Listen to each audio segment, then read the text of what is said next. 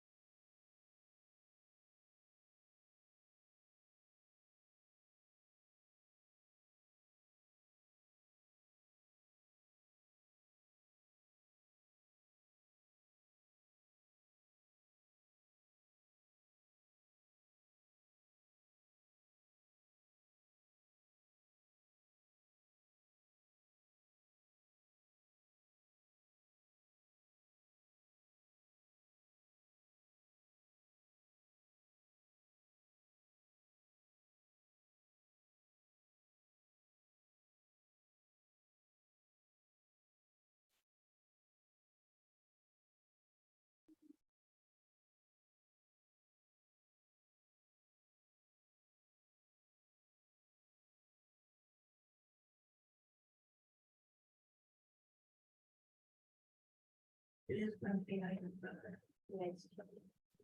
I like to. I know. You know, we can kind of move those over. I know. Spread out.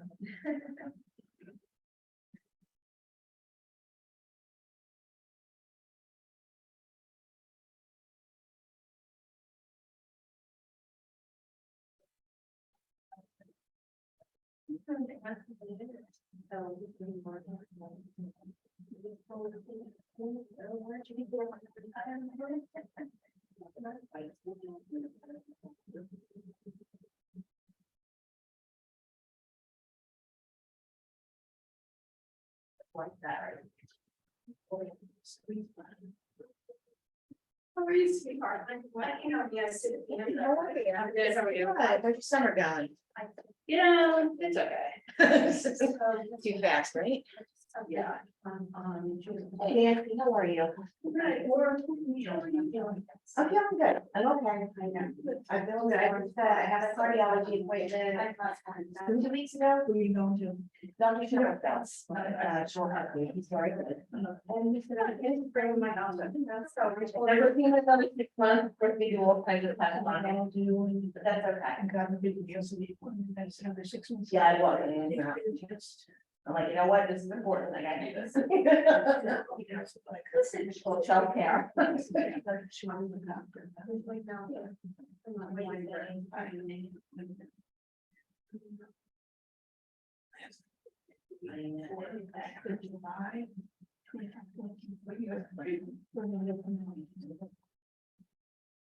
they're like. I'm okay, I'll do this, I'll just, like, you know, my kids are great. So like, I'll be good. I'm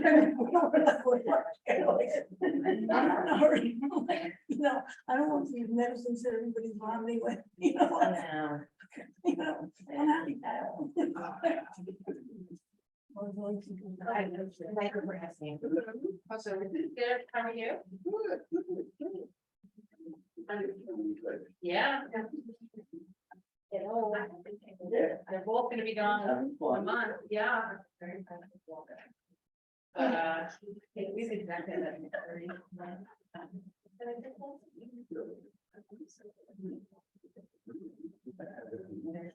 Nope. At the end. Session.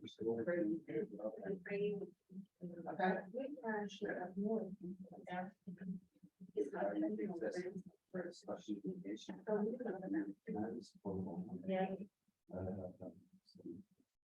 Yeah. I saw another,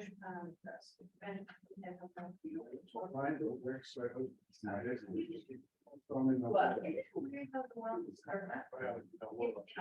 very small.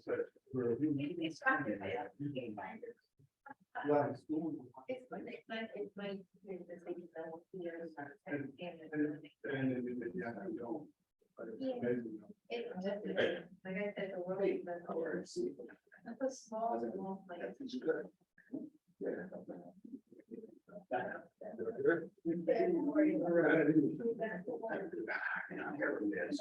Hey.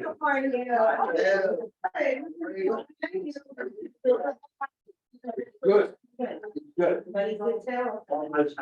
I've done over a long time ago to school when I have a. So I have a garbage bag. That's it. You know what I mean? I needed them a lot. And you're feeling good? Pretty good. Good. Speech therapy. Yeah. Physical therapy. Gone.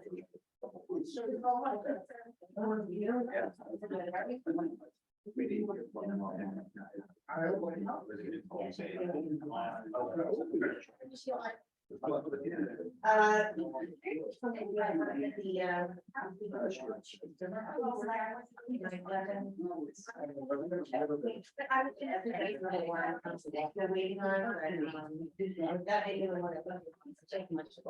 did you look the last day? Resolutions, like, it's not a great, but it's scary. Mark County was-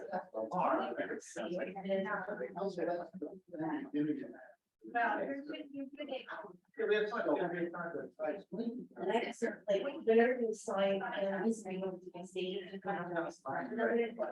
And they, there's like line on the cover sheet, there's what is the date, party, and I was like, he goes to her.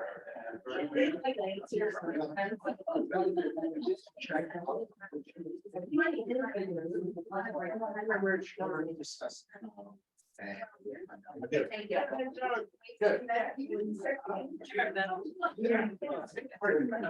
Yes.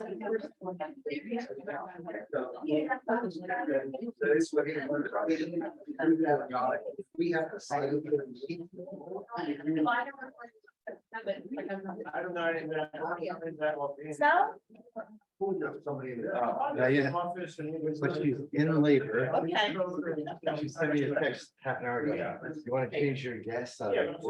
I actually did. But she was- Yeah. And if I go to. Wow.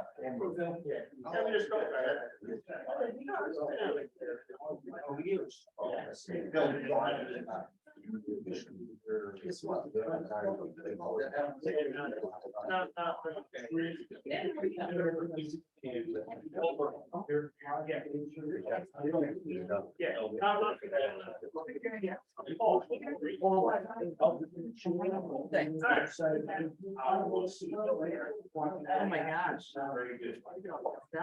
That's the. So like, I'm actually gonna email that, because that's been in everybody's class. For all of you. But, That's why you won't forget it. Yeah, but thank you so much. Yes, yes. Thank you.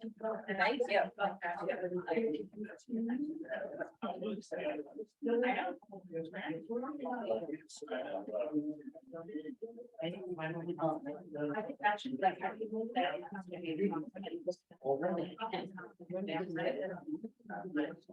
Yeah. Like to be like, you want to stay delays, which is, you don't want. Application. Yeah. We're talking about the political budget, and then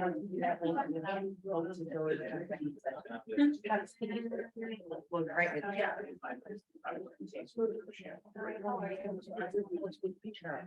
Sure. It was, she's gonna be here. That kid wanted something like the time.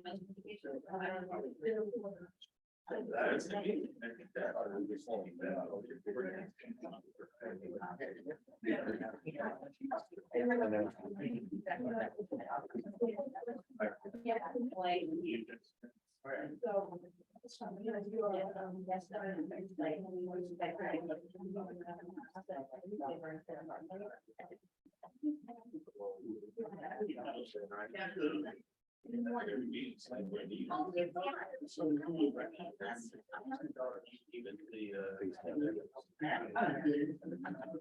But like, now we're down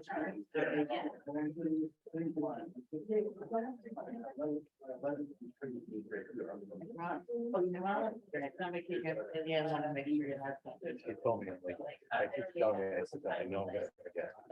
And whatever it is, my brain.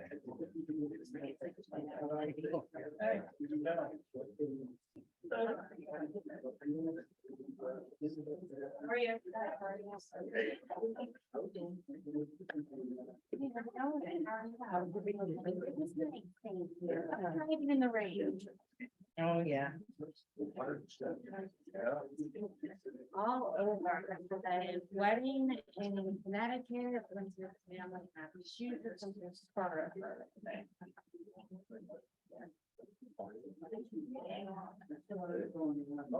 Yeah, lovely. Yes. Cute.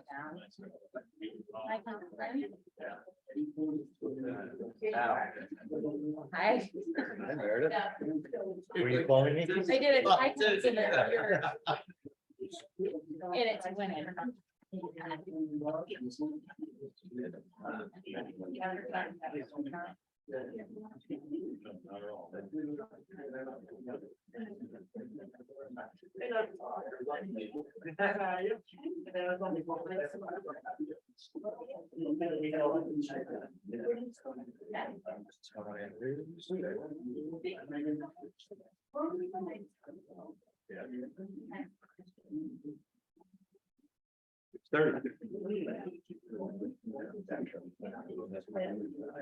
Greg said he was going.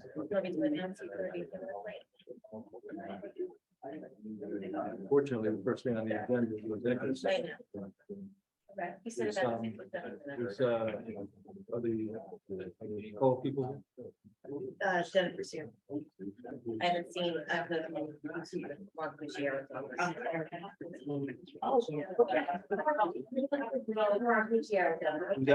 Yes, we have both of our. Yeah. Someone this year. Yeah.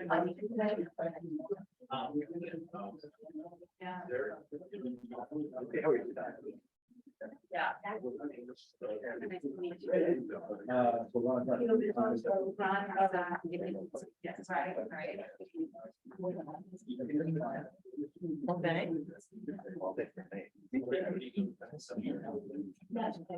Okay.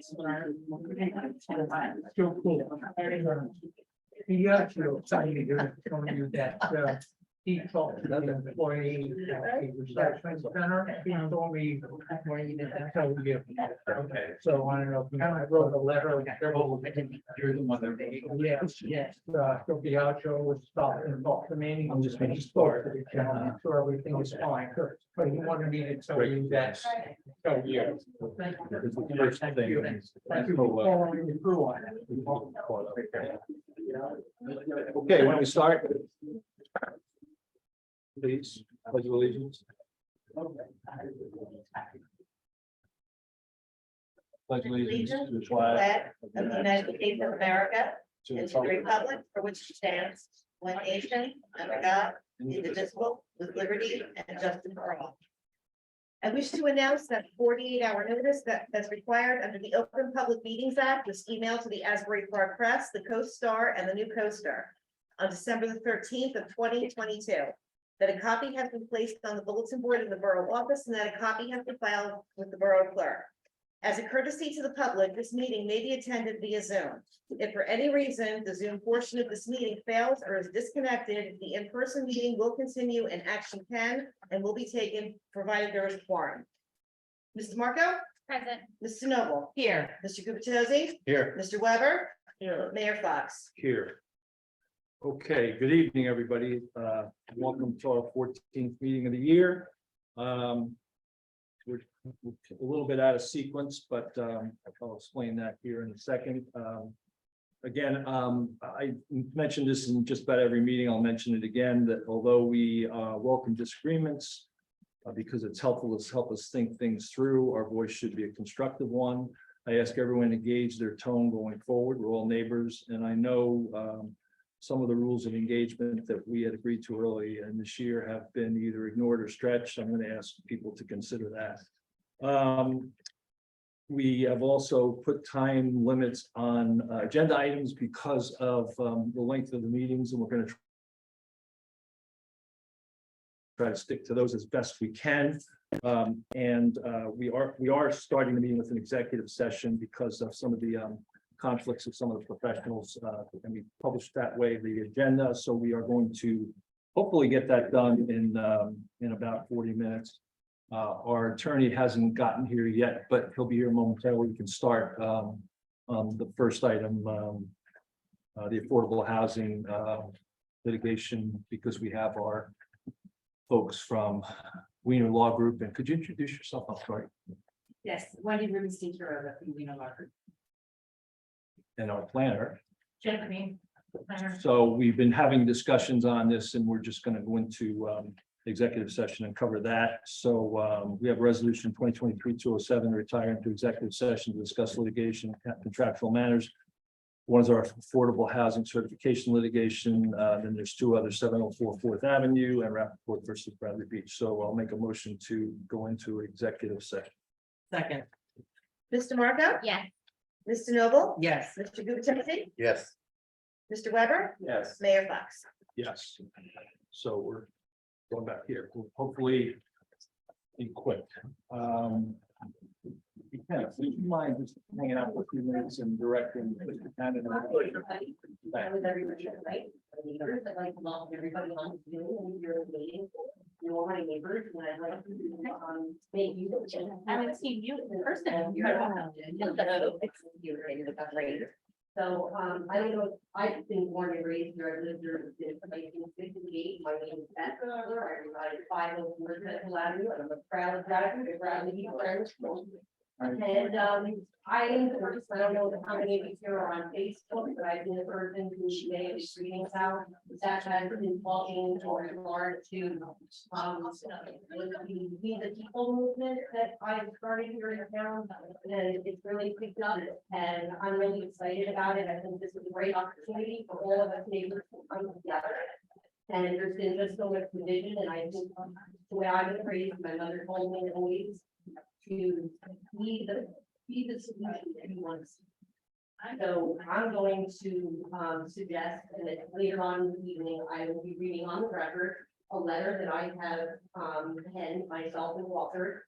And there's many residents already in town that have taken an interest and have read this letter and find that they are in agreement with it. Some of you may not be, that's okay. That's okay, that's what democracy is all about. So I'm going to have during the meeting and during this slide while everybody's out, there'll be a clipboard that will be going around. And if you so choose to join the letter, I'll be reading it from my phone. And you can sign and support it or not. So if anybody has any questions about the letter, I can answer it now. If you'd like, I can read it now in advance, so that you get a chance to think about it going forward to this meeting. You'll have to forgive me. I have a lot of anxiety. This is a big deal for me, even though I've lived here for 55 years, and many of you don't know me because I suffer from anxiety. So if my voice is trembling, because I'm nervous. So please forgive me for that, okay? But this is the letter that I have prepared. It's going to go to the state of New Jersey, the office of the New Jersey Attorney General, Matthew Clacken, great man, have a lot of respect for him. So I think that he's going to be very interested in what we the people have to say. So this letter is regarding the borough of Bradley Beach in Monmouth County and Mayor Larry Fox. Like I said, but we the people of the borough of Bradley Beach, New Jersey, the county of Monmouth, by way of this correspondence, accompanied by the attached resident, homeowner, voting constituent, and or business owner signatures and contact information, hereby request your office to assign a special prosecutor to conduct a full and complete forensic physical examination of our borough's financial records, as well as the unethical business practices being conducted by Mayor Larry Fox and this administration.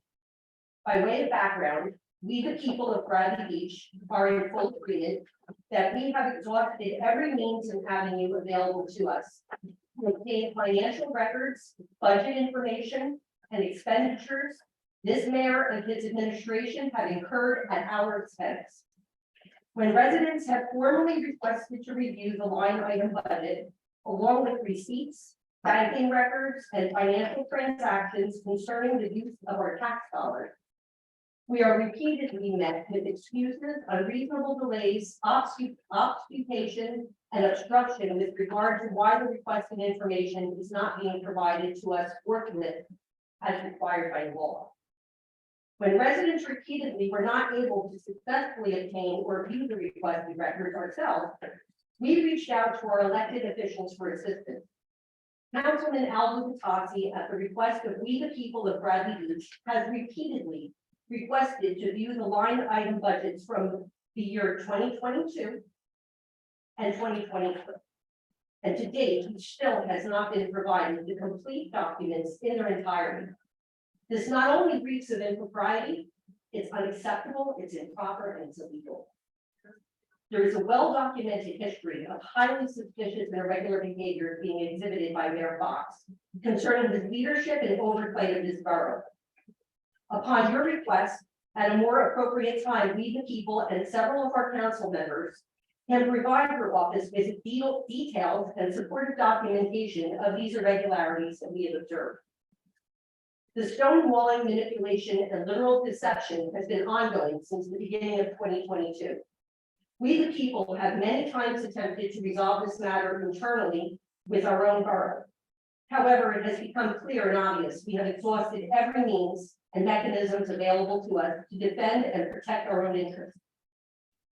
Therefore, we, the people, have formally noticed the mayor and council on this day, July 26, 2023, and we have recorded on the record during public comments at the monthly council business meeting that we are requesting emergent intervention and relief from your office by way of appointment of a special prosecutor to investigate the borough's business practices and financial record keeping.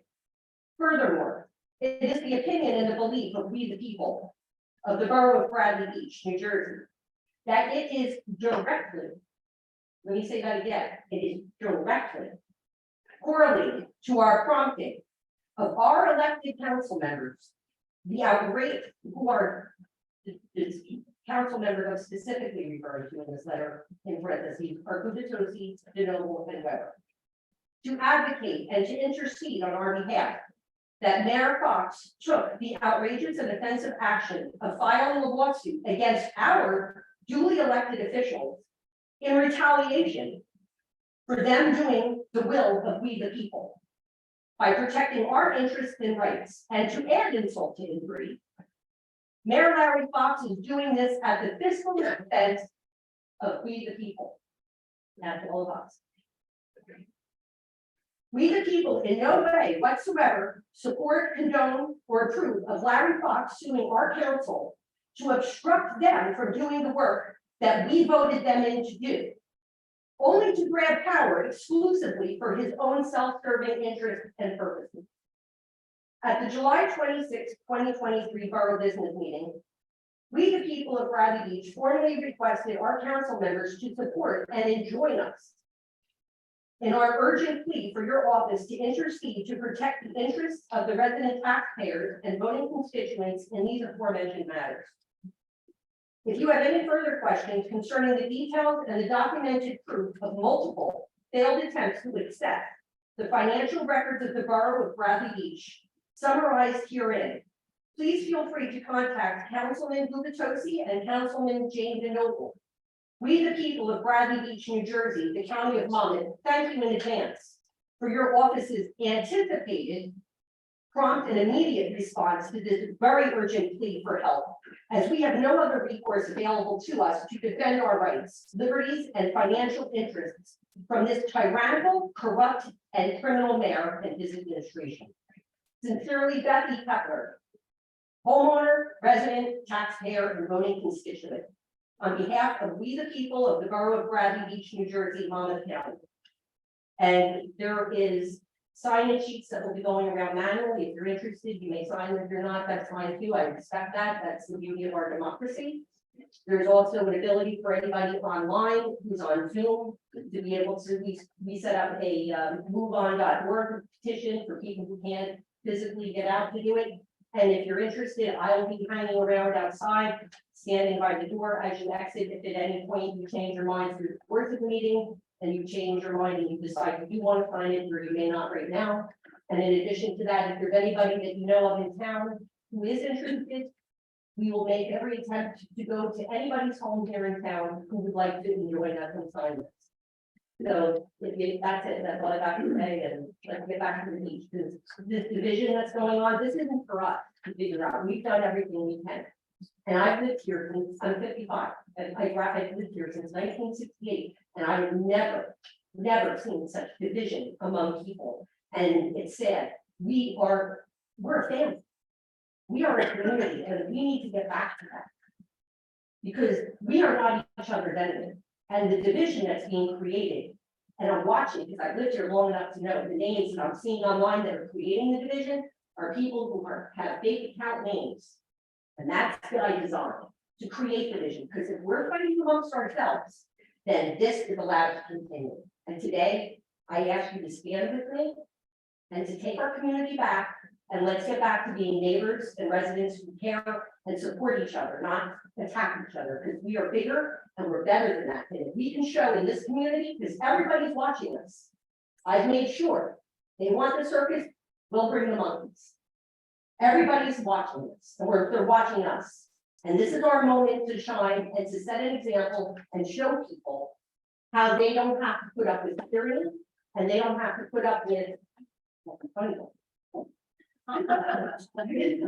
don't have to put up with the tyranny and we don't have to put up with corruption. And that's all I ask them. With that. I'm just gonna sit here. Yeah, is there a precedent for this kind of a request? Has this been done before? And do we, We're doing it. Sometimes you gotta be. I'm just wondering if there'll even be a response. That'll be interesting. We should wait and see what happens. Did other I officials don't- get copies on it? Oh, yeah, at the end of the meeting, so that it's officially and legally on the record, I'm going to read this again. I just wanted the opportunity to read it slowly. Make sure you hear, because I know at the end I only get 5 minutes. So I'm gonna do my like speed reading so that it legally gets on the record, and copies will be provided to each of the council, the mayor, and the borough attorney. And then we're gonna allow a few more days for signatures to come in, for people to digest what's gone on, what you've heard in this letter, what you're gonna see tonight, and then make your decision. If you're interested, you'll know where to reach us. We'll give it maybe a week, by say next Wednesday. I'm throwing a date out there. By next Wednesday, whatever signatures we have, we have. So if you want to stand with us, you can sign here now, you can sign outside. I'll meet at the end of the meeting to see if anybody else is interested. There's a way to sign electronically online, and if you want, you can contact, I don't know if anybody would like to volunteer from in town, who might be able to help go out if anybody asks. If somebody can go and, if somebody wants to help and say, hey, did you want to sign this? If somebody contacts somebody who wants that to happen, so that if an elderly person can't get out, we'll do that. We'll make every attempt to do that. Any other questions? Credit. which is great. Definitely very good.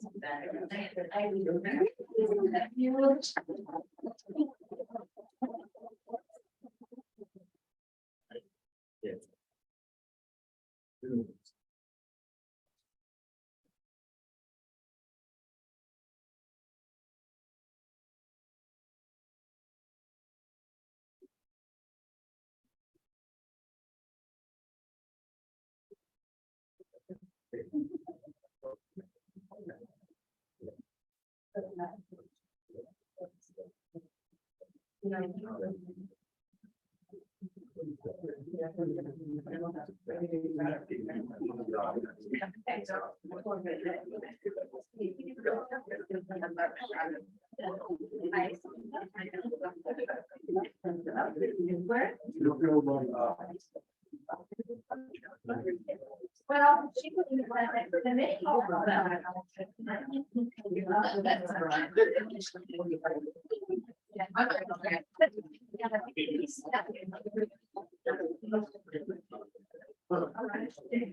Yeah.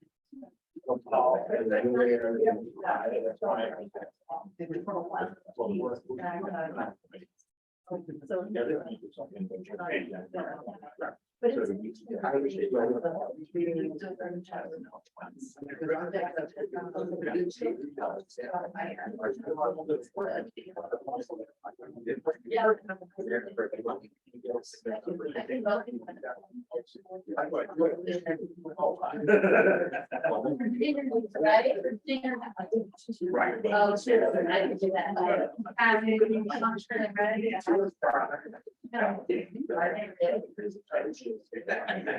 Ask for RSVP.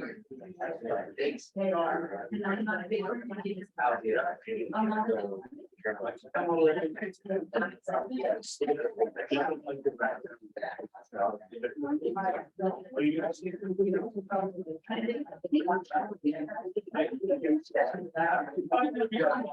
Ground time to enjoy that. My son is thinking about.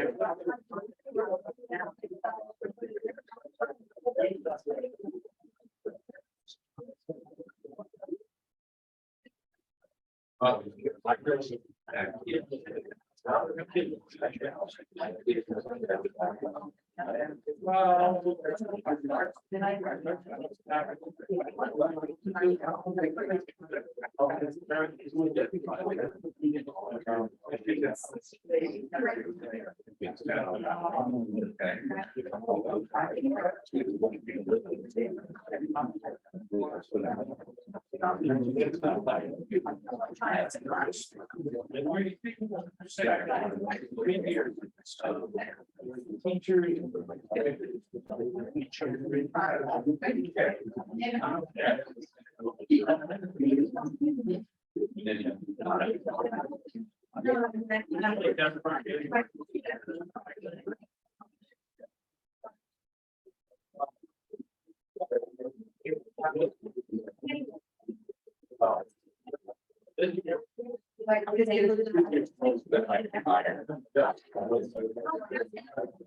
Yeah.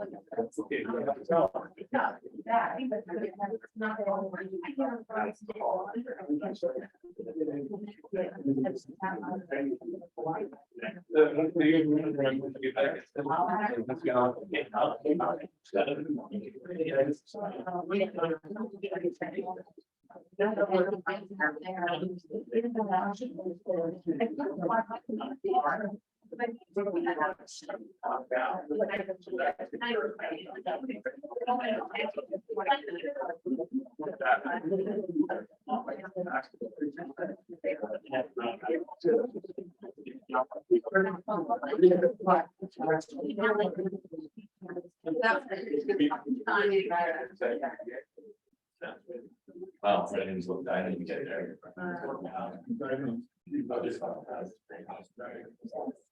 Yeah. So when we're going, what the last one, she could be up first. Yeah. Then I didn't see it.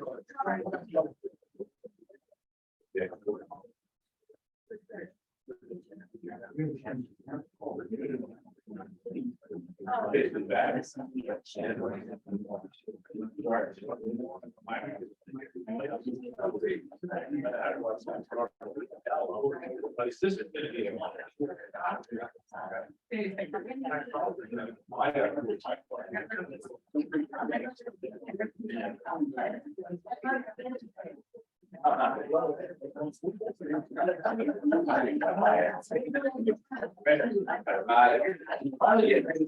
There. I just decided not to leave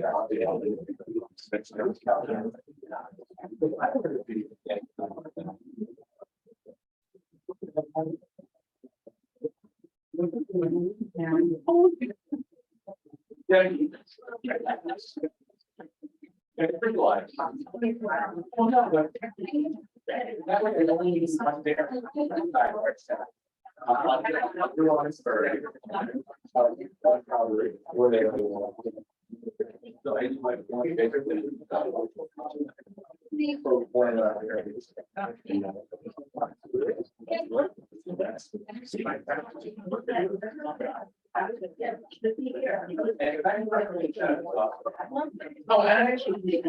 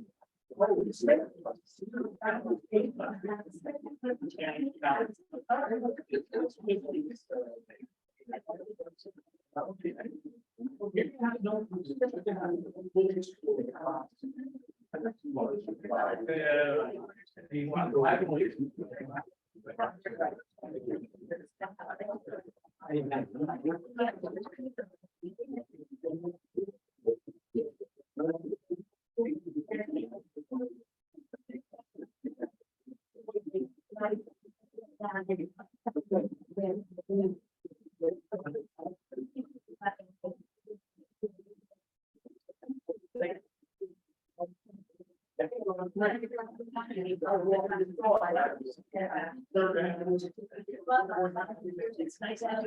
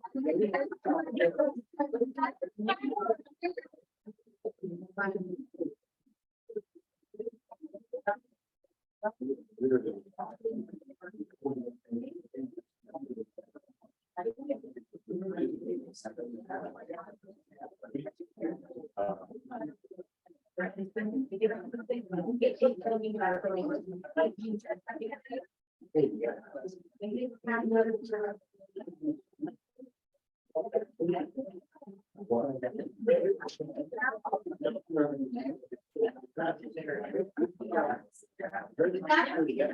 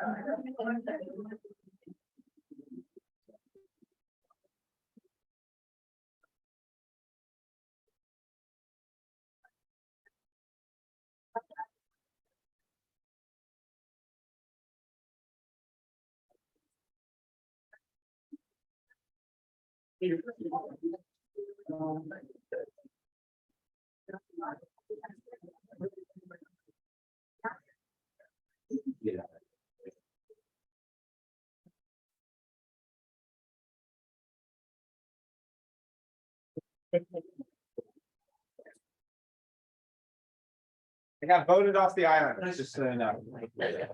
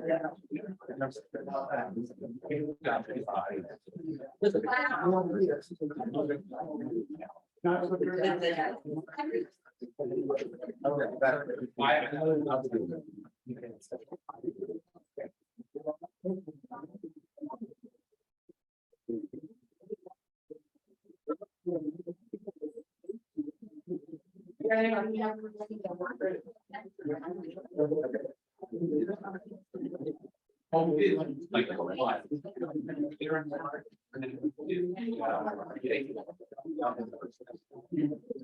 So we started that.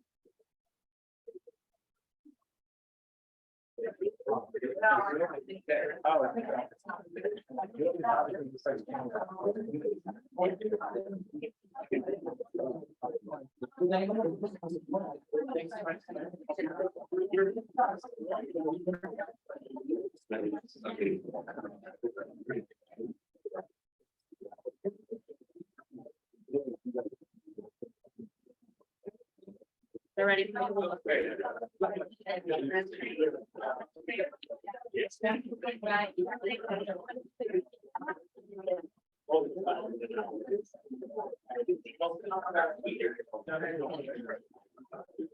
Thank you.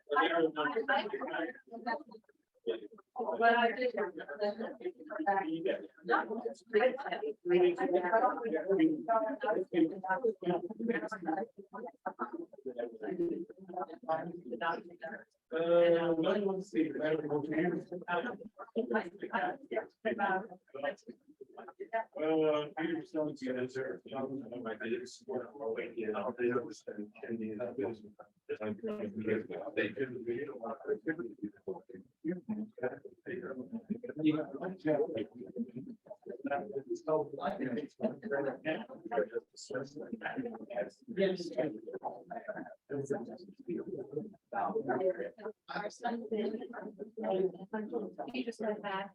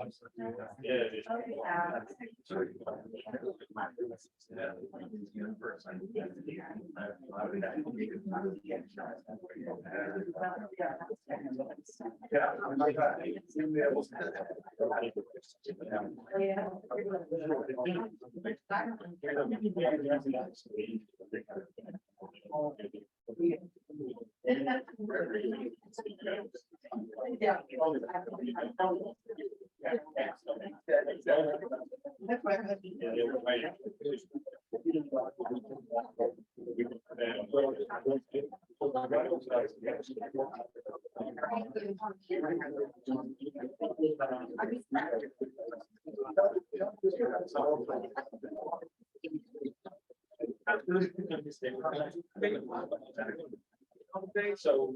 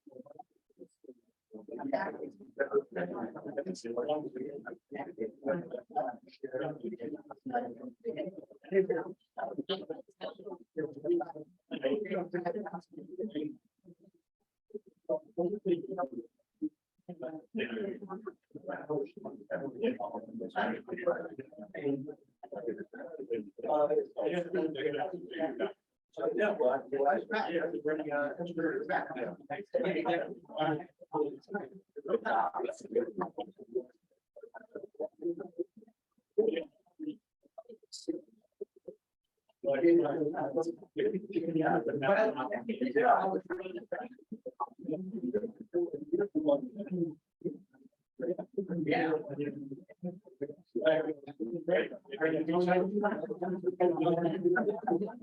That's funny.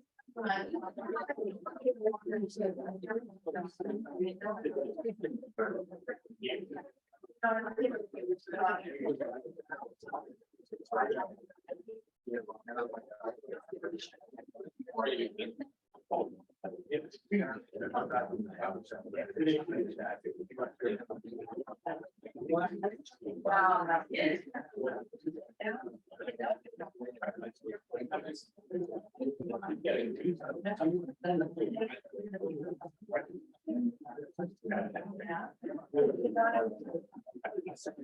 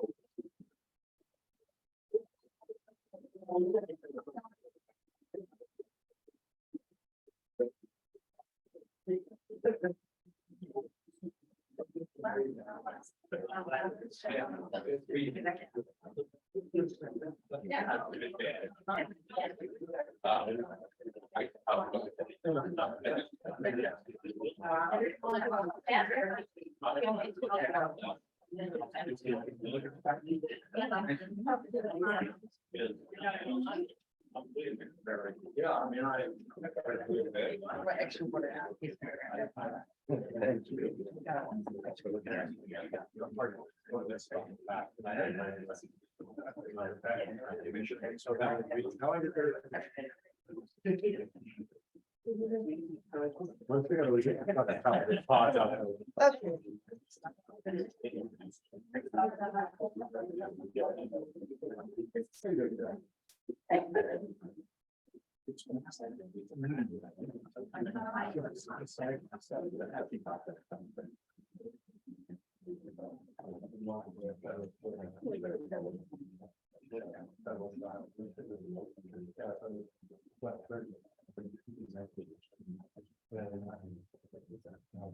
Okay, I guess we have to make a motion to go back into the. Yes. Make a motion to go back into the meeting.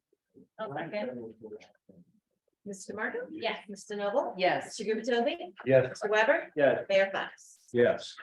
Okay, thank you for your patience and, for the executive session we had. We have 3 workshop items tonight. One is a sanitary. Microphone. Sorry. One is the sanitary sewer assessment, for a consultant to assess that. The second is a change of form of government charter study commission ordinance, 20 minutes. And regulation controlling dumpsters and right away 20 minutes. So we have 40 minutes, 20 minutes, 20 minutes. So it's a pretty significant amount of items, and I apologize for that, but we'll start with the sanitary sewer assessment consultant. We had the business administrator put together for us an analysis of this because it was a complex. It was a complex request, and it took a little bit of time to get through. So the discussion we want to have amongst ourselves is, I got to it, is to discuss this particular recommendation. So I'll open it now to, I don't know if we want to start, Greg, I don't know if you want to summarize or make any comments, Greg, or just want to just turn it right up to us. I think the only thing that needs to be said is that the report starts out by trying to indicate where the candidates were.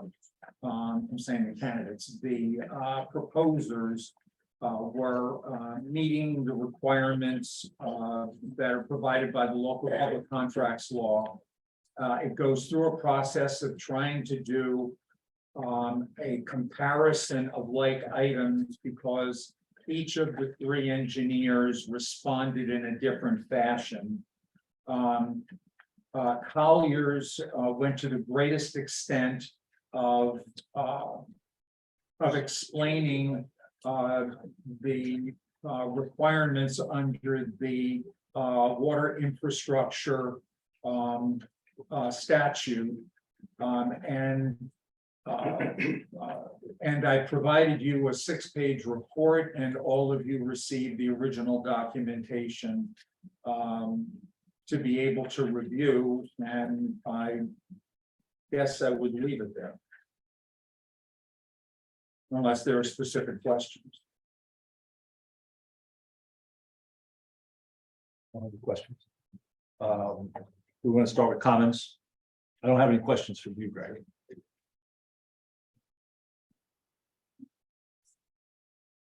Sure, I can comment. So, Mr. Fehrenbach, thank you for the summary you provided to us as you had the chance to go through these three proposals well in advance of the council seeing them, but I think you really saved us all a lot of time because you described a lot of the inconsistencies in the proposals.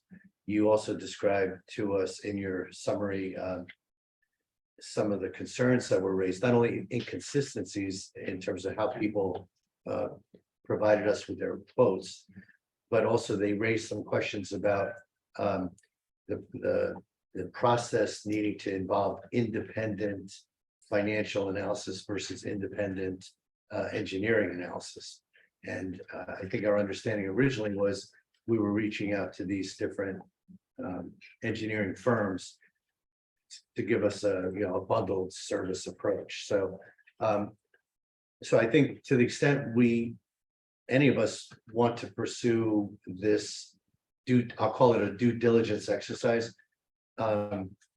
We're not likely, I would think, I'm going to speak for myself here, but I don't think we're likely to move forward with these three proposals. You just highlighted too many things that are inconsistent for us to really be able to make a decision to move forward.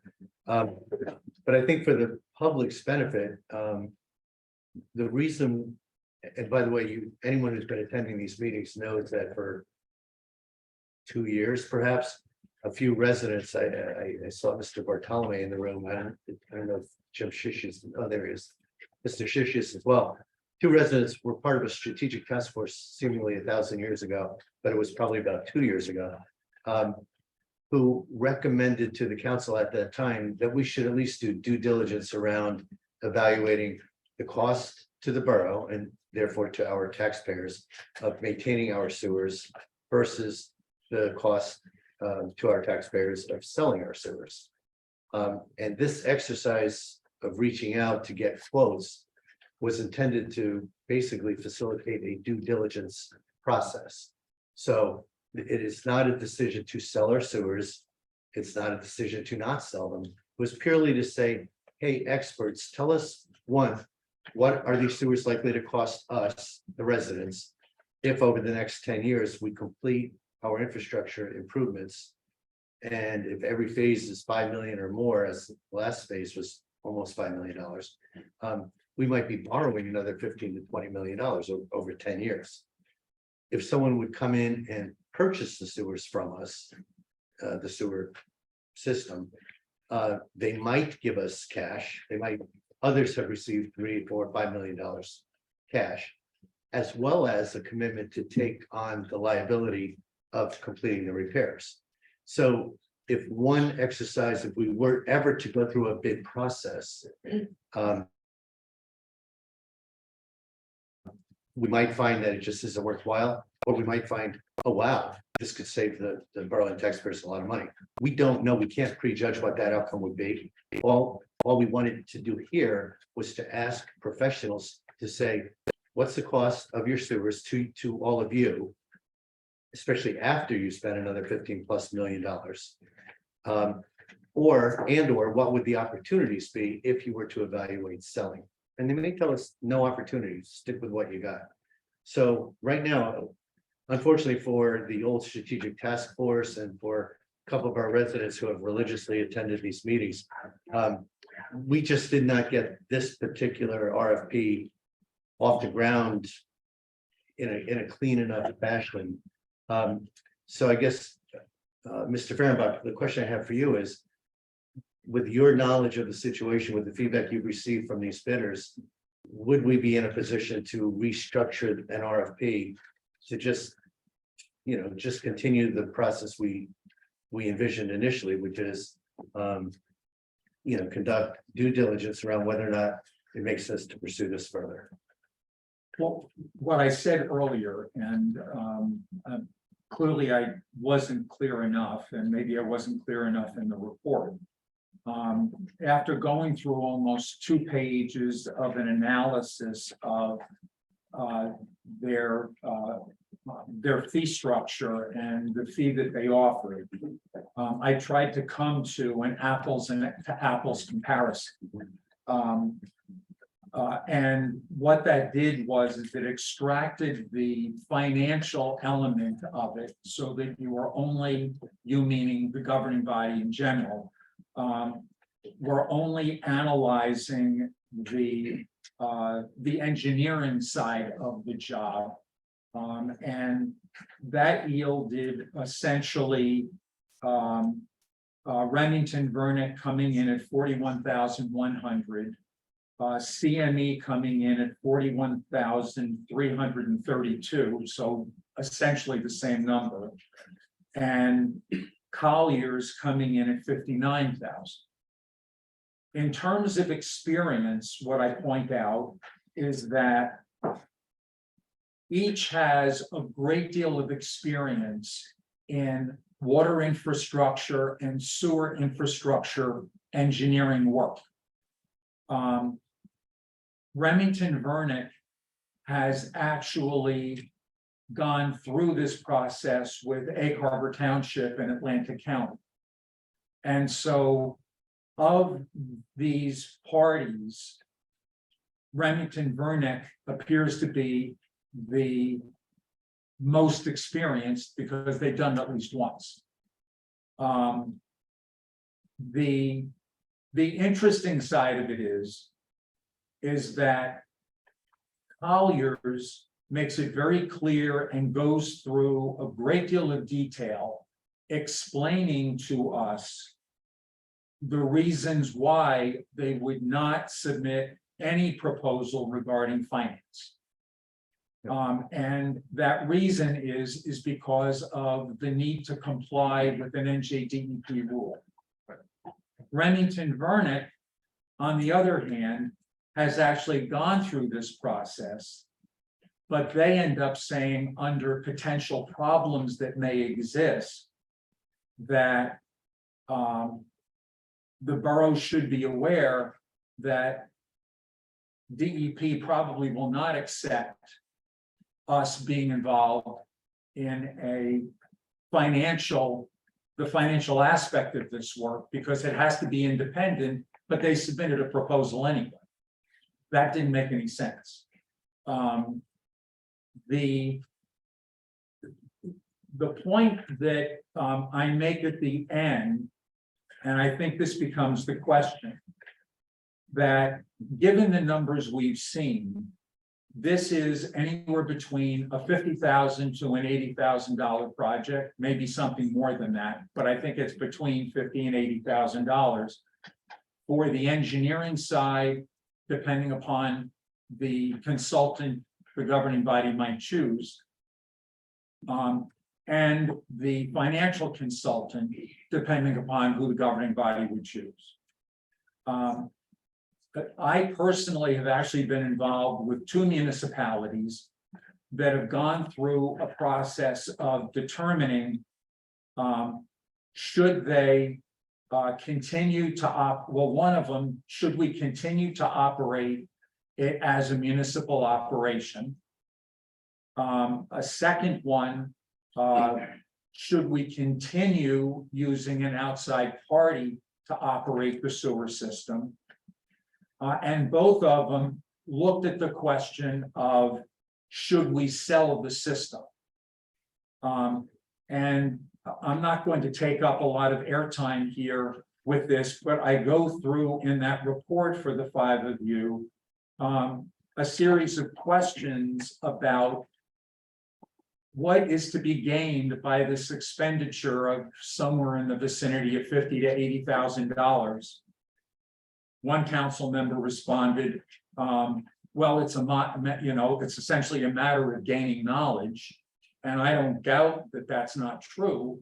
The question is the knowledge that you gain at a cost of $50,000 to $80,000 a prudent expenditure of money, especially given the discussions we've had over the past several months. So I I try to lay out for all of you essentially a series of questions about what the utility means to the municipality financially and operationally now. If it were sold, how would that end up affecting the municipality? I'm familiar with one municipality in Hudson County who decided to go through the process of selling their water and sewer operation. And indeed, they made a great deal of money in terms of cash at the sale. But it also meant that that utility was going to have to regain all that money they paid to the municipality. And the only way of regaining it was going to do that as the result of rates they charged the users in the future. One of the elements that you don't have to consider when you're looking at the rate structure for this utility are capitalization or profit or anything along those lines. I'm sorry. I want to interrupt you, not because. But I read your report and I appreciate you taking us through a lot of this for the benefit of our residents, but. There are just two sides to this coin, and you gave us a really good summary of the side of the coin that says it may not be in your best interest to sell the sewers. There is another side to the coin that there are municipalities out there who have sold their sewers who have benefited greatly. And I sit here, I don't know the answer. So I do think of this as a due diligence exercise. If it enabled the borough to avoid a spend of $20 million.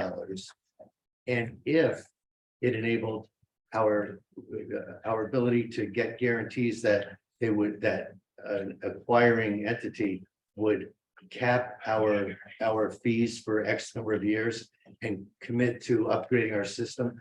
I just think we as a council, on behalf of our residents, should understand the two sides of the coin. And I appreciate, your perception being it's not in our best interest.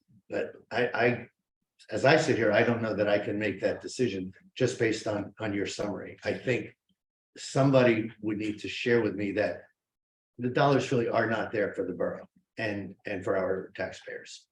So I interrupt only because you had a lengthy list of reasons and we could certainly post them on the website, but I just don't know if it's in our collective best interest to talk about one side of the coin only. Well, let me just say that the reason in the beginning I didn't go into all of this is because I thought you ought to have the dialogue among yourselves and you had seen it. I was trying to respond to the question that you raised. I believe that in the event the governing body is interested in pursuing this course of action, that you have proposals from 3 reputable engineers to be able to do the engineering side of it. You then have to develop a set of specifications or a request for proposal, not specifications, but a request for proposal for the financial side of the investigation once you have the engineering completed and are able to supply that to the financial analyst to be able to give you projections as to how this might play out for the municipality, both in terms of what you might receive and how that might affect rating in the future. Can I ask a question? I feel like I'll ask this question, and I'm not sure you answered it, so my question, I'm gonna ask it a different way. You just said we got 3 proposals back, they all responded in a different fashion. Can we put this back out there for an RFP, so we get 3 or however many proposals back that are all sort of speaking the same language, they're not in 3 different fashions, like, can we just redo this? Well, part of the issue is that it's been cited by 2 out of 3, actually all 3, I think, that this was a flawed RFP. Okay, so that's what I'm asking, can we do it again? Because Great, like, can we do it again? If you're saying, can you put it out for the engineering only? And we extract the financial side of it. I thought that this governing body had done that previously. No, So the answer should be yes. Yeah, the conversation was to do it singularly. There was a sentiment to put it together. It was advised against doing it together. And here we are, with this mixed result. So, that's kind of how that morphed.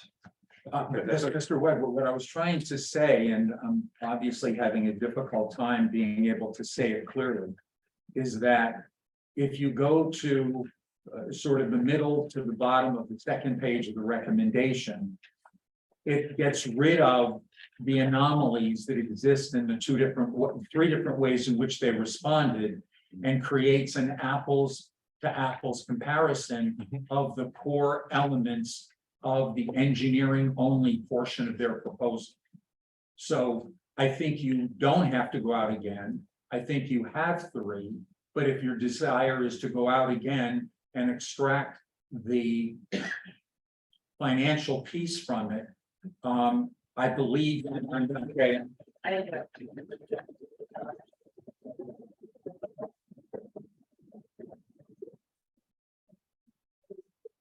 I believe you will end up getting responses that are more or less in the ballpark of the numbers that you have here.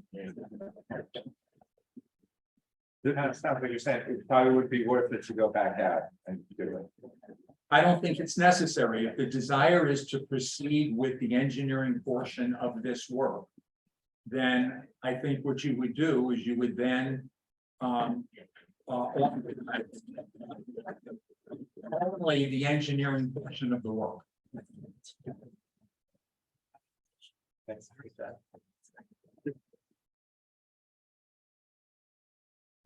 A concern could be that we went out with a flawed RFP asking for this combined proposal. And there could be vendors, engineers, and financial firms that chose not to provide a proposal at all. Because they, rather than respond to only half of the proposal, they might have chosen not to respond at all. So, That is possible, yes. That's possible. yeah, and if we have the, is this on or off? Yeah, just turn the, there you go, thank you. And if we, okay, looks like it's on. So if we could correct our original RFP to make it two distinct parts, one is engineering only, one is financial only. And I don't know how we would work, but identify firms that we would send this to. Okay.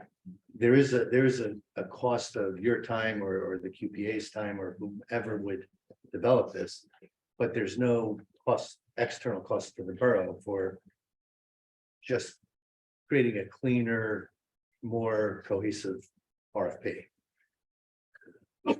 That might, Potentially a lost opportunity cost, but that's it. There's no out-of-pocket cost.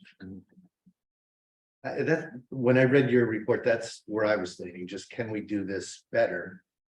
Cleaner, so maybe it attracts more bidders, maybe it attracts better rates. I know part of the thinking originally, a year and a half ago, was keep it consolidated, so we eliminated potential redundancies. Once you split it in two, at least there was a concern in talking to the gentleman from that task force that there could have been some redundancies. We didn't want to pay extra for that. Now we realize, thanks to your guidance and the feedback we received, we need to have two separate pieces. So I personally would be in favor of just making this much cleaner for those bidders.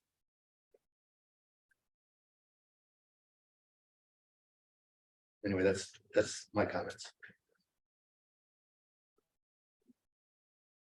Any comments? I mean, everything that I've, has kind of been covered at this point. I had the basic concern regarding the proposal as noted by Collier's proposal and the comments from RVEs. this study under NJDEP rules regarding the Water Infrastructure Protection Act must be performed in two independent parts, engineering and fiscal. So, and from the information we had before, just to reiterate what Mr. Fehrenbach was saying, it will cost us roughly $50,000 to $85,000. As of right now, it's unclear if that's been accounted for in the 2023 budget. Yeah, I'm not aware if if it was budgeted or not. Yeah, okay. Just wanted to highlight that as well. Okay. Any other comments? I'd be in favor of doing it over like Councilman Gubitosi said, just. Getting it right, getting clean numbers, I think that's the way to go. So then in doing so, we have two sets of an RFQ. Is that correct, Greg? That we go for the engineering portion and then the financial portion, or we do the engineering portion first and then the financial sometime after? What would the sequencing best be? From everything that I've been able to see. You would go out again for the engineering portion. You would receive proposals back. You do an award of a contract. You would go through the process of having the study done. Reports would be issued by the chosen engineer. You would then, with that, go out for the independent financial analysis based on the report of the engineer that you had chosen. Okay, so it is a sequence set. Yes. Okay, thank you.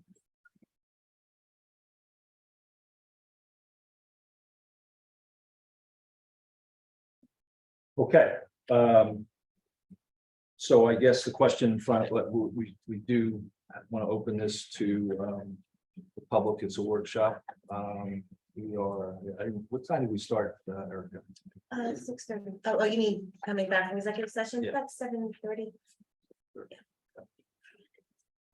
So we're 20 minutes into this then, so we've got some time. So why don't we take some public comments and then we can close this out. Any public comments on this? Yes.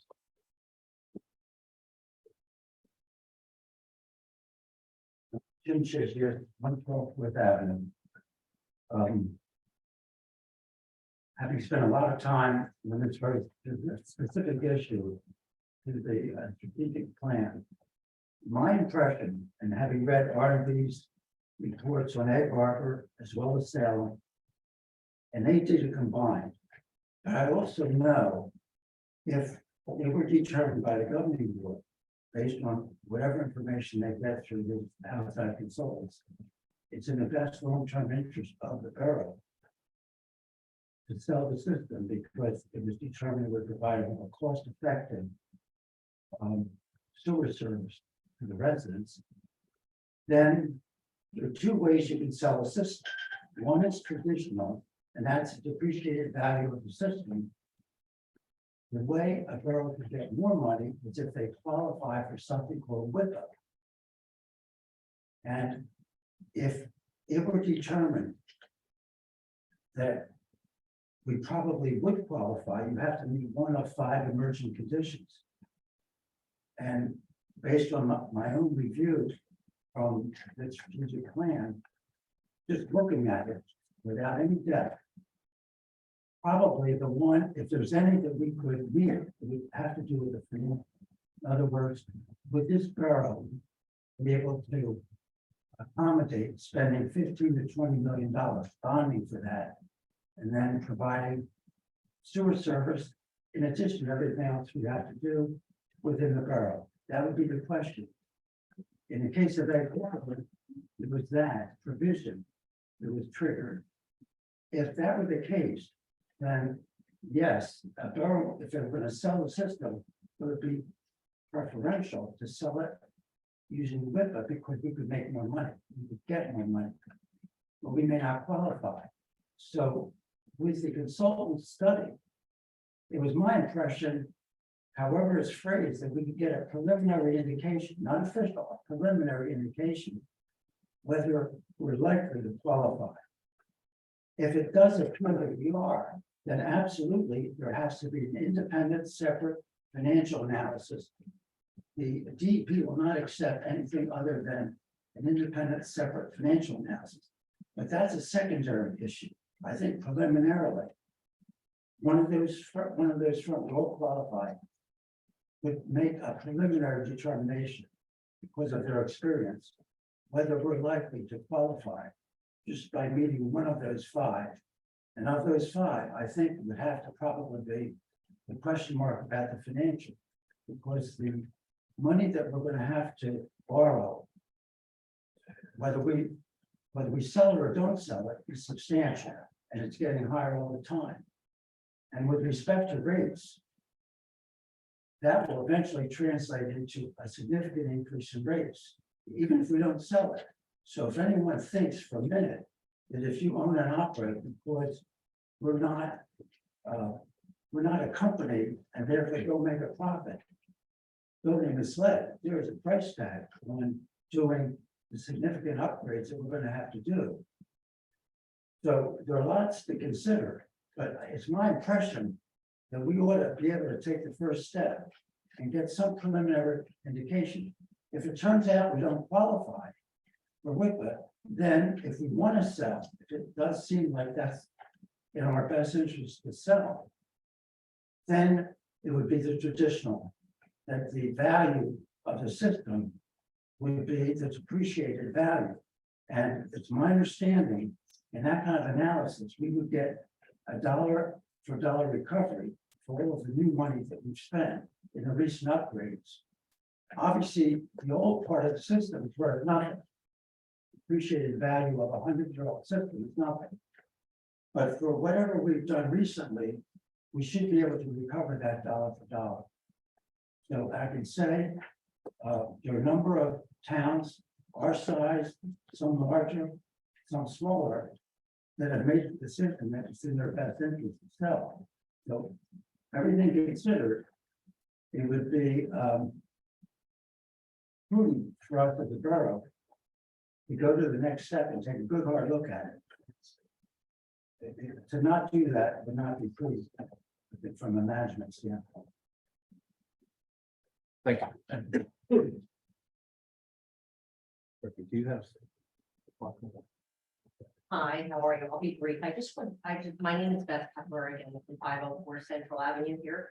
And I just want to be clear back to what President DeMarco brought up.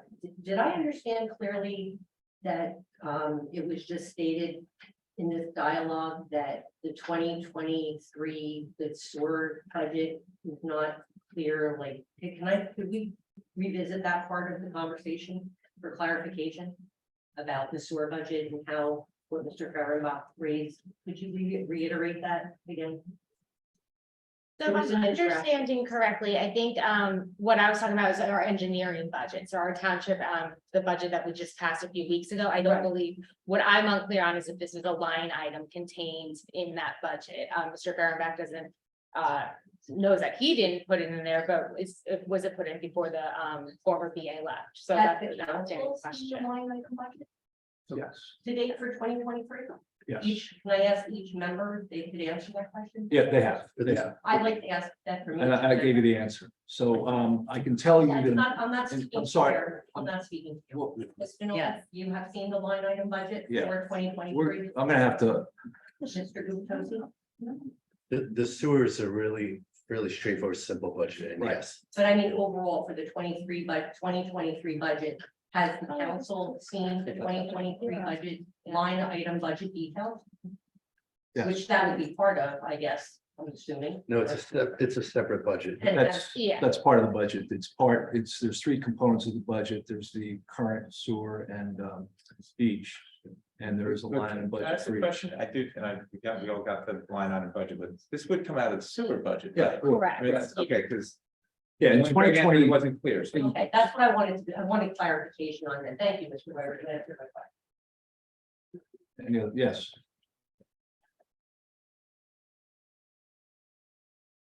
Thomas J. Colan, 612 Third Avenue, Maryland. Thank you for doing this in an open public forum, so that people can really hear the numbers and see the numbers. I'm happy to hear that this $50,000 to $80,000 will be paid for out of the sewer budget and not the regular budget. That way the users are paying for it. But it's wonderful information to have, and it's just so much more refreshing then meeting with New Jersey American Water Company in closed session about talking about selling the system.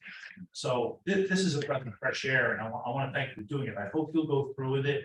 It's very important financial information for the town to have, because a lot of money seems to filter out of this sewer account, which is not related to sewer. So that would be a healthier situation. Thank you. Thank you. Yes.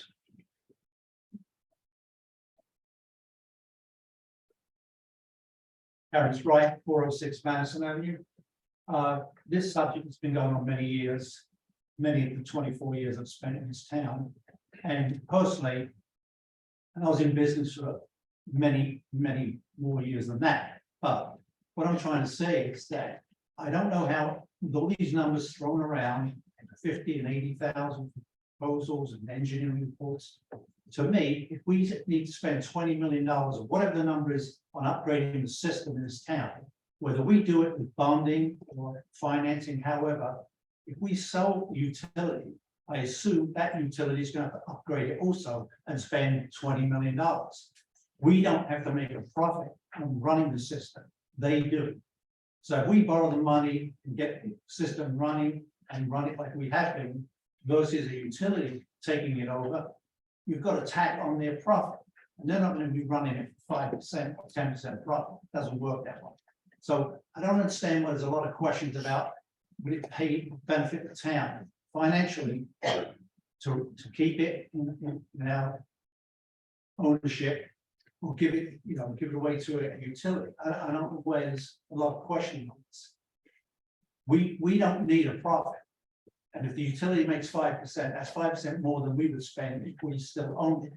So I don't think you should waste time talking about whether you're going to sell it. You should just concentrate on the best economical way to upgrade it and keep it in our ownership. So that's my comment. That's a clarifying question, Mr. Mayor. Greg, these utilities are regulated by the state, right? Like they can't just make whatever profit they want. They're limited by the state, correct? As I indicated in the report, the answer is yes, except that when that utility goes in for a rate increase, if you want to object to it, you have to go to the Board of Public Utilities to object to it. Here, when you have the utility and you own the utility, you're making those decisions. You're not objecting on behalf of the residents, you're making the decisions on behalf of the residents.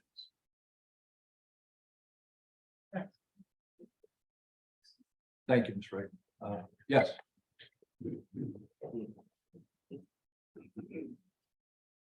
Rick Bartholomew, 116 Newark.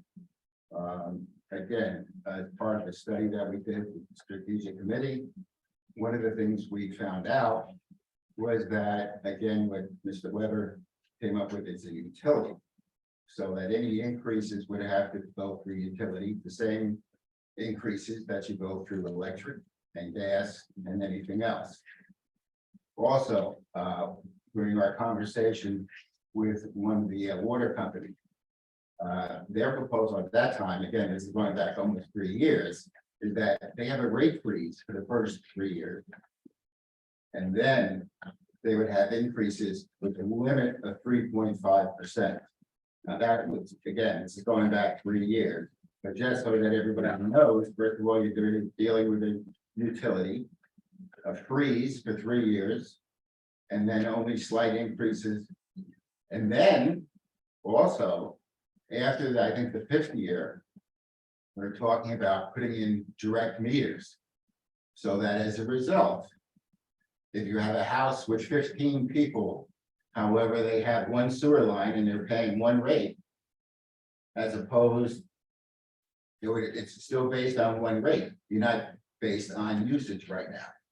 By putting in meters, then you would have usage meters, same as you have electric and gas. That's all I have to say. Thank you. Thank you.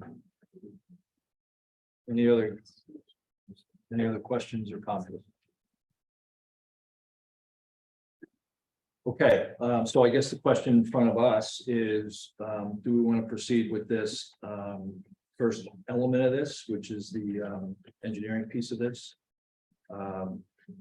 Once we do that, it's going to follow, we're going to have to do a financial analysis, obviously. So I guess that's the question in front of us. Do we want to proceed or not? I'm intrigued by something Mr. Shishis said, which was. So we're not, at least I'm not familiar with the details of the RFP that we issued. I never saw that document, but Mr. Shishis seemed to suggest that there might be a smaller scope that we could request to basically find out if we're eligible for one of those 5 criteria to make it possibly worthwhile. If there is, Mr. Fehrenbach, I don't know, you're more familiar presumably with RFP than I am, but could we scale it down to focus more narrowly on that question? To say, what analysis needs to be undertaken to determine if we would qualify for the WIPA? And if we in fact qualify for the WIPA, then we could potentially at least consider proceeding with I'll call it a phase 2. If we don't qualify for the WIPA, my understanding, not only from what Mr. Shishis said, but from my own memory of this from a year or so ago, was it's probably almost, by definition, not going to be worthwhile if we can't sell it under the WIPA guidelines. Is that something we could consider? If I understood his comment correctly, he seemed to be saying that, and this I have not heard of up until now, so I don't know if it exists or it doesn't, but I have to research it. That there is an ability to seek a preliminary NJDEP determination as to whether or not the municipality satisfies the WIPA standards. I know there are the 5 standards that he mentioned, and I know that only the last one is a possibility for the municipality to qualify. But I would have to research that and determine what process and what work would need to be done in order to do that. It would not be able to be done in-house.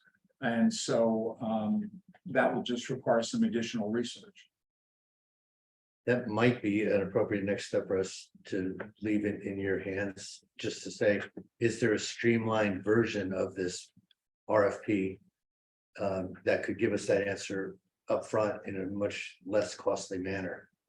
And that answer might then determine whether or not we should invest more money in a engineering evaluation. We can look into that.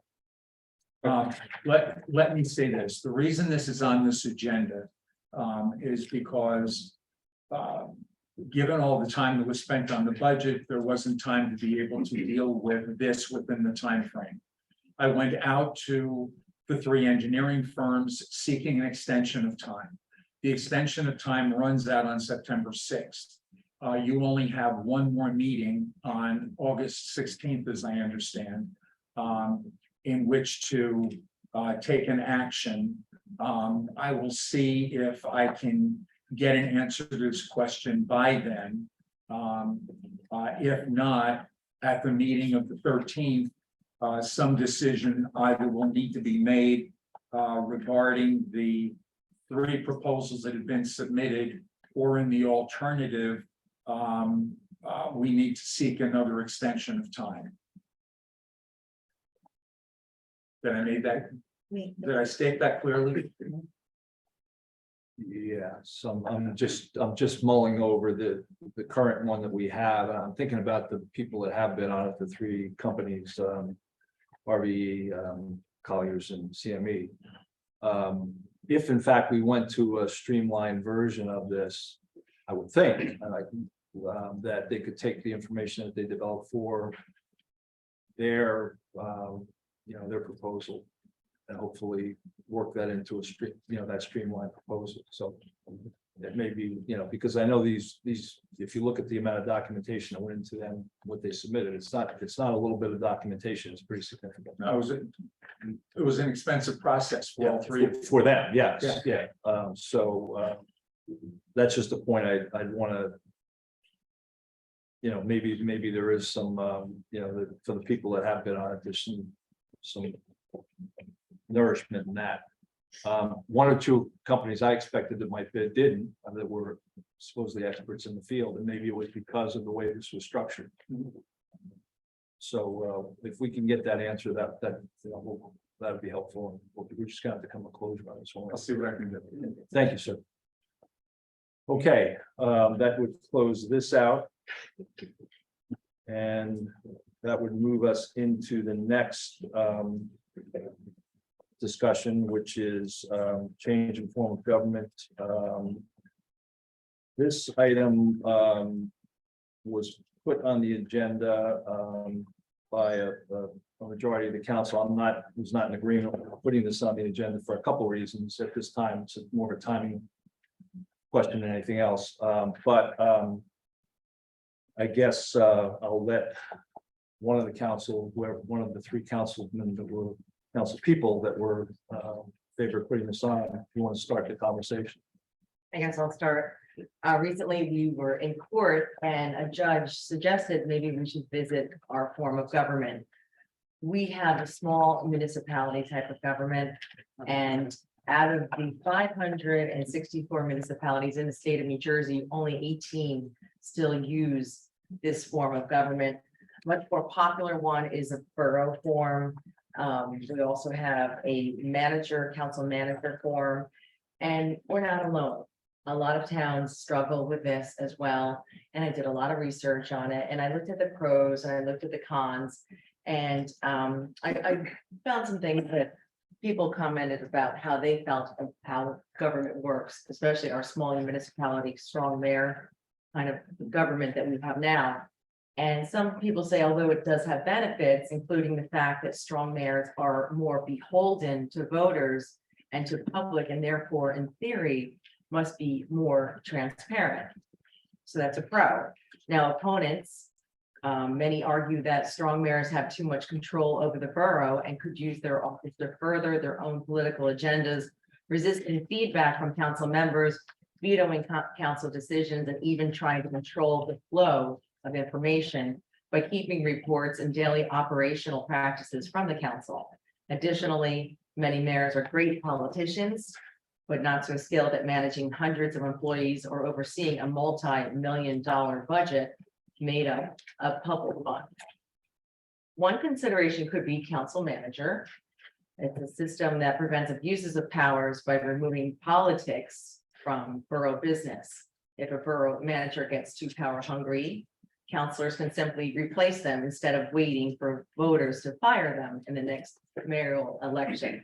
I did speak with the business administrator in Spring Lake, and they have the borough form of government, which 218 municipalities currently have in the state of New Jersey. And I liked what he said. He goes, I'm running a business. I don't go to political functions. I don't campaign. I don't get involved. I just run a business. And I thought that sounds refreshing. I like that.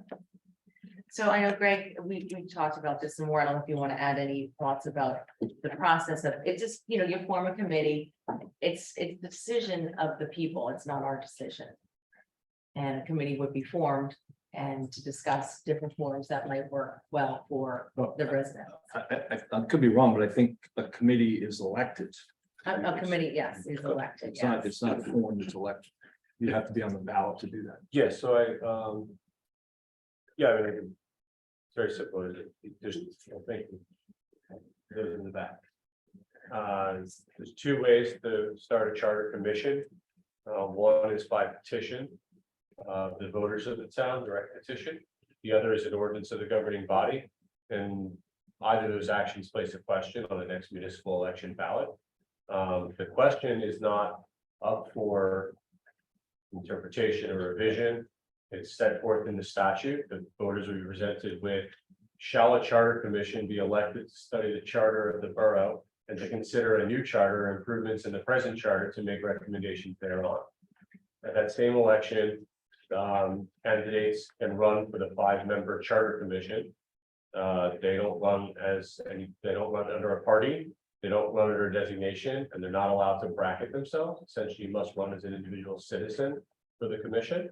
And the top 5, when you go to the poll the first time, you vote on the question, and whether you vote yes or no, you're also asked to vote on the 5 amongst the candidates for the 5 charter commission members. If the question is approved in the affirmative yes, then the highest, those charter commission members take office. They have 9 months to study the charter, and they can do one of three things. One is they can recommend no change to the charter. Two is they can recommend a change to one of the optional forms of government listed in the Faulkner Act. Mr. Dole, I just wanted to mention to you, you could not switch to a borough. A borough is not one of the optional forms. So the traditional, we call it weak mayor borough. Right. It's not one of the optional forms under the Charter Act.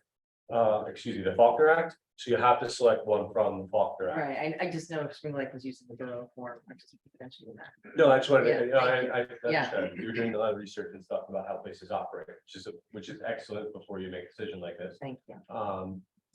So that's two, they could change to one of the forms of the Faulkner Act. And three is, which is very unlikely, I want to mention it because it's in the statute, is the Charter Commission could draft a special charter and then have the municipal governing body, have the state legislature pass a specific law that allows just that municipality to have that special charter.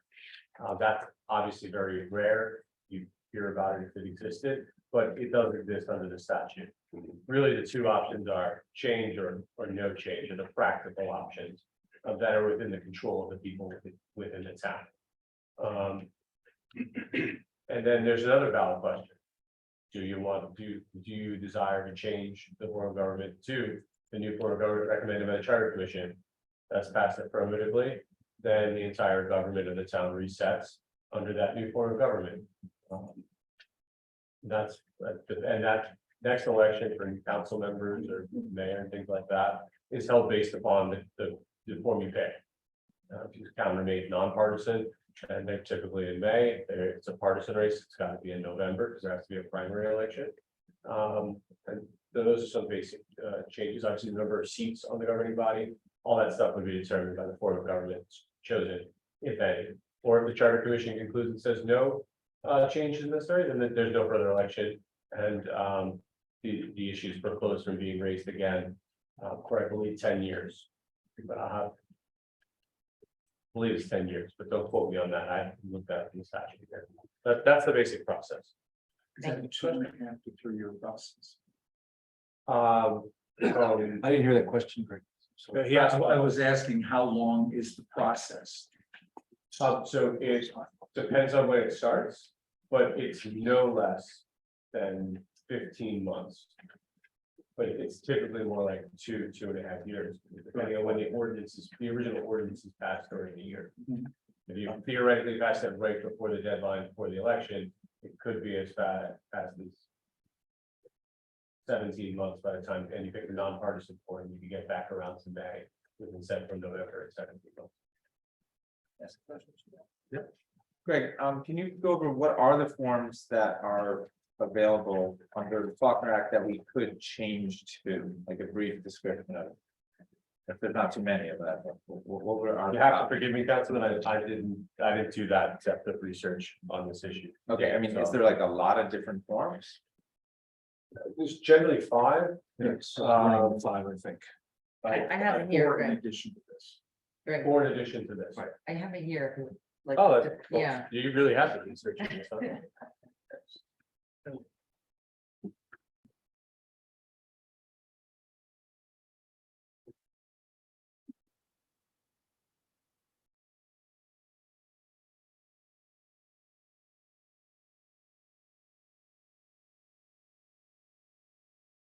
They have the mayor council forum, council manager forum, we're the small municipality forum at this moment in Bradley Beach. You have the mayor council administrator forum. I thought there was a 5th as well. I have more information. I think. You got more? Yeah. Why don't you just do it? You're the expert. Doesn't look like it tonight.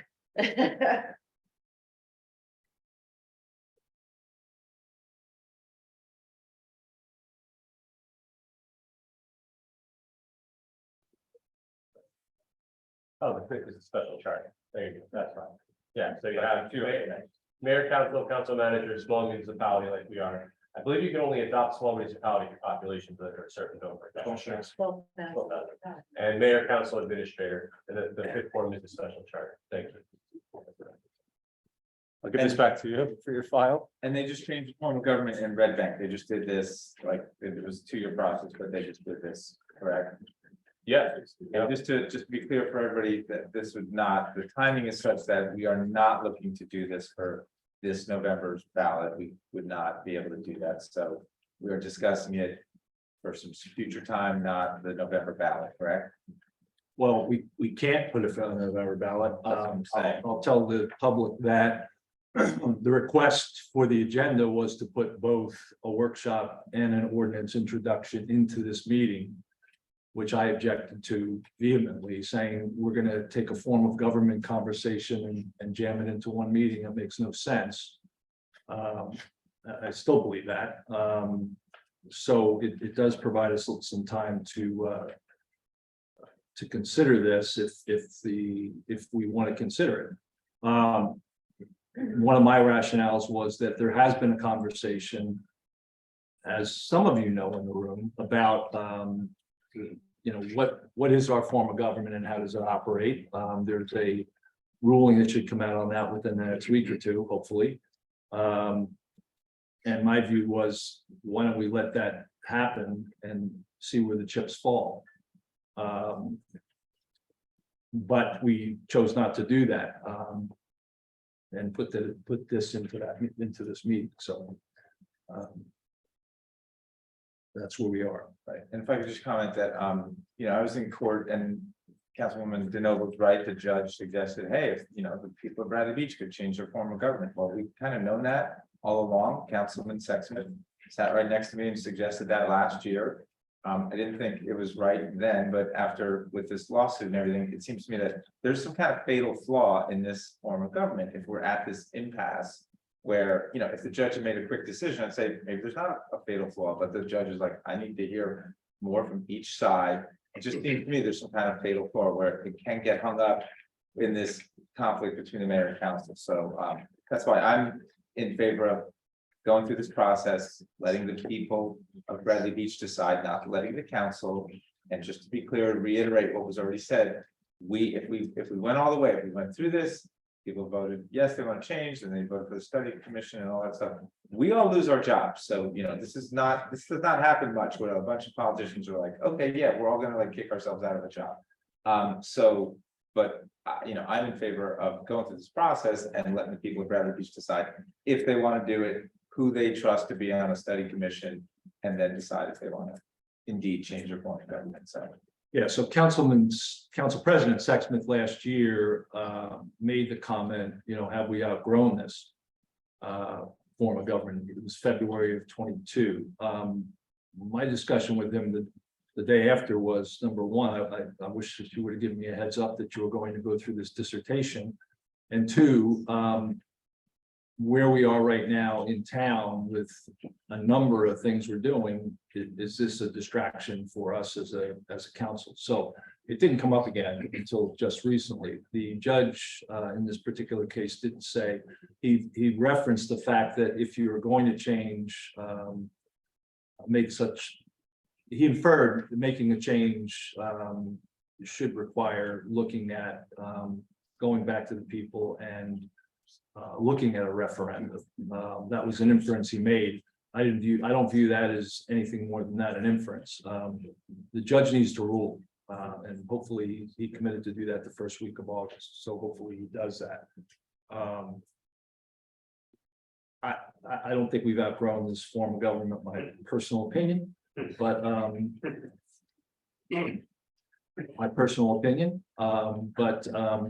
let's see what the judge says. And could we have order, please?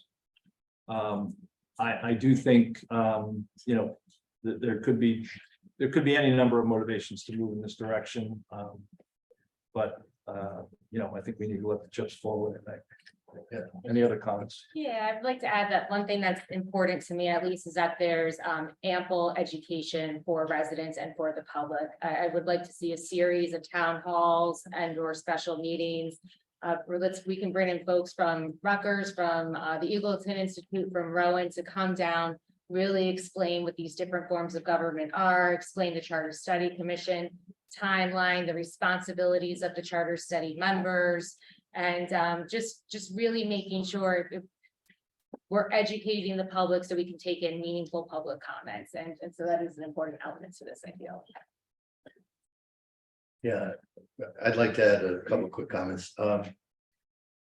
Probably the most important thing, Mr. Weber just said it, but it really bears repeating. We're not sitting here making any decisions about whether or not we would change the form of government.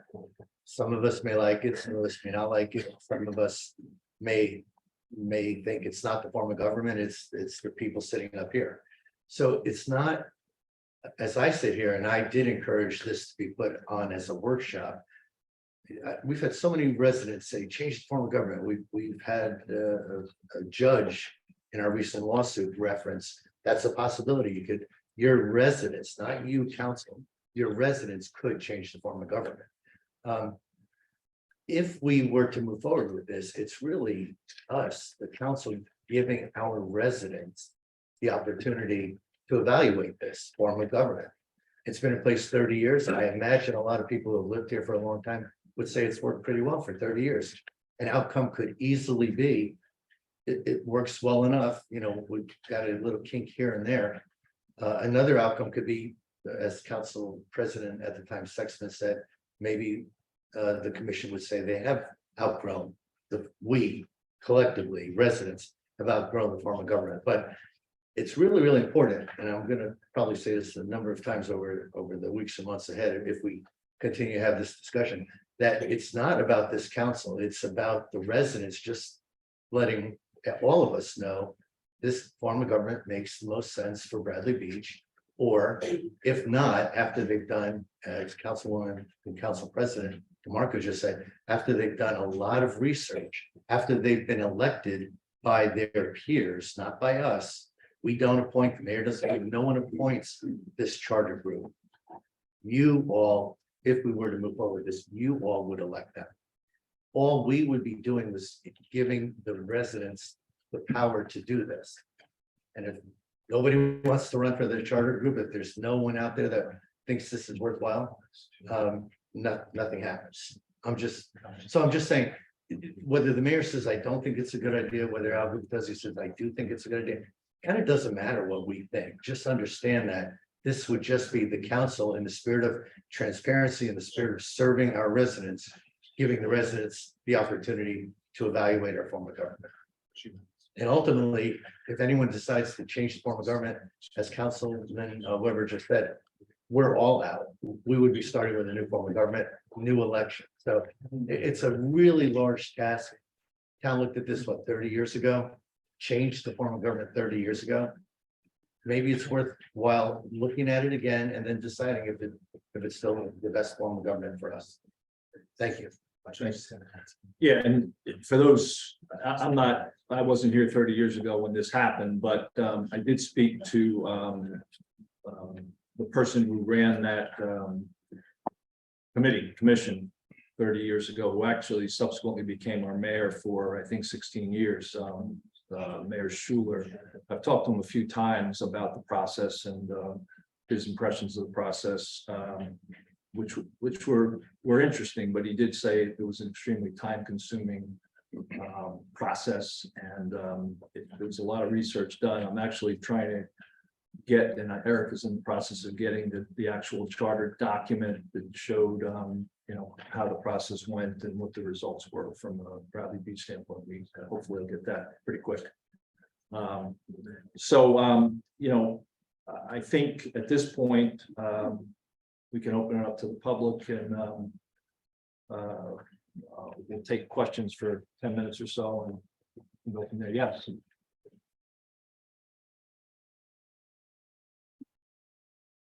Mike Swetzer, 122B Parkland Avenue. We also had a referendum on selling the church property, and it had not been done yet. How long is it going to take?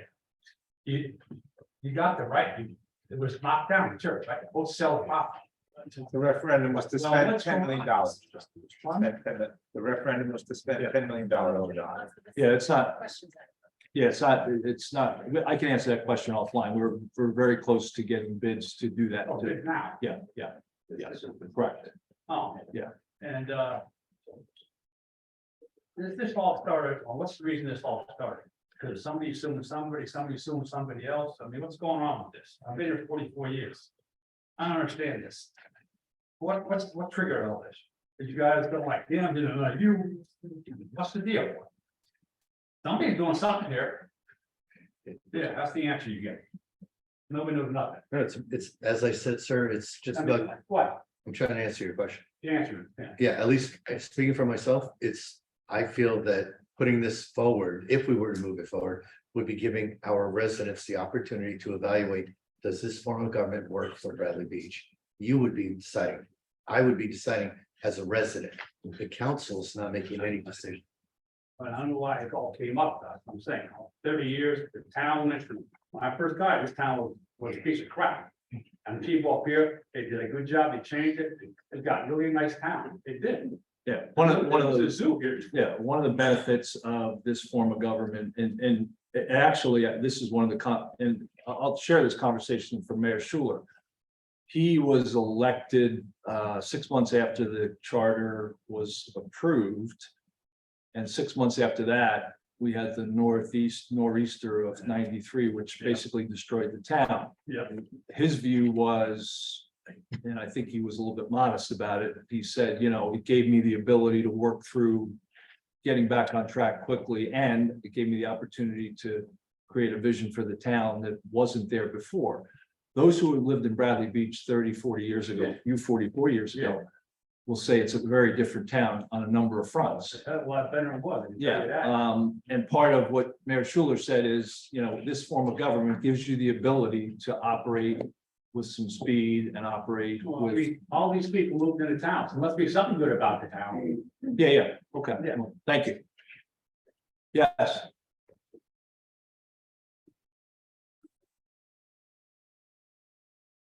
Terrence Wright, 406 Madison Avenue.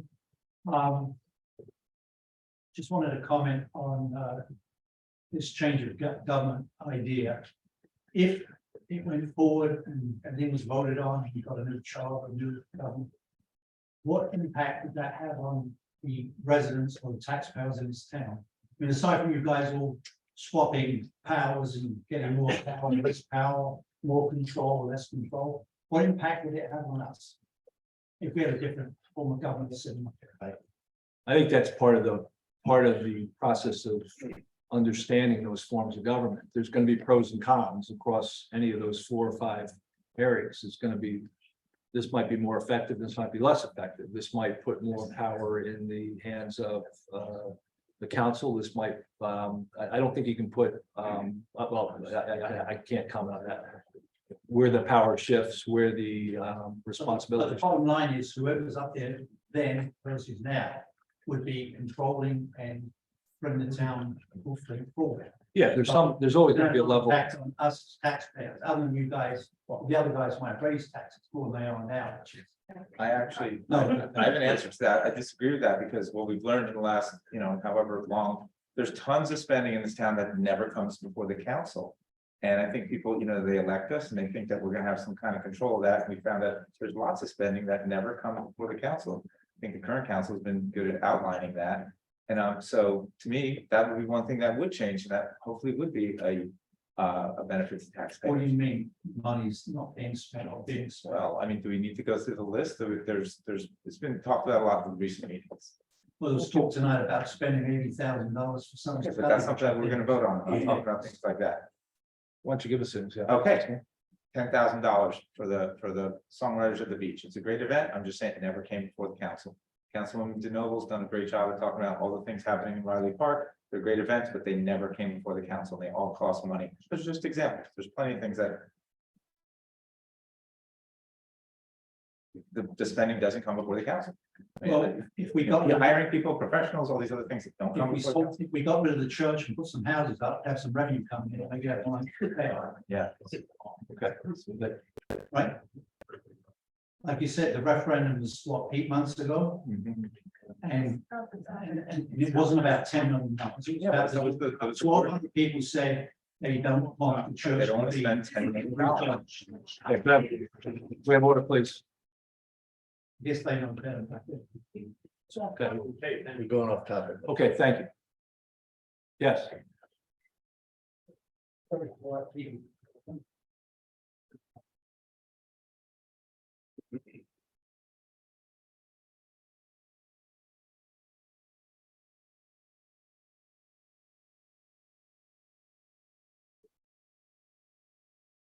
Meadow, Ocean Park condominiums. I'm extremely appreciative for whoever did put this on the agenda. I do remember 17 months ago, when Mr. Sexton sat next to you and brought this to our attention. And I do remember that it has been brought up before, or since then, I should probably say, because I'm the one who did it. So to claim that this has not been asked for, or no one wanted to visit it, is inaccurate, to put it kindly. Unfortunately, the timing is pretty crappy. And I do think that there's an important distinction that everyone should understand. That saying a strong mayor type of government is in reference to a position. It's not supposed to be utilized by a person. And it does confuse me, but we all know I get confused in here. How this is only a 20-minute discussion. I find it again an insult, but I guess I'm supposed to be like just so over the moon that we're at least having a little bone coming to us. And I normally don't mention names, but the name was brought up. So I feel that it's fair play. I was here. I know I look I'm over 20, but I was here when we changed forms of government. I was here with Steve Schiller. Not everyone was happy. And may I say, regarding things being done, don't judge a book by its cover. Not everyone thinks Bradley Beach is better because we have papers. It is our core that has brought us to this point to look into alternatives that would benefit us. Thank you. Thank you. Yes.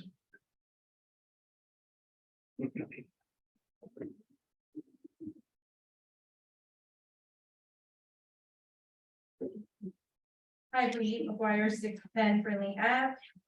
I just wanted to say thank you for putting this workshop on the agenda. This happened 30 years ago because people wanted change.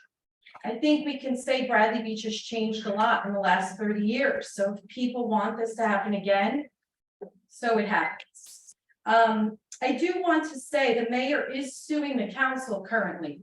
So I would say that's a good reason why maybe this is coming up.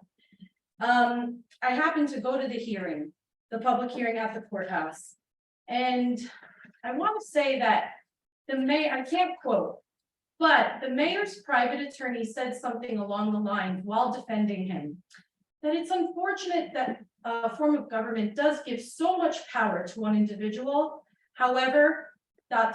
she continued to defend him. So those words even came out, something similar of those words came out of the mayor's attorney's mouth. So it is a form of government that does give one single person a lot of power. We're asking for balanced power. I'm not asking to give council more power. I'm not asking to give any one person power. What I'm asking is for more unity in this town. I'm asking for less division. I'm asking for, thank you, the mayor, to pay attention while I'm up here and speaking. I appreciate it. That's what I'm asking for. I'm asking for respect. I'm asking for peaceful discussions. I'm asking for collaboration. I'm asking for transparency, even though you don't like that word, Mayor, but that's what we're asking for. And unfortunately, under this form of government, it's been very, very difficult. I believe that all it takes, I do think this form of government can work. It's proved in the past, but all it takes is one person who wants so much power that could take it a whole other level. And that's where we are today. So it's been very uncomfortable for me and the public. I do want to make a mention that when I was here, when Councilman Sexton did mention this up on the dais, and he ran with that entire council. It was pretty soon after he came out publicly and mentioned changing the form of government that he turned on the rest of that council. It was very close to that time. It's just an analysis I made. Everyone can get creative in their own minds about that. And one last thing, I wasn't here when Schuler was mayor. I do hear that he lives in Florida now, so maybe it's time for change since he changed where he lives too. Thank you. Yeah, besides disagreeing with a significant amount of what you just said, I think the lawyer, I just want to clarify a point. Her point was that New Jersey is a very messy place as it relates to municipal governments. There's many forms of those governments, and they operate in a very different way. That was the context in which that comment was made. In the context of sharing power or moving power around, that is the crux of the argument, that you can't by ordinance, in my opinion, make changes to a form of government. I'm coming back. You're No. responding to me. I'm responding, that's it, I'm responding. And I just want to be sure that people understand that when you look at the context of that particular lawsuit, it is about, we have a defined government, and my point was we've crossed the line and gone somewhere else with that government. So that was the context of it. So Right, and balance of power is what I mentioned. Balance, not one person holding more. again, I don't agree. Your point is you're trying to redefine, yes, public comment, so I can certainly respond to public comment, yes. Thomas J. Cohen, 6 Third Avenue. I've owned property here for 27 years and I've attended a lot of meetings. I never heard Mayor Schreck say that she was a strong mayor, even though she was. I never heard Gary Engelstad say that. Having been a former councilman and being on committees, Mayor Engelstad used to have committees. There were finance committees, there were public works committees. There was interaction regularly by council. Those are gone now because we have a strong mayor, so we don't need committees in. So these are the basic problems that the council is kept out of. I mean, I hope my comments are meaningful public comments, but they need to be said, is that it's a consuming process to do this, but it's also a consuming process to watch out for what a strong mayor, as we're told, is doing. Taking illegal meetings in closed session confirmed by Judge Thornton. Okay, these are the kind of things where there's no one overseeing. The council's out of it. Okay, this process needs to happen. I have a question for Mr. Cannon. Do we have a special election? You have a Do we special wait election. till November of 2026? Statute provides that it must be an election as to the question of whether there's a charter commission Mhm. must be held at the next municipal election Perfect. within the Okay. time frame to place the Great. question on. The charter commission, if it recommends a change in the form of government, decides whether it's held at the next municipal election or whether there's a special election. The second step in the process has an option for a special election. Second. The first option Yeah. requires the general municipal election, Mhm. presumably because that's the biggest step and they want everyone voting on it, not a special election, so Mhm. off time. Also, and again, I attended the court hearing, and when the judge said that, I was blown away. I mean, it's been kicked around a long time. He challenged us. So he challenged the town to say, decide what you want to do. I think the ordinance should be on, and then we'll do it in 2024.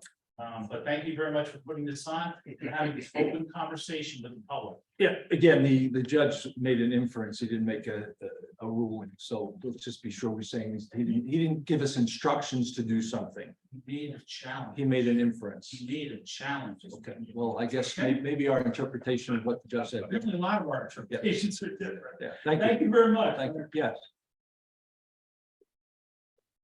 Beth Kepler, 504 Central, here in town, whoever, or accumulation of whoever is responsible for putting this on the agenda, I think I'd like to just.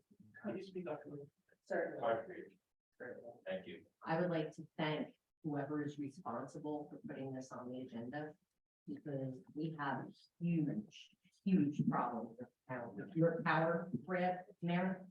And I'd like you to please explain to the residents here and the residents on Zoom in your own words why you're suing our council and why we are paying for your lawsuit.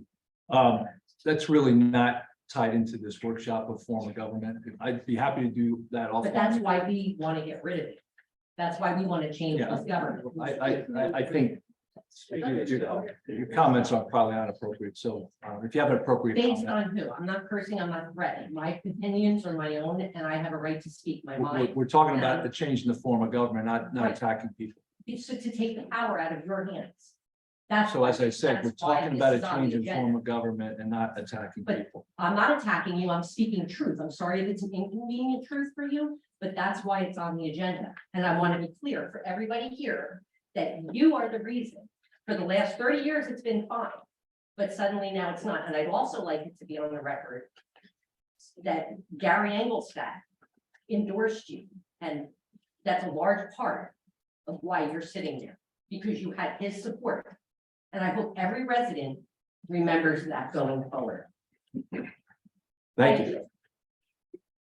Yes.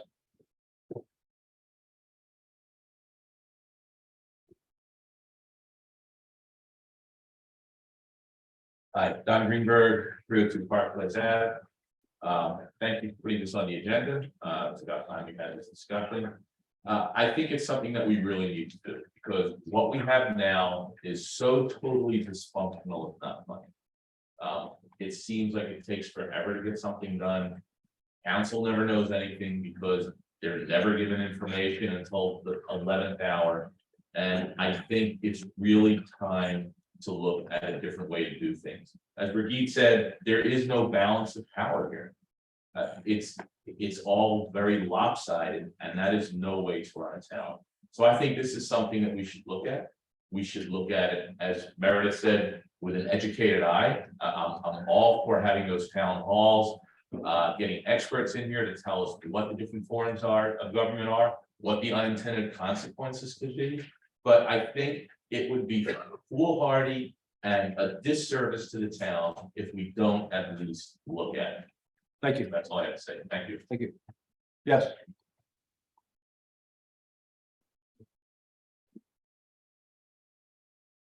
Hi, Dr. Tom McGuire, 610 Brittany Avenue. I just ran to a gentleman outside before the meeting was starting, and we were talking, he was mentioning about, I don't know why we want to change this government, and he said, I wish they would just put their egos aside. And in my head, I said, yeah, I don't think the one ego, which is our mayor, he won't let go. And I then thought about the ring of power, because someone was just talking about it on a podcast. And they're talking about the ring of power. It's from Tolkien, Lord of the Rings, fantastic movie, great movies. And I feel like the ring of power has been hidden for 30 years. And when you were elected, Mayor Fox, I feel you found this ring of power, and you feel you are the all-powerful, all-seeing eye. And unfortunately, the rest of us are your underbelly, and we can't do anything. And that's just what it feels like to us. So when we come up here and we talk and we ask questions, I feel your ego. I don't feel you smiling at me, talking to me. And that's just the impression that I feel a lot of people get. Not everyone, but I think a lot of people, well, this wouldn't be a question right now. And the last thing I want to say is, I've noticed this at a couple meetings. 3 separate women have talked to you in a tone that you don't like, or that they've talked about something that's not on this, what we're discussing now. The gentleman was just up here talking about the church, had absolutely nothing to do with this. You said nothing. You didn't give a point of order. You didn't give I'm not done. You didn't give a point of order. You didn't tell him to stop talking about that. I've seen you 3 separate times. You're getting uncomfortable now. I see it. No, I'm not getting You're getting uncomfortable. I 3 just say separate- that's what I did. Yes. You did not. It said that to the crowd. Yeah. So 3 separate times you said it to a woman. Watch your tone twice, keeping track of things. And now you just said it today. So I just want you to take notice of these things. That's your ego, and it's been challenged by a female, and you seem very uncomfortable with that. So I just want you to take note of that. You don't need to comment on it. I'm just letting you know. Thank you very much. Thank you. Yes.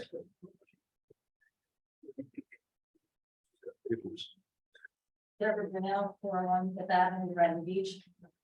First of all, I'm speaking for myself. I don't like somebody standing up here and saying the people, because you're not speaking for me when you say that. I think if you're going to speak about yourself. So please don't use that expression. I think as far as people quoting things out of context and then interpreting them, your situation with the board being a perfect example, I think that's inappropriate. We didn't hear what was said. We don't know what was said. And I don't think it's fair for someone to say, this is how I looked at it and this is what I thought, and then put it on as information. Mr. Noble, I appreciate the fact that you did a lot of research, but Mr. Cannon said he didn't know the answer. And for you to then provide him with the answer was kind of awkward, because how do we know that you knew the answer? Just because you hand him papers and say, this is what it is? Oh, I got the information from the League of Municipalities. Okay, but how do we know that? Sorry? I mean, how do we know that? If you had passed that out for everybody to see, that would have been great. But none of us knew that, and you didn't say that. So It's just the form of it government was that, just awkward for him to say, I don't know. And right, then you say, oh, I do know, and hand it to our board attorney. well, we kind of work as a team. Okay. As far as the sewer is concerned, I'm kind of concerned. What, I'm sorry. Oh, the sewer. Sorry, that heard the accent. Yeah. We're not. If there is a program, Yeah. then.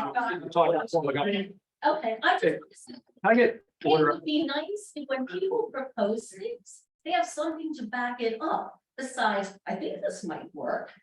We don't know if it's going to or not.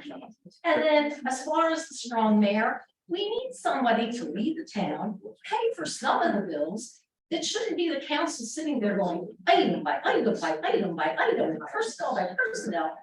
Why would we have a mayor if we weren't going to give him those kinds of responsibilities? And finally, I like the town, so thank you. Thank you. Yes. No, I'm sorry.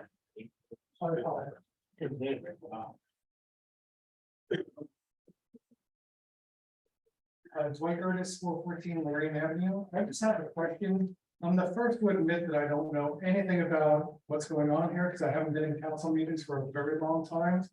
It just seems to me like we voted to have adults in the room to take responsibility for all of their actions.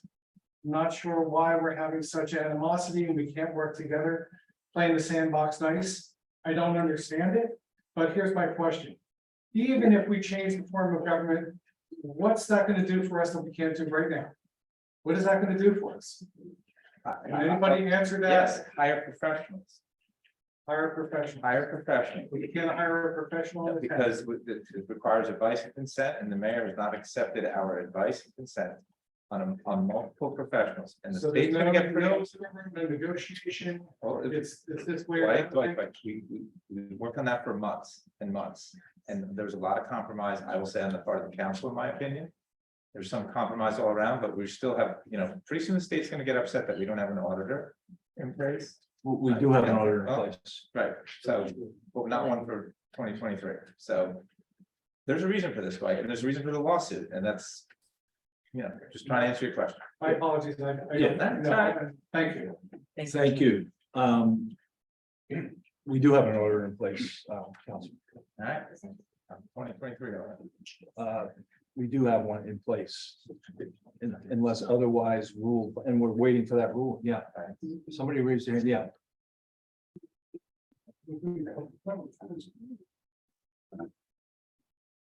Jim Burns, 401 Fifth, I'm part-time, I've been here since the last 20 years. I'm also a councilman in another town for 10, 20 years. And I tell you, as long as I've been in politics and on the council, I've never heard the word power used like it's being used here today. The power is out here. You're working for these people. So how about getting your shit together and running the town? Watch your way your group. Watch your. Excuse my language. Yes. Get rid of the power. I've never heard that as long as I've been in politics. I don't know what you're thinking you're doing here, but run the town. Okay, thank you. If you want any lessons, come to Berkeley, I'll teach you. Thank you. Yes.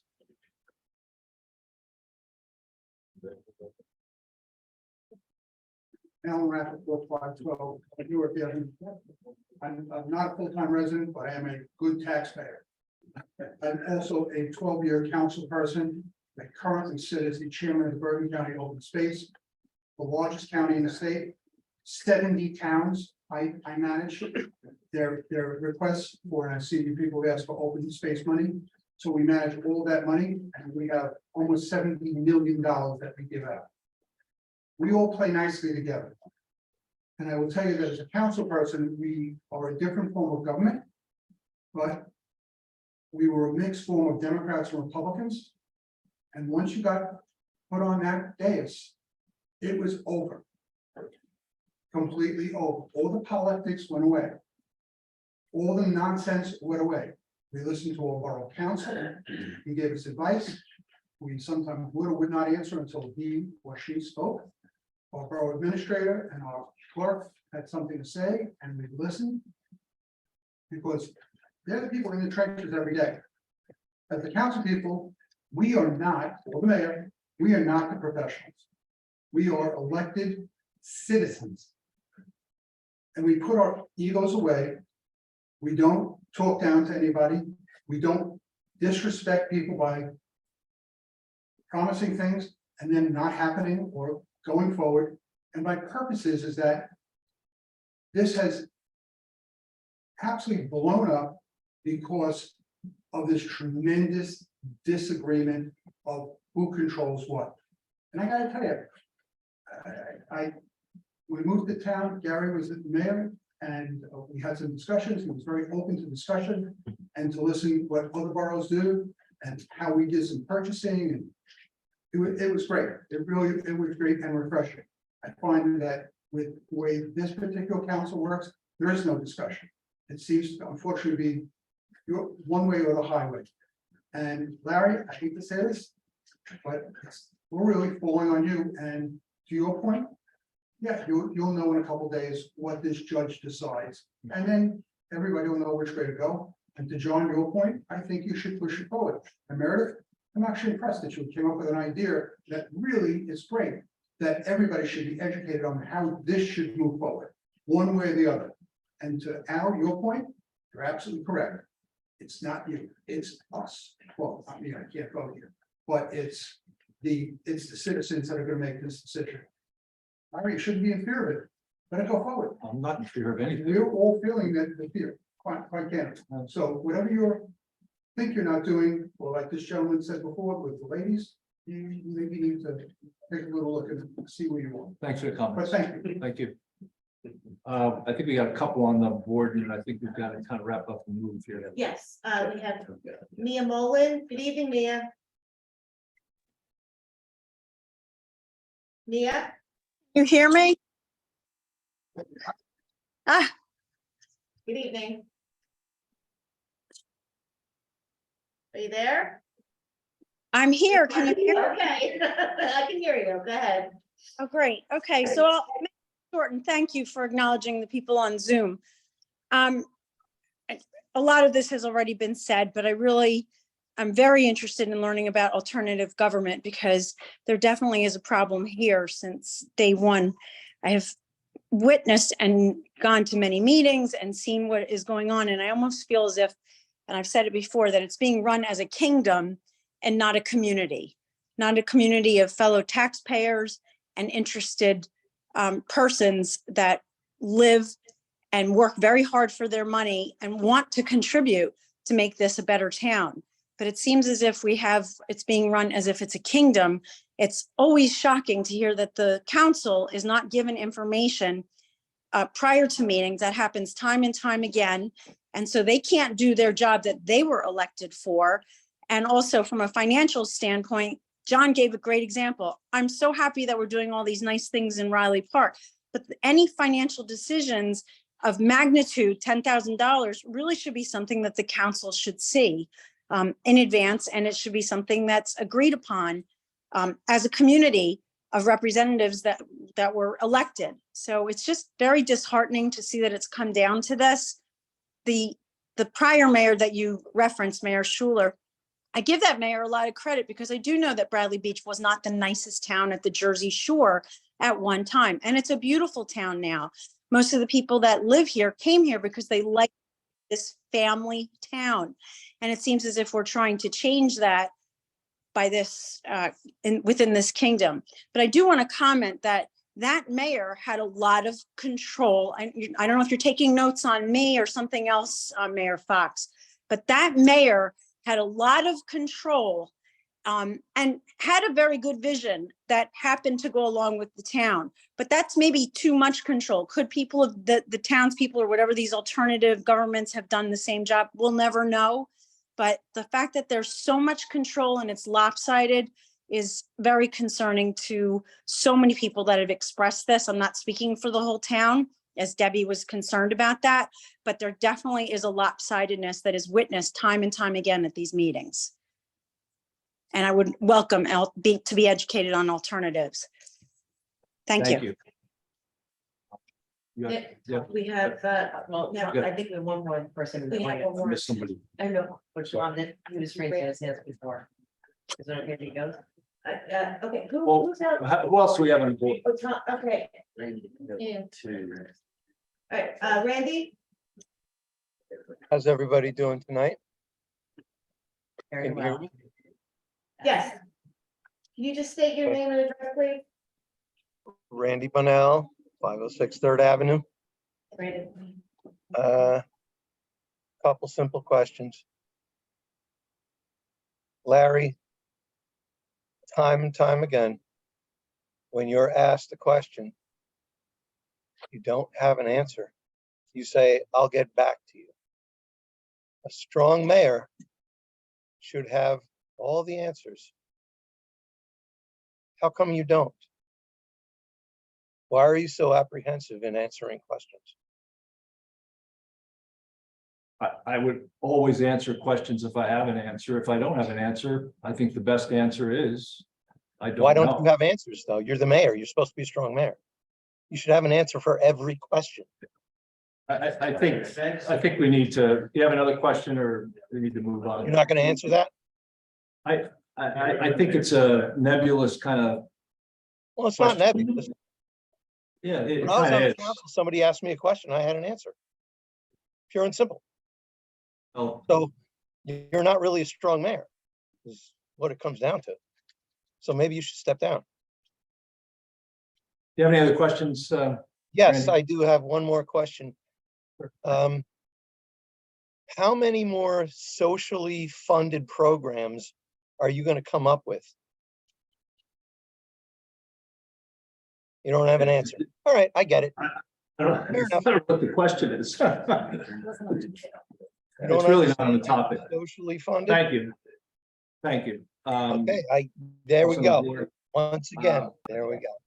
Yeah, we're all, I'll leave it. Mia, can you just take your hand down? Okay, yes, we'll take the last question or last comment, and then we really got to move. We're kind of over, and I'm gonna actually make a motion on something else. We answered those, so, yeah. Tom Gavin, 414 Fourth Avenue. From everything I heard tonight, I really thought council presidents thought was best. Bring in the professionals, have town meetings, have a discussion. But a question I have for Mr. Cannon that I don't know if he can answer.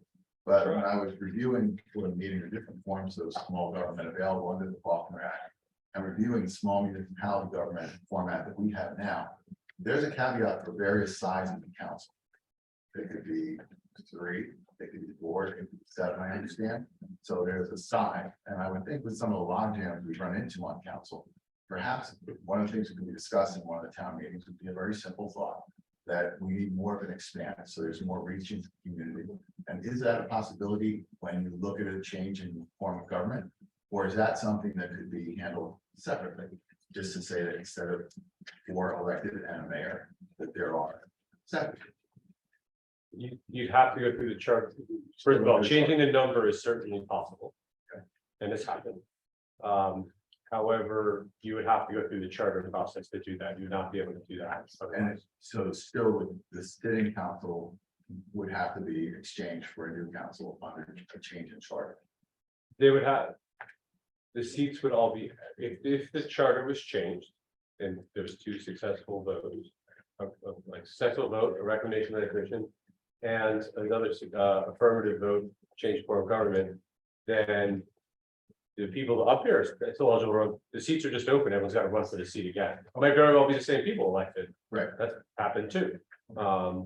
But it's, you know, it would have to be, they don't have to run for the seats again. I've lived in different municipalities with both a manager and form of government, one who is a political statement. I will run in one where there's a mayor, I run in one where the council is basically the governing body. I'm sorry. The other thing that I've noticed is, as probably happens once every 25 years, we'd like to believe there's a storm or some significant event, having a singular person in responsible position has caused things to be handled more quickly. Perhaps not always the correct way, but more quickly. And in certain emergency needs, that is, I think, a good statement. But Mr. Marco, I really laud your thoughts to having more open meetings. I would look forward to that continue. Thank you. All right, we're gonna close this discussion out.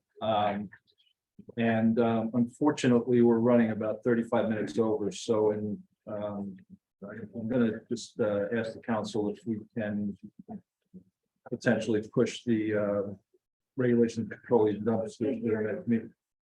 That we can push the regulations controlling dumpsters to the next meeting.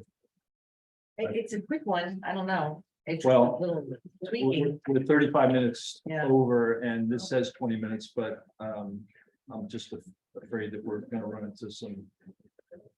I would prefer if we just go ahead. It's just a quick one. I think we just need a little tweak on this ordinance of dumpsters. It's been brought to our attention that people are leaving them out there for months and months and months. Parking is a premium in Bradley Beach, and I thought maybe we could go and regulate the time frame that dumpsters can sit on a public parking spot. Right now, it's 30 days, and people can continue to renew their permit every 30 days, so it just never ends. So I thought we could suggest maybe with Greg Cannon, just revisiting the ordinance, making it a time limit, maybe 4 weeks in a year. And I just thought it was a good idea to revisit this ordinance, and maybe a little bit of a tweak. That's it.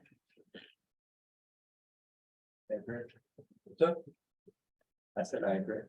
I have to say correct, sorry. So maybe you can look at the options, and I don't know whether the. I mean, I did a little homework. Yeah, for this. I sent a couple, yeah. Yeah, you said some. Mhm. I mean, Commissioners took me off to Avon.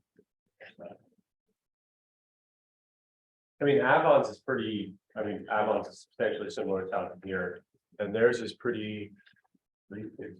It's pretty tightly controlled, maybe you want to loosen, I'm not sure what fits the town, that's up to you guys. Long story short, instead of 30 days. And essentially unlimited if you have open building permits, which is our current rule now, which is I think is what's called in the conservation.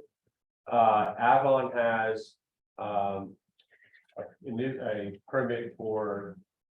They have an escalating fee, so it's $25 for the first 72 hours and then $10 for each additional day, not to exceed 7 days. You can only have a maximum of 2 7-day periods within any 60-day period, which essentially comes out to 6 weeks a year.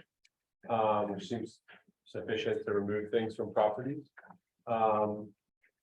And if we look, and I'm sorry, and the most important part, perhaps for the governing body, is that our current ordinance allows it to essentially be, the code enforcement doesn't have a lot of choice if there's open building permits, they have discretion in here, but I understand the position the code enforcement officer would persistently be in, to a position for our employee. The Avon process says that any person seeking to have a permit issued in excess of the maximums I just mentioned has to file an application to the borough clerk in special circumstances as decided by, well, in their case, the Board of Commissioners, but here it would be the Borough Council as a whole. So they have an ultimate governing body control, which I don't know if you're interested in that or not, but that's also in their ordinance that seemed to address the issue. Obviously, you can go anywhere between what we have, what I just mentioned, which was pretty tight, and what we have. So I would entertain your thoughts this short workshop on what you thought, if you want to change this, what is the appropriate duration for your town? Just for clarification, I believe that the councilwoman's interest is just on dumpsters in the right of way, not dumpsters on private property. Is that correct or am I wrong? I would visit both, because I find even some people leave them on their property for months and months and months, and I properties are very close to each other, and I feel it's a bit intrusive to other people. But again, it's a workshop, so I'm just want to see what other people feel as well. Yeah, I should also note that Avon, not only the title of what I read to you is placement on public streets and rights of way. Yeah. Not that you couldn't do something else with the rest of it, but. I think for what it's worth, and again, this is as much comment for the public's interest, but I feel that for the most part, outside of the couple of references, either you, Mr. Canamate, or Mr. Noble made, our ordinances, I think, are pretty strong in this area. There are, for example, restrictions on front yard zones and so forth. When you get into the placement of the dumpsters on private property, basically it has to be in the backyard. And then the question would be, do you allow that forever or are there restrictions? But for the most part, I went through it thinking there might be some wholesale changes, and I really tend to agree with both you and Mr. Nova. I think we're talking about largely tweaks that just would put limits on extreme cases that can exist today. And I'd love to hear from the public, and maybe to save time, a show of hands. Who likes that dumpsters stay in the street like for months on end? Who out there is for that? Who's against it? Okay, and I think I know there's a bunch of people that are against it, but that's why we're doing this. So thank you, Councilwoman DeNoble. Thank you. It's gotta be fixed. Not necessarily saying I agree with this, but I think that it's important just to mention that our construction official weighed in on this. His concern was that if we start putting limits on people's private properties specifically, and right of ways, is that people will pile the debris up in their front yards and then order the dumpster when they absolutely need it. That way they don't have to worry about a ticking clock. So again, I just wanted to present that counterpoint of the construction official. We should find out if that happens with Avon. I mean, easy enough to figure out. Okay. Yes. Thomas J. Cohen, 612 Third Avenue. I want to point out this on private property. There was an application, a use variance application for the Lake Terrace Apartments. And at those meetings, which I attended and viewed, there was a dumpster in the Newark Avenue apartment there in the driveway for months and months. And they used it as a transfer station for other jobs. I felt so bad for those people that lived on either side of that parking lot. And yet there were no ramifications. Actually, the zoning board of adjustment at the time had to say, when are you gonna get rid of the dumpster? So it should be done on private property, and it should be controlled. There's one right now on Brindley Avenue across from the school, the 30, it's been there forever. I mean, it's been there for months. So it has to be addressed. It's a public street. There's a cost associated. We should raise the fee for it on the street to $100 a week. Let them move on with their job, get it done. I've done jobs in town. I've done jobs in my building. I haven't used a dumpster. I bring a guy who has a truck, loads it up and goes. So this is about neighbors and avoiding conflict between neighbors. If somebody piles garbage in front of me, I would hope our code officer would write them up. So again, let's try to be neighborly and let's get this adjusted. Thank you. Thank you, Terry. Okay, I don't see anybody else will close this. Okay. Okay, thank you. All right, we're gonna move to proclamations and bids. We have two proclamations. I'll go through those right now. First is International Overdose Awareness Day proclamation recognizing International Overdose Awareness Day.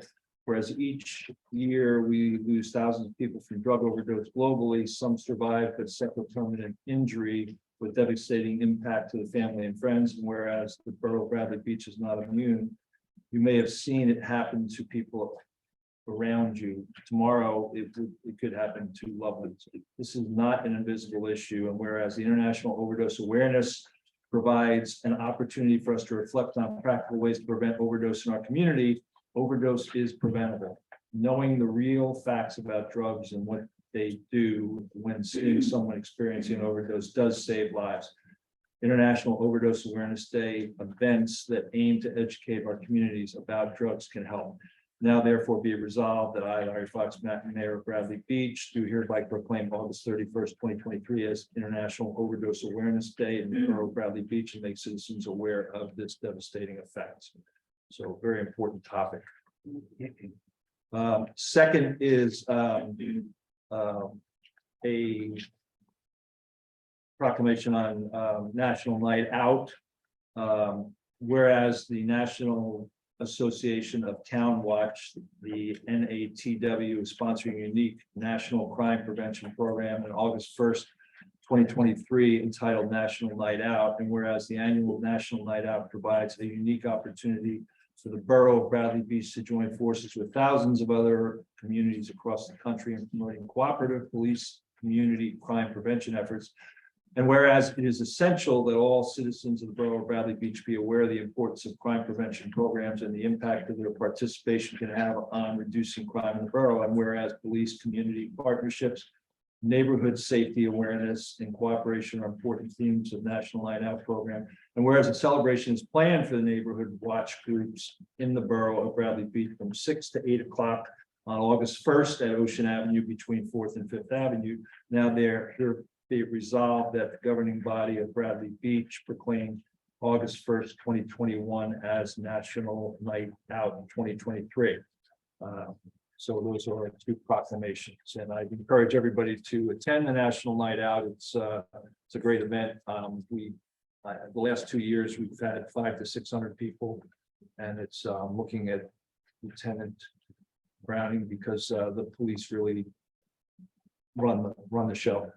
So it's a great event, and I encourage everybody to come out for it. I hope the weather's good and we have a good event. I think you're going to be in the dunking booth, right? With a different type of volunteer. Yes, I know. Okay, thank you. Let's move to the next agenda item, which is the approval of minutes. I make a motion to approve the July 12th, 2023 council business meeting minutes. Second. Mr. Marco, Abstain. Mr. Noble, Yes. Mr. Gubatose, Yes, Mr. Weber, Yes. Mayor Fox. Yes. Approval of minutes for July 18th, 2023 special council meeting for 501 Lake Terrace appellate hearing minutes. Mr. Mayor, can I make a quick request for an edit? It's very minor. You recused yourself. No, it's about my recusal. Oh, okay.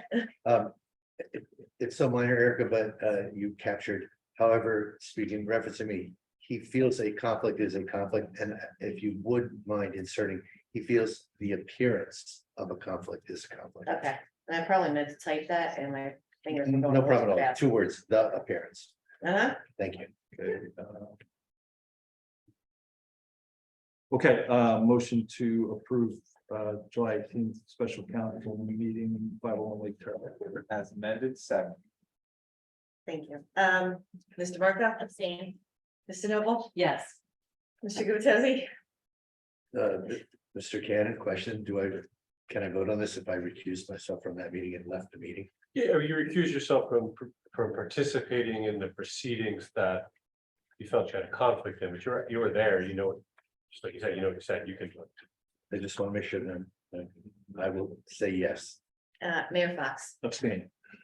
Public comments, we're on to the next agenda item, public comments pertaining to 726 agenda items only, 5-minute limit, single instance. Any questions on the agenda? Yeah. I started interrupting, Mr. Mayor, but point of order. Okay, Erica, you didn't call on me for that one, so I just want to. Oh, did I? I don't. Yeah. I'm sorry. Mr. Weber. I missed that too, Councilman, sorry. Vote, and she went straight to you, wasn't your fault, so. Sorry. Yes, I would vote Thank yes. you. Okay, thank you. Okay, Sorry about that. agenda question, yes. Dr. Tom McGuire, 610 Brinley Avenue. I just had a question about the rental property. What was changed on this? Did we change anything on here? this ordinance, the one that's on there, all the same? From introduction to adoption, I don't think there's any. No, there were no changes. Okay, because I don't know, I just really don't want the names and ages and genders of every person every single time. I don't know how you're gonna track that. I just think that's a little overbearing, in my opinion. I get the names, possibly 2 children. I still think that's a little bit of an overreach, and I don't think we need to do that.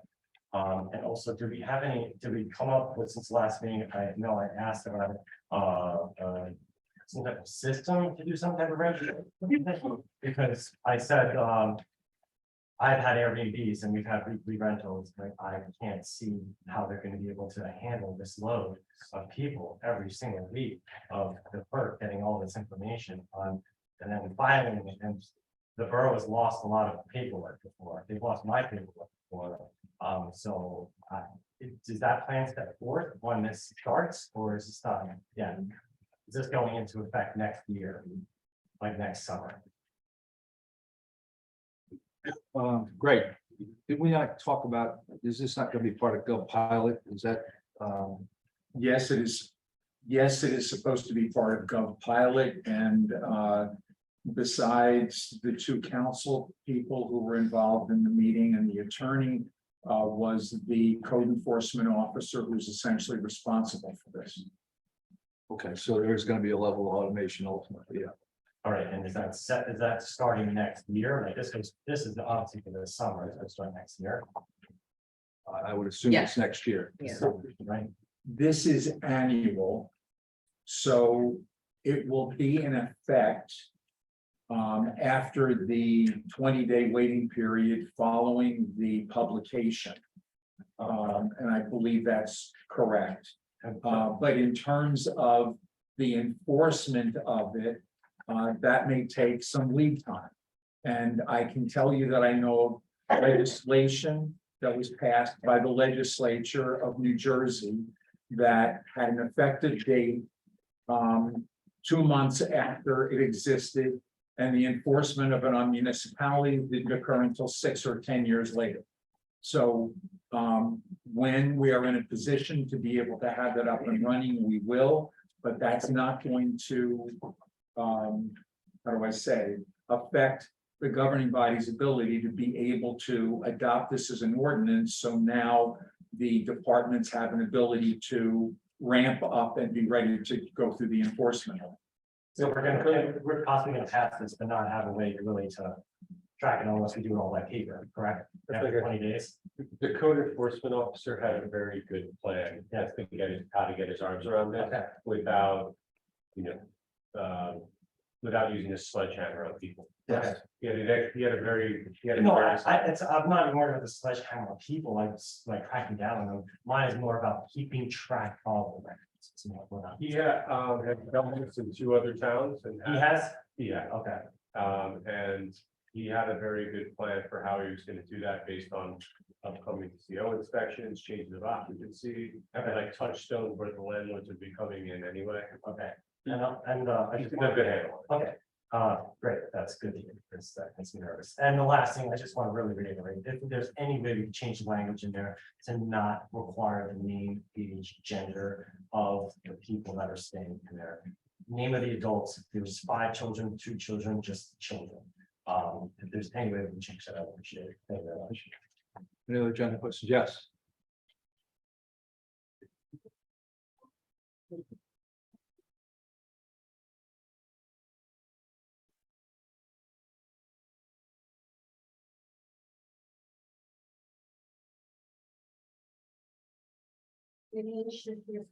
Fourth Avenue.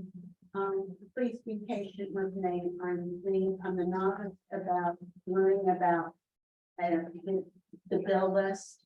And I have a couple of questions. I know I'm getting into the weeds, but please be patient. I looked at the bill list. And I'm confused on how certain expenditures are identified. For example, the King Lear presentation, and it was under Arts at the Beach. it was under the category of arts and media, we paid for the $4,713 for that event. Who is the Arts at the Beach? Is that, what is, I mean. It's the Arts Council. It's one of our councils. So that didn't come from the beach revenues, Some of it did, yes. okay, but it didn't show it that way on the, as a line item budget, correct? Yes, it does. It's the account that tells you what line it's coming from. And I understand how confusing the account numbers are, but as I've said on multiple occasions previously, this is the way the Edmunds system produces the data. And the Arts at the Beach is the definition of the account that starts with 3 and ends with 2-11. Okay, I'm not familiar with the code, but please be patient with me, okay? Now, I also saw events at Brookdale Community College Summer Concert Series, and that was $5,000. What category does events come under? That is a current fund line item that specifically reads events under, well, let me just make sure before I make that assumption. No, I'm sorry. That is a beach utility line that specifically reads events. This particular payment to Brookdale Community College is 50% of its annual fee. The annual fee is $10,000. And I'm sorry, the beach utility, is that from the beach fund? Yes, the beach Okay, utility. okay, Yes. thank you, okay. Now, my next question is about tourist development. I see where, is that under the umbrella of Amy Hall, the tourist director? I can't answer that question because I haven't met Amy Hall yet. Okay. But I can say that tourism is a trust account in which there are funds coming in and funds going out. And it is not related to the property tax levy. Okay, so therefore tourism is to promote tourism throughout town, correct? That's my understanding. Okay. Yes. Well, here, I have a couple of questions on this one. We paid Telegraph Hill $5,550 this period. But then we had the band that was $2,000. Why are we paying Telegraph Hill $5,500 and then we have to pay the band $2,000? There were two separate events. But just the band that you are looking at Yeah. did not play at the Park Fest that Telegraph Hill was responsible for promoting and bringing the bands to. So Telegraph Hill did not bring in this Patrick Road. No, Okay. that was a separate event. Okay, okay. Now then, what did Telegraph Hill do this period for $5,500? As I understand it, the entire event that ran that full day was their responsibility from the beginning to the end of it. It included bringing in all of the bands. It included paying all of the bands. It included promotional costs that they incurred, etc. But I guess I'm confused and I apologize for that, but Patrick Road. Pat Riley. Pardon me? Pat Riley.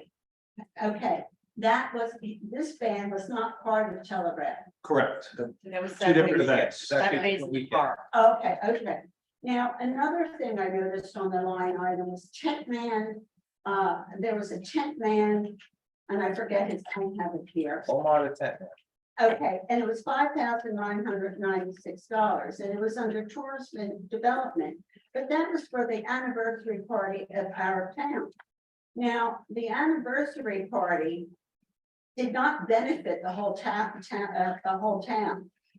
It was for an X amount of people who paid to attend that. So I'm questioning why then should the taxpayer be paying for this tent? The taxpayers are not paying for the tent. The account that it came from was the tourism account. But the tourism, to promote tourism in Bradley Beach, but tourists were not attending that event. All I can say to you is that that was the plan that was created before I arrived. And that is the way in which the payments were made. The full amount of the borough's responsibility for the 130th anniversary was $5,000.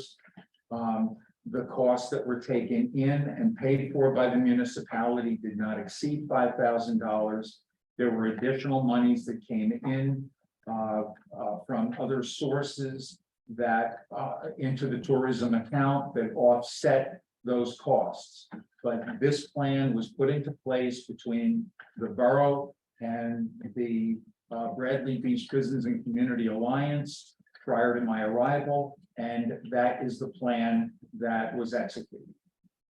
It doesn't make sense to me, and I apologize for that, but it's supposed, I know from the previous bill list, downtown directions decoration banner also received money from the borough, from the taxpayers, and that was $3,253.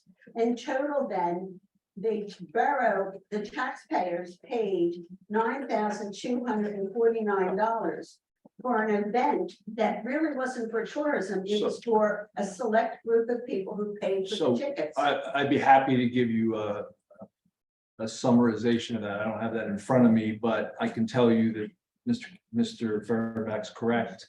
And I can lay that out and provide. But then who made it was and I apologize for putting you on the spot, but I'm just curious, the thought process and the decision-making process on this.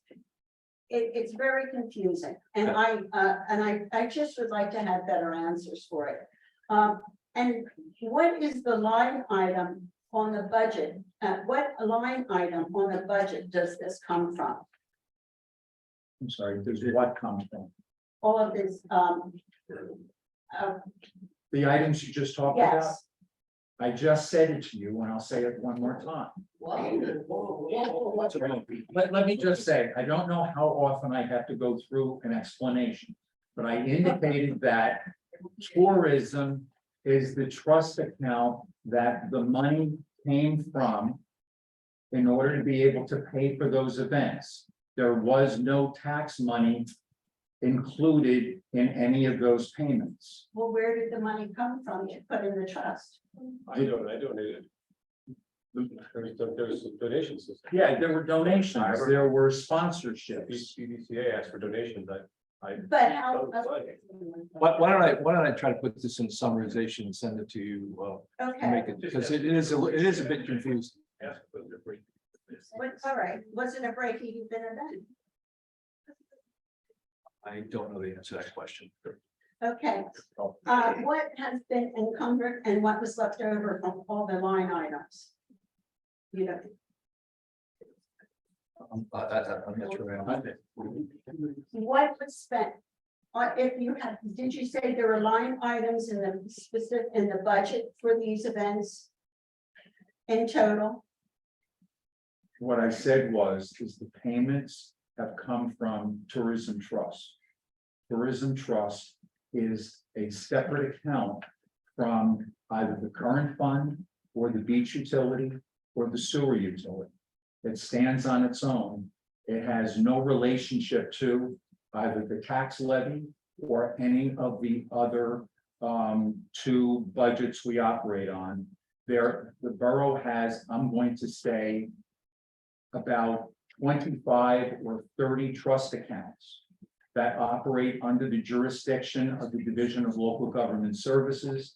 They're referred to as dedications by rider. They're all included as an add-on at the end of the budget document and are under the LGS's control. Thank you. What's the LG? The Division of Local Government Services. Yes. Okay, you're going to contact me with all the information. Yeah, it's a pretty, I have the summary somewhere in my office. It's a fairly simple Oh, thank you. thing. I still have it in front of me. Nancy Meadow, Ocean Park condominiums. Chart of accounts posted on their website would be really helpful. Beyond that. Whatever the communication is regarding local summer.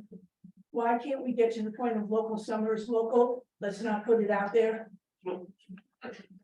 Not meant to be funny, I'm serious. I'm so sick of it. Regarding, resolution 2023-210.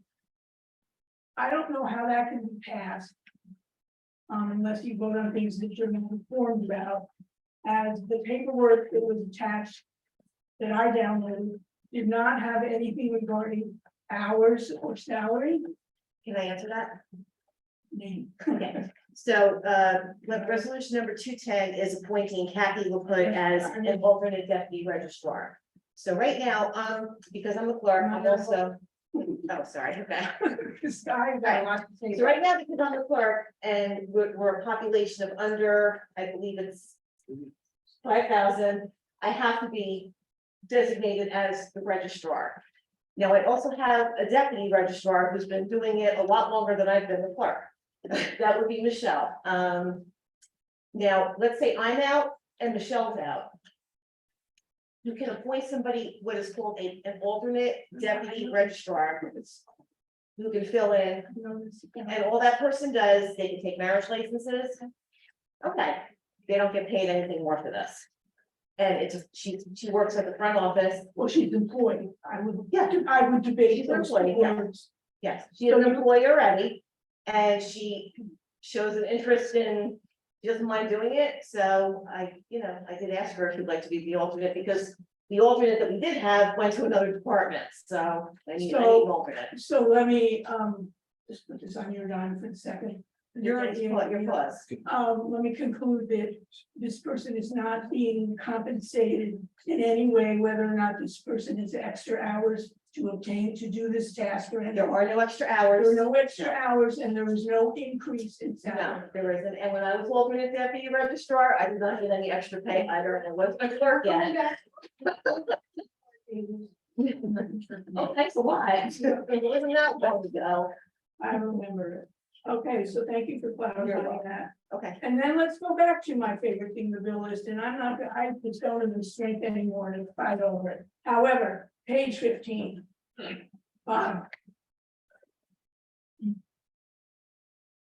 I have been told payroll is in-house. I've been told we use paychecks. I've been told we use the bank. And now I see Prime Point. Are they our payroll company now? Yes, They are, so we've switched mid-year, which is a little unconventional. no, No, Prime Point, I believe we started last year. yeah. Am I correct on that? February of 2022. So why was I told them that the bank was doing it? Okay, I don't normally ask questions, but then I was clearly given incorrect information, and we know who. That I can't answer. That was but I- not you. No, I know, but I can tell you Prime Point is our payroll company now. So the bank. Okay, so why would it cost over $1,000 in May, $2,000 in June, and why does it say payroll expense and then it says contract? Again, just infuriating. And infuriating once again, and I know because I could go back, and if I need to, which I won't, that a certain person who's no longer employed here specifically stated that the bank was doing our payroll. Because I know I made my displeasure quite clear. So once again, here we go, and I just don't understand how you people can approve these special events expenses. I realize we had them, but it needs to stop again. You need to approve purchase orders.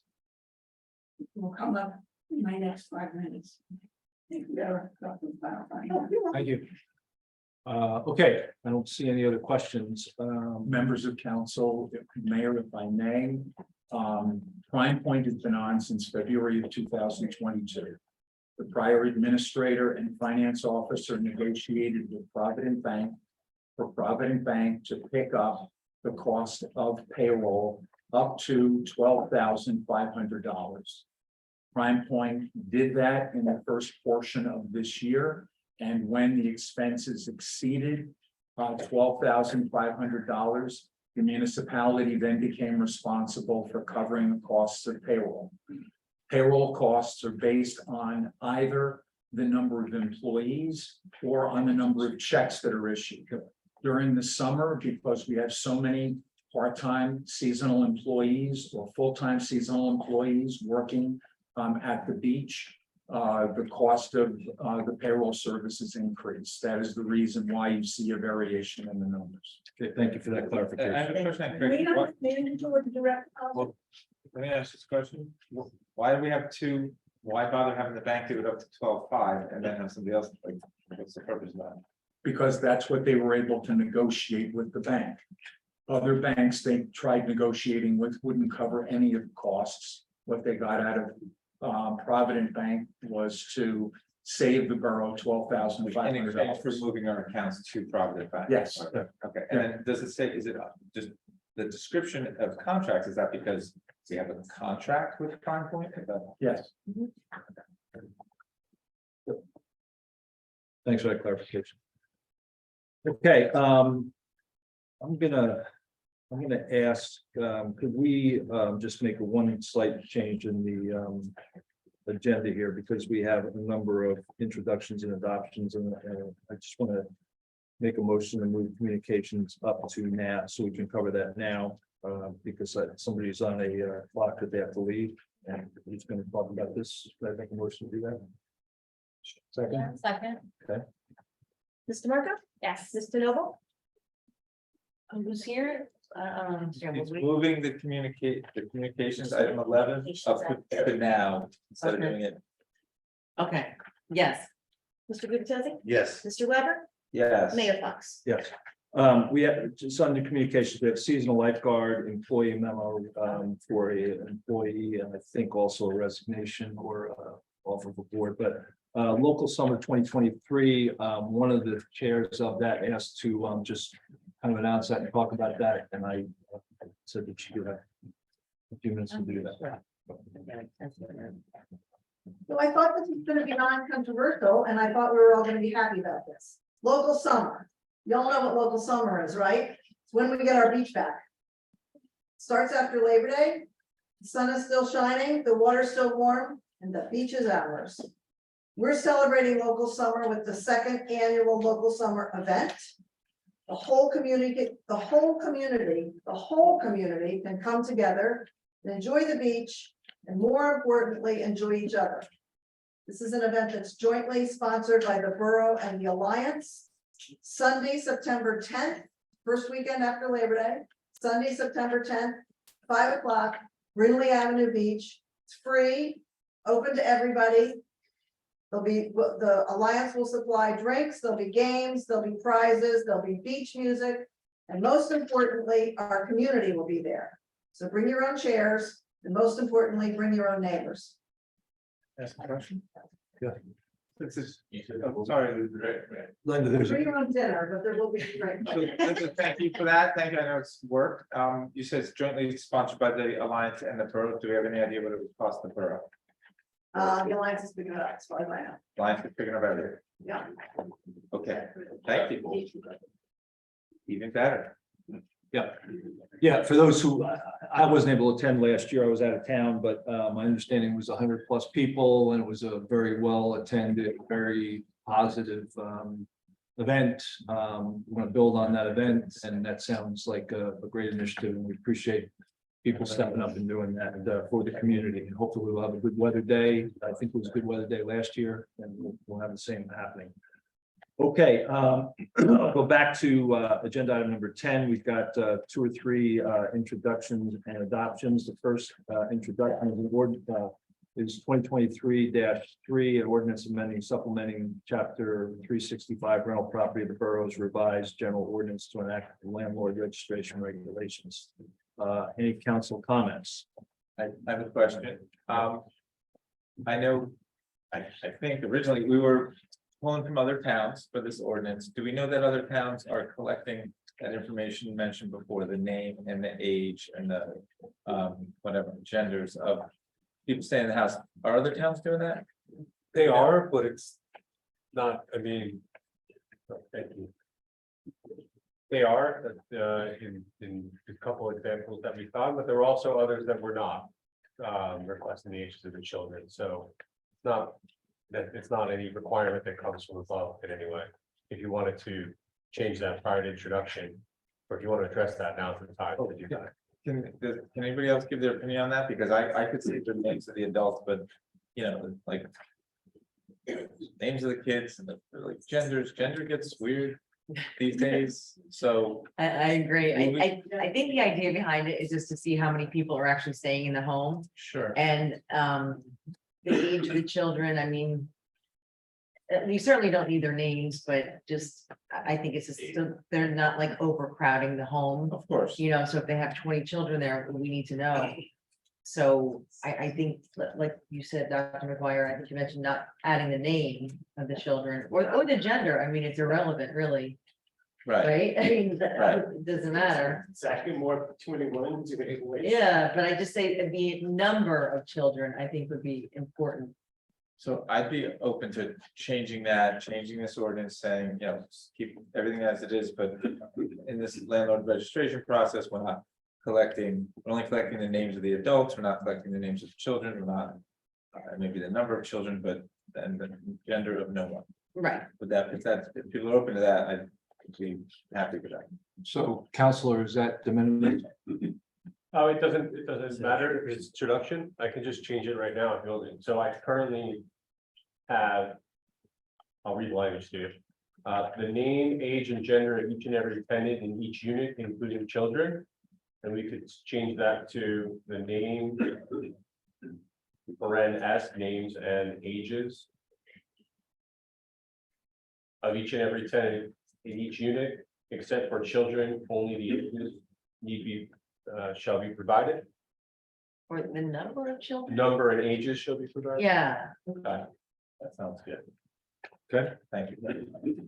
okay, any other questions on 2023-3? Okay, then I'd make a motion to approve the ordinance introduction 2023-3 with the changes that we just discussed. Go ahead, second. Second. Mr. Marco? Yes. Mr. Noble? Yes. Mr. Gubatose? Yes. Mr. Weber? Yes, and I'd like to just thank the people that did a lot of work on this, including council people and town employees. Thank you. Thank you. Mayor Fox? Yes. Okay, now we have public hearing and vote on adoptions. We have two, 2023-10, which is bond ordinance amending in part bond ordinance number 2023-2, adopted on February 8, 2023, providing for McCabe Avenue stormwater outfall improvements in order to increase the appropriation thereof by $500,000 for the total appropriation of $1.5 million. The increase in authorized bonds and notes to be issued to finance a portion of the cost thereof by $500,000 for a total debt authorization of $1.5 million, and to increase the allocation of the appropriation cost permitted under NJSA 40A: 2-20, authorized in and by the Borough of Bradley Beach and the County of Monmouth, New Jersey. That's it. So we'll start with any council comments on this ordinance adoption. If there's no council comments, then I'll make a motion to open the public comments of ordinance 2023-10. Trevor? Mr. Marco? Yes. Mr. Noble? Yes. Mr. Gubatose? Yes. Mr. Weber? Yes. Mayor Fox? Yes. Any public comments on ordinance 2023-10? If not, I will then make a motion to close the 2023-10 bond ordinance adoption and move to adopt. Second. Mr. Marco? Yes. Mr. Noble? Yes. Mr. Gubatose? Yes. Mr. Weber? Yes. Mayor Fox? Yes.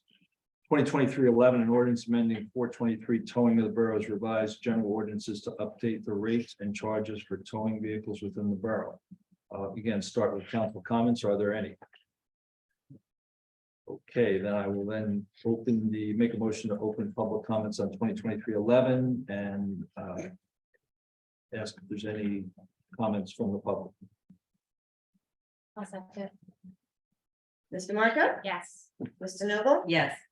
Mr. Gubatose? Yes. Mr. Weber? Yes. Mayor Fox? Yes. Okay, number 12 on the agenda, and we've already covered. You want to do the public comment? Let's see if there's any- Oh, I'm sorry. That's I okay. moved right on. I'm sorry. I got distracted.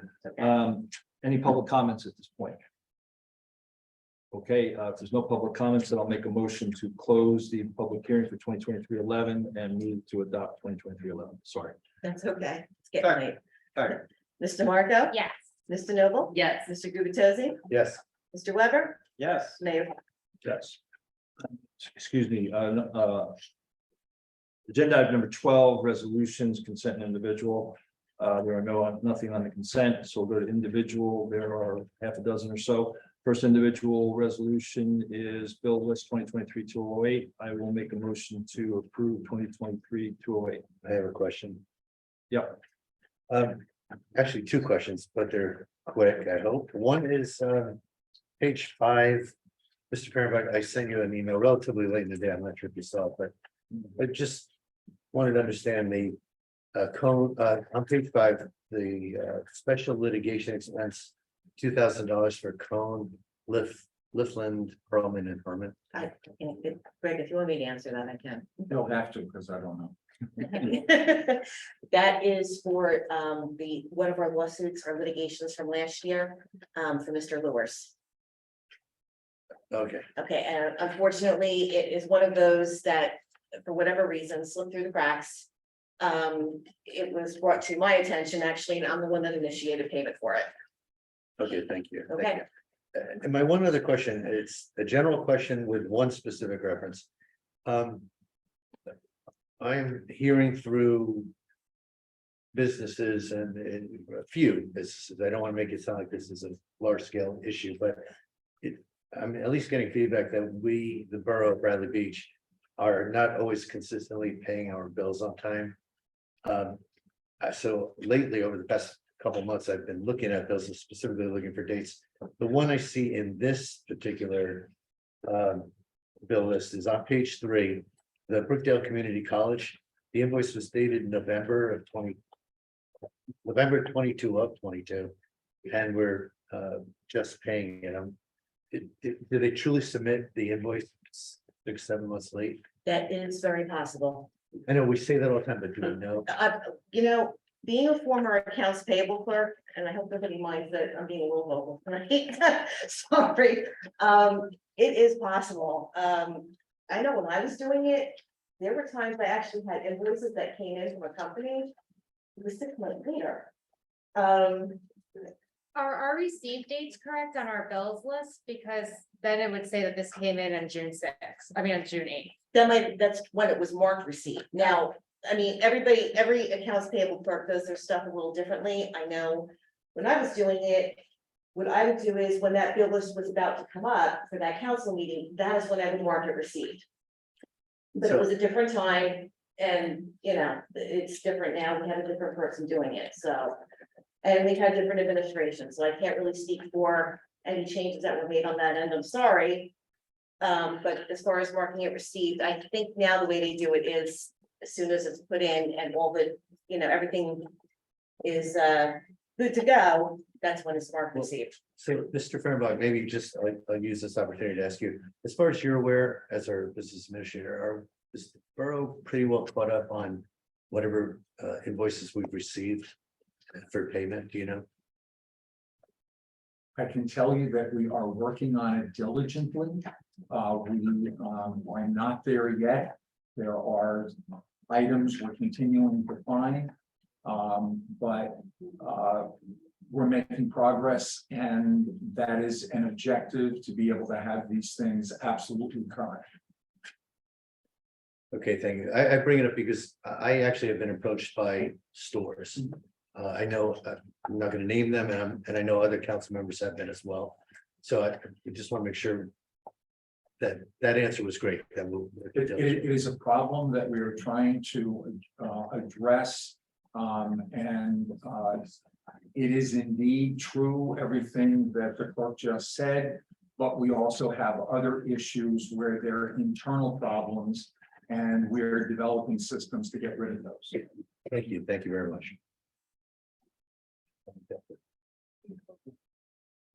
Okay, again, make a motion to approve 2023-208. Second. Mr. Marco? Yes. Mr. Noble? Yes. Mr. Gubatose? Yes. Mr. Weber? Yes. Mayor Fox? Yes. 2023-209, approving certification of the U.S. Equal Opportunity Employment Opportunity Commission. Make a motion to approve 2023-209. Second. Mr. Marco? Yes. Mr. Noble? Yes. Mr. Gubatose? Yes. Mr. Weber? Yes. Mayor Fox? Yes. And before I forget, you guys will sign the affidavit that goes with that resolution. Thank you. Thank you. 2023-210, appointing Kathy Lippett as alternate deputy registrar effective July 26, 2023 to December 31st, 2023. Second. Mr. Marco? Yes. Mr. Noble? Yes. Mr. Gubatose? Yes. Mr. Weber? Yes. Mayor Fox? Yes, 2023-211, authorizing the borough administrator to make an application to the county of Monmouth for open space trust fund to fund improvements in recreation center located on 39 and Main Street. Make a motion to approve. Oh, can I ask a question? 2023-211. It's Yes. just when we had a hearing on last time and Ben was here. Yes. Yes. That's this. Okay, great. Thank you. And I will second that. Mr. Marco? Yes. Mr. Noble? Yes. Mr. Gubatose? Yes. Mr. Weber? Yes. Mayor Fox? Yes. 2023-212, authorizing the award of a contract for professional engineering services with CME Associate for engineering, construction, inspection, and construction administration services at both Park Place Avenue Phase 1 improvements. Make a motion to approve 2023-212. Quick question on this, Mr. Mayor.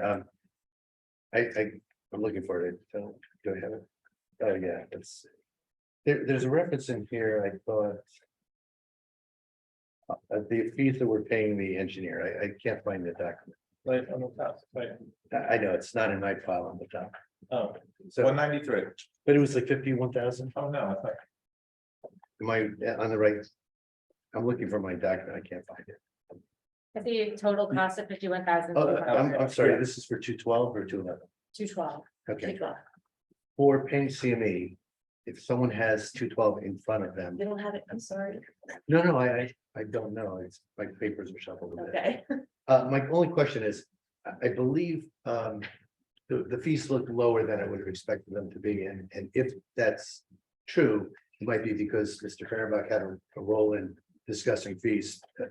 Did CME adjust? It's basically for like a couple lots. It's for No, it's for 2 blocks. 2 blocks. Okay, so that's maybe why the fees were low, because it's only 2 blocks of. Mr. Gubatose. Yes. Yes, I pursued a reduction in the fee. I questioned the amount. I compared it with other fees we had received. Mr. Matlack spent approximately a week considering that question, got back to me, indicated that after he went through the process, he really could not reduce the price. And so that was the original amount for construction, inspection, and construction administration services only. It doesn't, you've already authorized bidding services, specifications, etc. So the design work has all been offered previously. I prefer, such as we did on Fifth, to have it all in one proposal, as opposed to having it segregated or bifurcated. But now that I have the opportunity, after you have taken an action on this, I need to provide you and the rest of the governing body with a report on what's happened regarding that and the direction that I believe we're going to go in and want to make sure that the governing body finds that to be satisfactory. Okay, thank you. I brought it up in part because I recalled an earlier resolution where there was a reference to the fact that fees have been reconsidered. They had been. And noticing that this was below what I've begun to believe to be a pretty standard 20%. I just wanted to call you out to say that whether you were successful in this instance or not, I do appreciate the fact that you're working on our behalf to manage fees aggressively. Thank you. I need a point of clarification though. In the first whereas, it says this is Park Place from Main Street to Fletcher Lake Avenue. That's 3 blocks.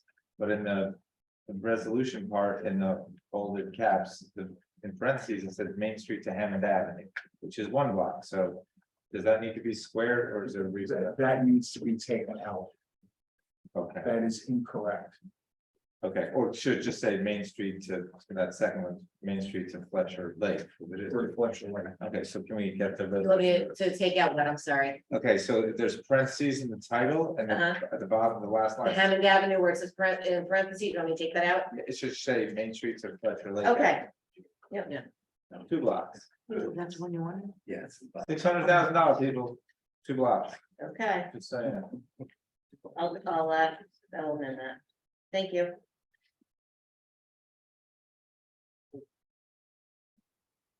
Just, like, you wanna wait for Larry to come back, so we can do a second and take a vote? Here it comes. I'll leave that question there. No. Well, Council's comfortable, I'll make Maybe a you wanna- motion you wanna to do it approve for Council resolution President, 2023-212. Second. Mr. Marco? Yes. Mr. Noble? Yes. Mr. Gubatose? Yes. Mr. Weber? Yes. Mayor Fox? Sorry, Yes. Meredith. Oh, no problem. If I may, under announcements, there are 2 things I need to deal with. Bids came in on the Park Place Avenue project as we were just discussing.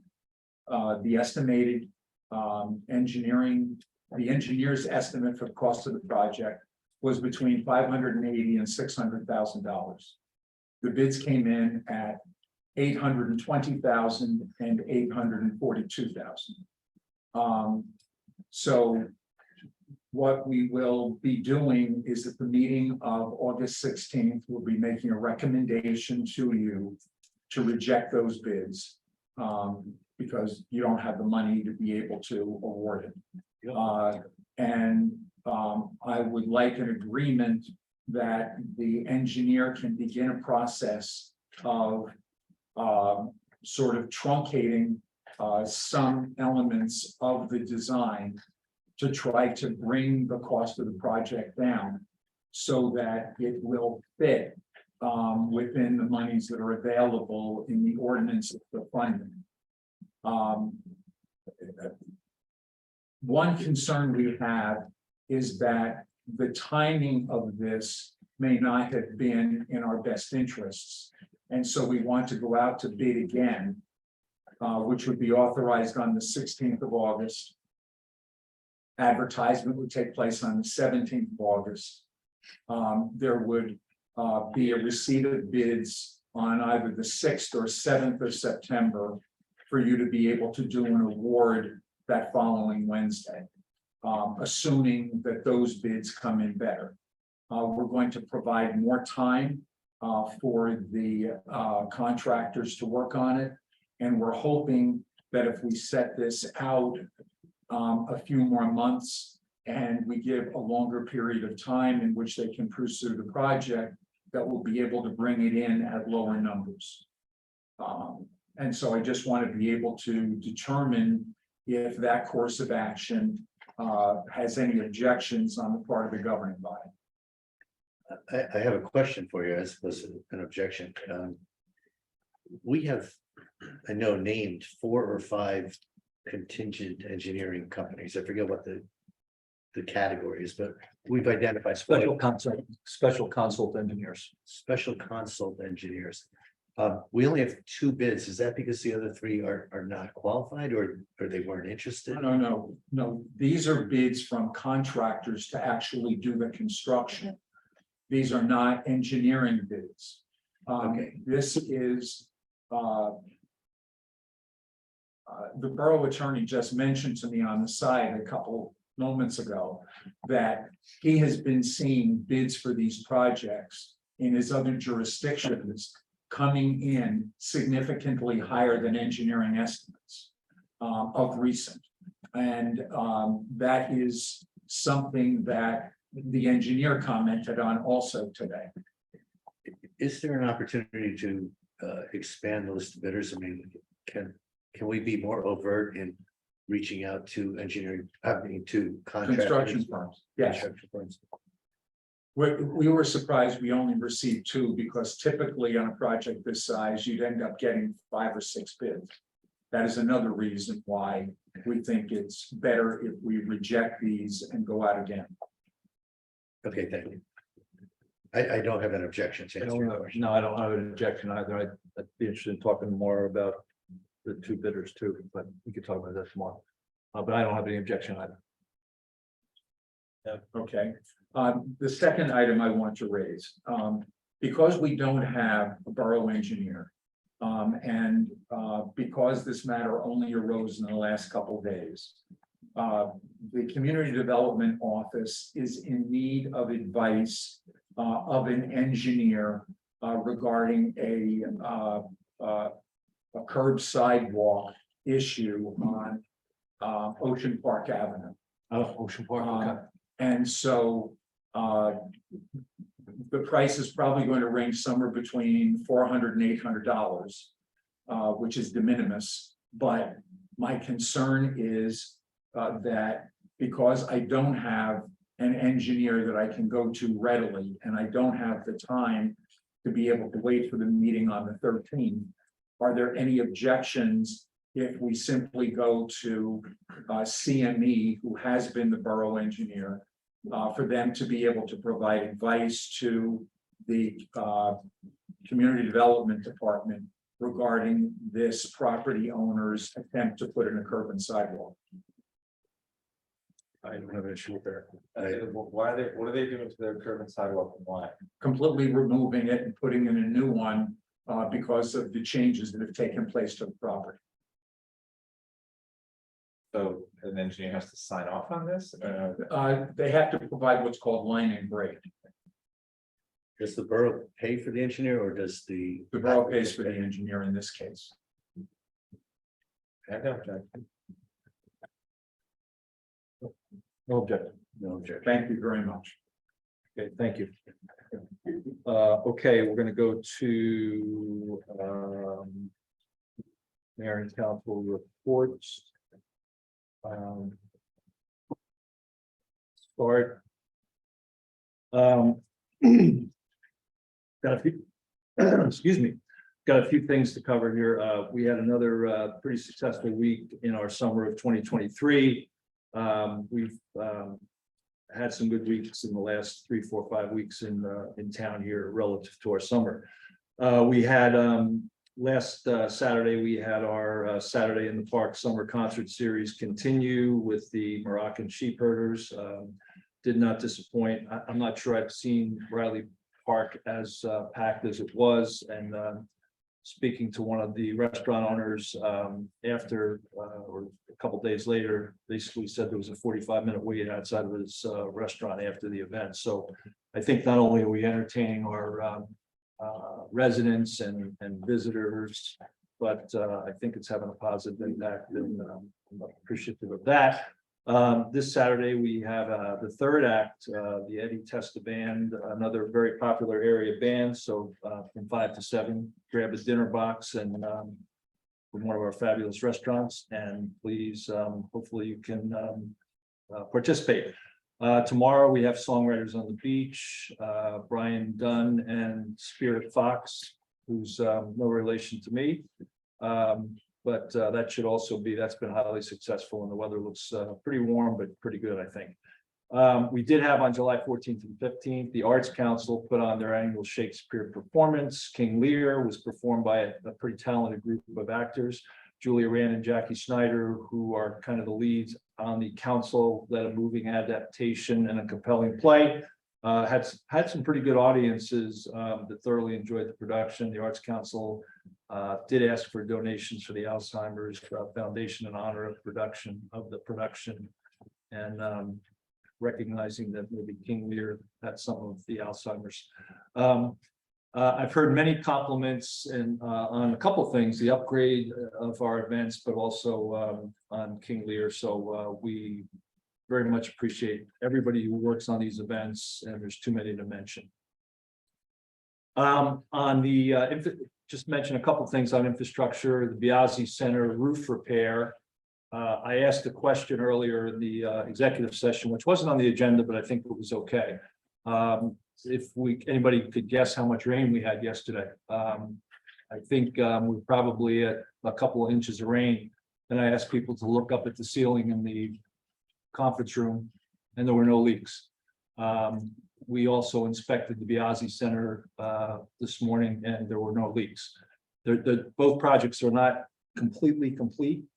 There's a couple, we have some coping to do and some just some last steps, but I think this project is near completion.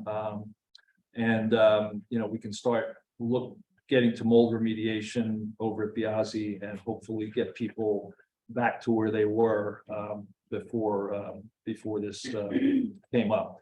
So we're very encouraged by that and appreciative that's almost at completion.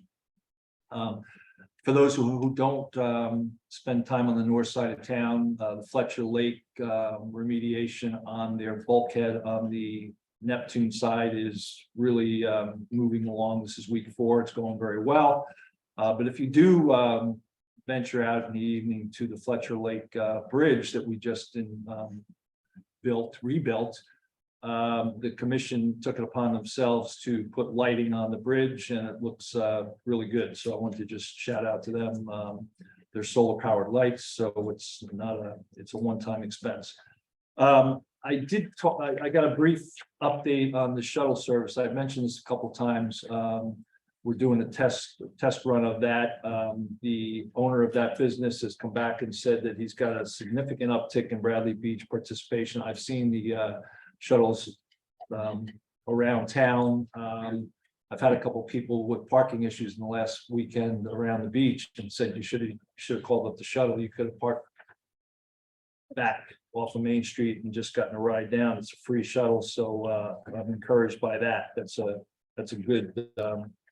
I think it's a good move that we made to test this. Mayor's Wellness Campaign.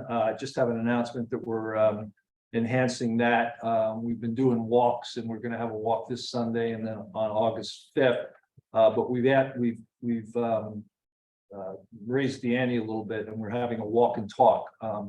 We're bringing experts in on different health related topics, and they're going to talk first to the group of walkers and then walk with them.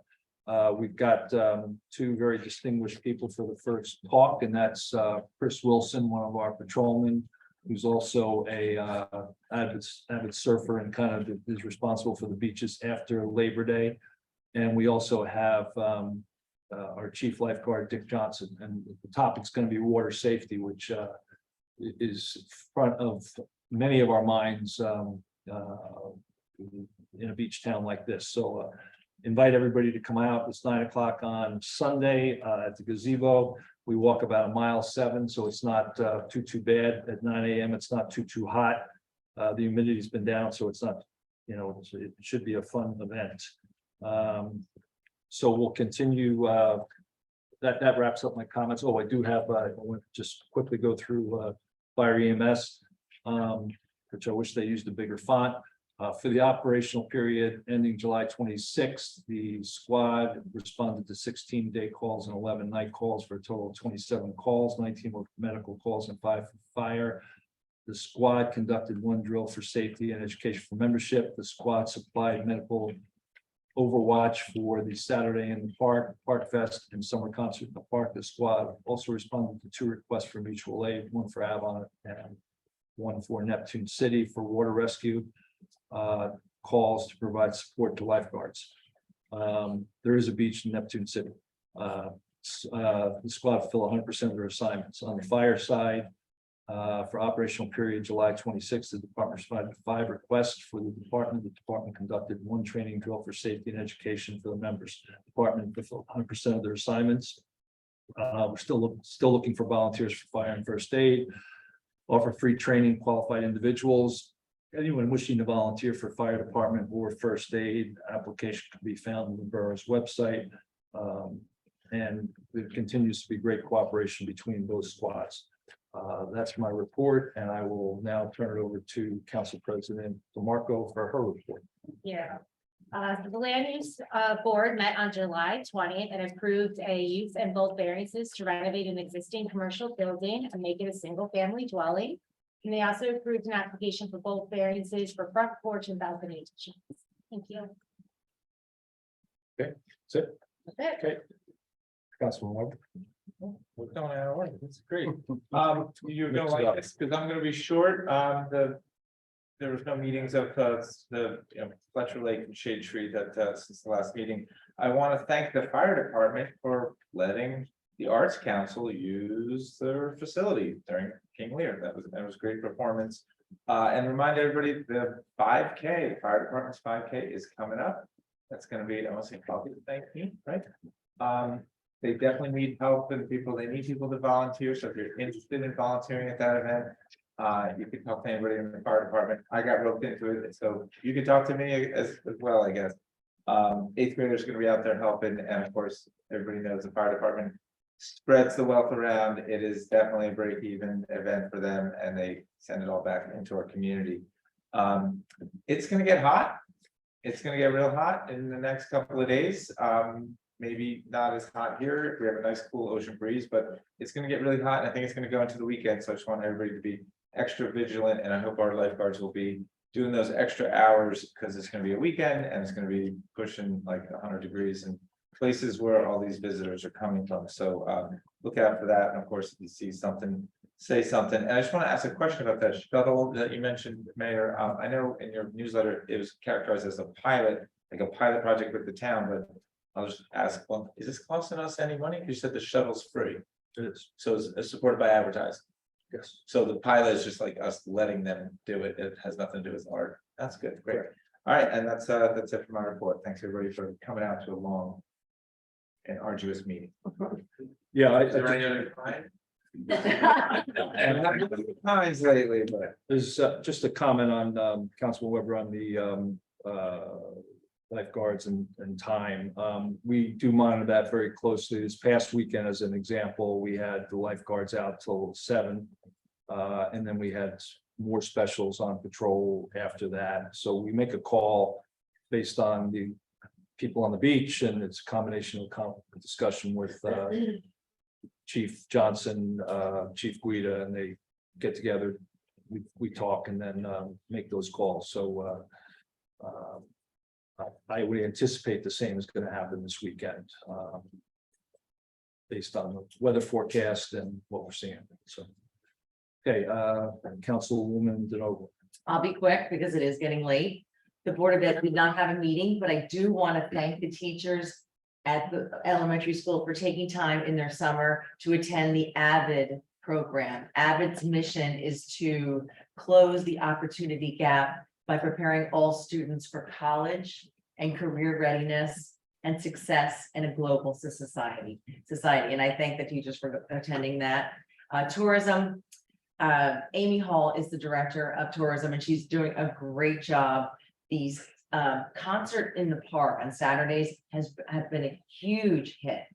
And what she has to do, she has to please the tourists, she has to please the businesses, and she has to please the residents. And I think she's really hitting her stride, and all that is being accomplished. It was a lot of fun. It kind of reminded me when Ray Tatula would do the music in the park. It was just about the music. People would bring their chairs. There's no vendors, there's no beer, there's no one business selling something. It's just about the people sitting there under the trees in the shade of a tree, which I love to, enjoying the music. And it's 2 hours from 5 to 7, and then people would stroll Main Street. I think, and it's no heavy lifting for the public works. It's free, it's inclusive, anybody could go. And And hopefully it's within the tourism budget. Now, unfortunately, Amy doesn't really know what the tourism budget is. Hopefully you'll get to meet her before, we're planning actually a tourism meeting. This will be the first one in the last 2.5 years, August 8th. And what Amy's doing is she's evaluating what has been done so far, what works, what's quality over quantity, what's not a lot of heavy lifting for DPW. And she also puts together the mayor's weekly newsletter. So she's doing a really good job with everything that I've discussed. And hopefully she'll come up with a good formula that will work well for next year and be within the tourism budget. Speaking of sitting under the trees in the park, the Shade Tree did not have a meeting, but they are short one volunteer. And I would encourage anyone who does love trees to maybe think about applying. It's been a beautiful experience for myself. It's so positive. You meet people, you plant trees, you so many people like plant a tree in honor of a loved one that has passed, and you make a beautiful relationship. In fact, I met your neighbor the other day, Matt. I was identifying some species for the chairman of the committee. And he's talking about his family history. We talked about the foundation of his house and oil tanks and all this kind of fun stuff. So I do, he had a long family history here in Bradley Beach. So it's a lot of fun, and volunteers are the heart and the spirit of Bradley Beach. And I would highly recommend volunteering in any organization in town.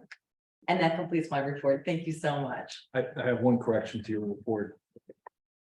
Councilwoman, Oh, yes. I write the newsletter.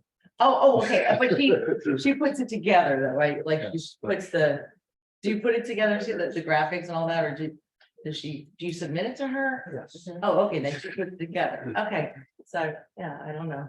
Somebody put it together. It's Amy Hall. She does communications too, so. Councilman Gubertosi. Thank you. Did you need to say something about the tourism meeting? Sorry. The tourism meeting, or do you want me to just incorporate what you both sent me through email? Oh, that the meeting was 2.5 years ago versus 3 years ago? Yeah. Yeah, well, a comment was from Paul Nishamkin, said the last meeting was 3 years. ago. Right. Technically 2.5 years ago, but still, it's been a very. Paul long- Nishamkin wasn't a member of the Tourism Commission in 2021. He was in 2022 and 2023. Well, the last meeting was January 21st, 2021. Correct. So that's 2.5 years ago. Yeah, correct. So- correct. Yeah, that was a correction that. I just want to make sure somebody says it, so I put it in the Yeah, minutes. okay, sorry. Yeah, sorry. Okay, No, that's Sorry, okay. sorry, I- sorry. Doesn't matter, just Sorry. somebody say it. Sorry. Nonetheless, it's long overdue, so. Yeah, thank so, you. Thank and the you. reason I brought that up That's was I was okay. the liaison in 2021, Yeah. and there was a meeting. Yeah, okay. Understood, thank All you. right, thank you, Councilman. There are no meeting minutes of that. Yeah, then I'm not the taker of the minutes, so. I'm just saying, like, Yeah. there's no. I know we just established the meetings run longer and longer, but that was good, valuable use of 5 minutes. Deciding if it was 3 years ago or 2.5 years ago. Thanks. Uh, Thank you. Good point. As the liaison to the police department, I do have a quick police report. A local subject was arrested for driving while intoxicated. Another subject was charged with criminal mischief. Police arrested an individual for theft of an unlocked bicycle. The chief again encourages all residents to secure all personal belongings such as bicycles, even if they are in your yards or on your property. Also, please do not leave car keys in your motor vehicles. Lock the doors and remove all valuables from sight. Also, the police will be hosting the annual National Night Out on Tuesday, August 1st, on the promenade between 3rd and 5th Avenues. There will be hamburgers and hot dogs, drinks, and a lot of fun activities for the community. This is a great chance to meet your local police officers and the police administration. Separately, I'd like to reference a couple things. One is, as everyone is probably aware, we recently adopted a noise ordinance with a lot of work went into it. I think we came out in a good place. There's a 20-day period before it takes effect, but it's right around the corner. Residents brought up in recent meetings that it's really going to be incumbent upon the administration to communicate the implications of those changes to contractors and to residents alike. Most residents are not represented here in these meetings or on Zoom. And they may not have any idea of some of the changes we made. So I raised that just for the BA's attention and the mayor's attention that the borough of Bradley Beach should have a official plan to communicate this to contractors and to residents. Back on June 14th, I believe, middle of June, we had a council meeting. We all passed a motion to asking the mayor and the BA really to develop a spend management plan. I have a brief update from Mr. Fehrenbach that the mayor and Mr. Fehrenbach are close to preparing that spending plan, which they have named the fiscal integrity plan. So we should be seeing that fairly soon and looking forward to seeing the initiatives that they are going to identify for the council. One thing I want to share with the public, and I don't know if anyone knows this, I did not know this until last night when I was talking to the borough's tax assessor. He kind of made it off the cuff comment that surprised me. He told me that our municipal tax levy was actually 13.2%. And, you know, we've all publicly stated it was 11.6%. He offered some reasons as to why he thinks we, the council, might have been confused. But he is adamant that our tax increase works out to be 13.2%. And that the overall impact on average is not the 6.3% that had been communicated in the mayor's newsletter, but actually it should be closer to 7.9%. So I don't know if anyone else knows this. I don't know if the mayor, Mr. Fehrenbach, knows. Maybe there are other adjustments, but I can't think of a more reliable source than our tax assessor, who did walk me through the numbers. So I've seen his numbers. The other thing that I really want to make sure everyone's aware of is handicap beach access. This is something that the mayor initiated by creating the lockers for the beach this year, and I applaud him for doing that. But there are certain areas where we've fallen short, in my opinion, areas that I've been asking about since the end of January. January 31st was my first email on this, and I followed up repeatedly. And as recently as our last council meeting, I very specifically asked about the ability to create drop-off and pickup areas for handicapped individuals who are wheelchair bound along Ocean Avenue. And in that meeting, we were told that the county would not view that favorably. It could adversely impact their ability to get access to federal funding. I decided to call the county myself because I found that hard to believe. And in fact, I've identified a couple of individuals there, and I will share these names with the mayor and our VA.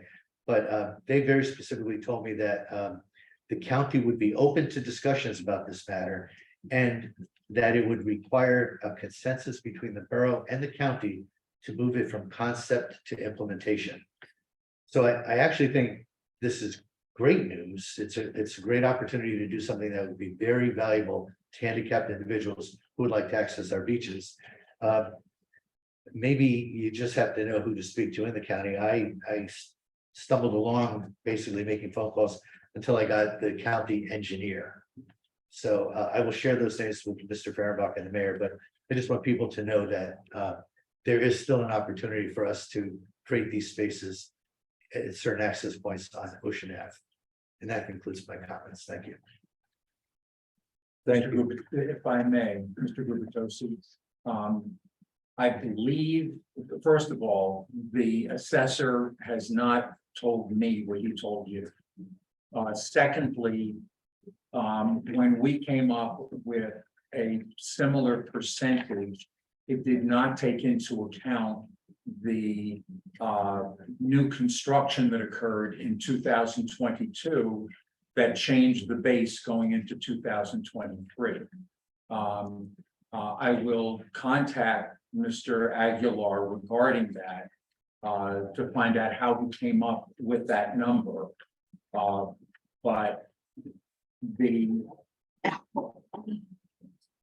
actual effect on you and I when we receive a municipal tax bill because of that additional construction of last year will result in the 11.6, not a 13.2, but I will speak with Mr. Aguilar regarding it.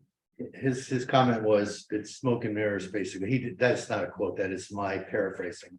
That it's smoke and mirrors when we obfuscate with the fact that there's new construction built into the new baseline. And he gave me very specific numbers, checked it a couple of times. The actual taxes that the tax levy for the borough in 2022 was $7,118,000, 812. 2023, the borough's tax levy, this is excluding the library, 8,060,315. Correct. That is a $941,500 increase in taxes. And that 941,500 divided by the 7,118,000 is 13.2%. So he said it doesn't get any cleaner than just saying your taxes were X, they're now Y. And regardless of what baseline we divide them by, the increase in taxes went up 13%. And what frustrates me, Mr. Fehrenbach, is I was as engrossed in these conversations as anyone on the council. And I felt I was misled. I did not see that coming until, and he mentioned it almost off the cuff. And I said, whoa, wait a minute, what? So if we're communicating to our residents that the tax increase that we have put forward is 11.6%, I want to go on record tonight as saying that is not a correct representation to our residents. I am simply going to say that I will have a discussion with Mr. Aguilar. But the method that I just described to you is a method that has been used for years in municipal government. And I am surprised that Mr. Aguilar, with all of his experience, is not aware of it. He could not have made it simpler for me, but please do have a conversation. He told me that he shared a number of emails with you. Thank you. Thank you. Okay, we're going to move to public comments. I've asked, before the meeting, I've asked Council President DeMarco to kind of handle the public comments. I have a, excuse me, I have a sick, I have somebody in my family that's ill and needs some attention, so I need to take care of that. So I will try to jump on Zoom, but I've got to take care of something at the family, so. Thank you. Mr. Farabak and clerk, I just ask that you take notes and then wait if anyone has any questions. You speak around Louise. Of course. So we're now opening up to public comments. Council President, can I just speak briefly? I apologize. Terry Brown, you don't know me, I'm the detective lieutenant here. And I just wanted to add one or two quick things to the council report that I provide. We didn't get a chance to send it in writing, so I want to say it in person. I know Councilman Weber actually mentioned it. Chief Guido wants everyone to know there's a severe heat coming in. We know that. It's starting today. It could be up to about 100 degrees by Friday. So please stay hydrated, keep cool, watch your neighbors, check on your neighbors. Don't forget your pets. You know, they get hot very quick in automobiles, you know, outside. Don't forget that their little paws, you know, when they're walking on that hot asphalt, you know, a lot of people don't realize that. You know, we have shoes, they don't. So just take all those things into consideration. If you need any sort of assistance with keeping cool or place to go, call us, the police department. We're here 24 hours a day, 732-775-6900. You know, it's readily available. That's our direct number. We'll provide you, you know, anything you need, whether it's you come into our lobby, we'll cool you down, we'll get you water, get you resources, or we'll find you a place to go. we have access to that. That was just briefly, you just want to really touch on that because the heat is coming. And then again, I know we all talk about National Night Out, but we do sponsor it. It's a police sponsored thing. The chief really encourages everyone to come out, see us. You know, we all bring our families. I bring my wife and kids. We have a great time. You know, we have a lot of activities. You know, it's really get to know us. You know, just have some fun.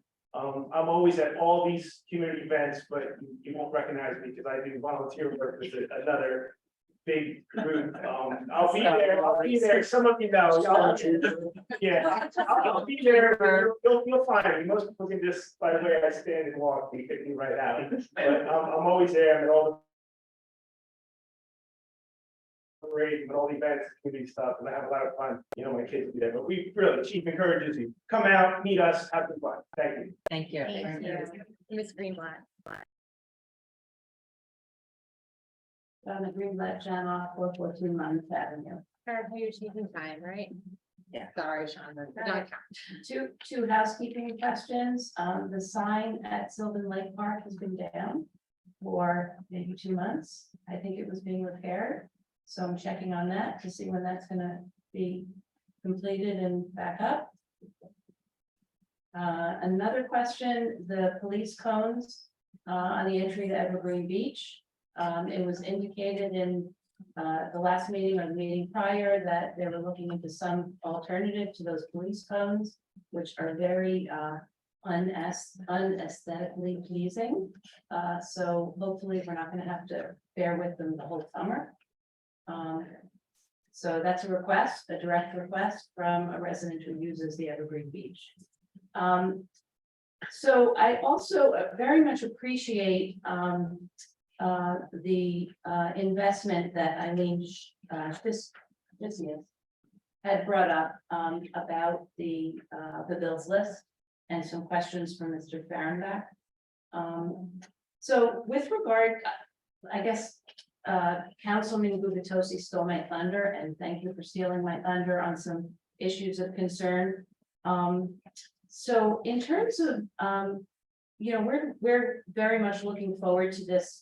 Was it fiscal integrity? I don't know what the name of the overview of spending. Looking forward to seeing that, and also the request to really be inclusive about that in terms of manpower, because an event that was not a public event because it had a limited attendance, which was the 130th anniversary party that was on the beach. You know, there was a lot of manpower from our DPW that was also added into that. So I guess one question with regard to the bills list is the tourism trust.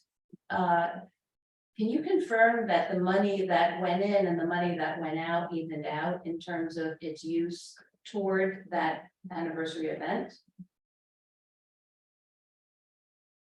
What I said earlier was that there were donations, sponsorships that were received. But the net effect in tourism trust was, and I think my memory is correct, but it may be wrong. That $5,000 was provided by the municipality to the BBCA to run that event. And so there would have been a net cost to tourism of $5,000.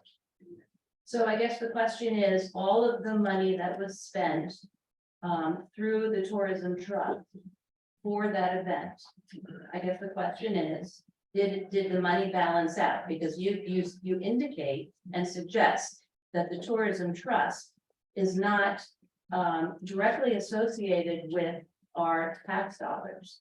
But the tourism trust is for the borough, it's for the entire town, it's not for private events. So I guess what I'm asking is, was the money in and the money out that was associated with that event balanced out? Were the donations that were made to the tourism trust for that event, did that balance out with the expenses that were pulled from the tourism trust, which is for the borough, not for special groups? I'm going to have to research that and give you the numbers. I was trying to explain clearly, I was not clear, so you have to let me go back and get you that information. Thank you. I would appreciate that. And I know that you were losing your patience a little bit with some of the questions and that the questions keep coming up, the same questions.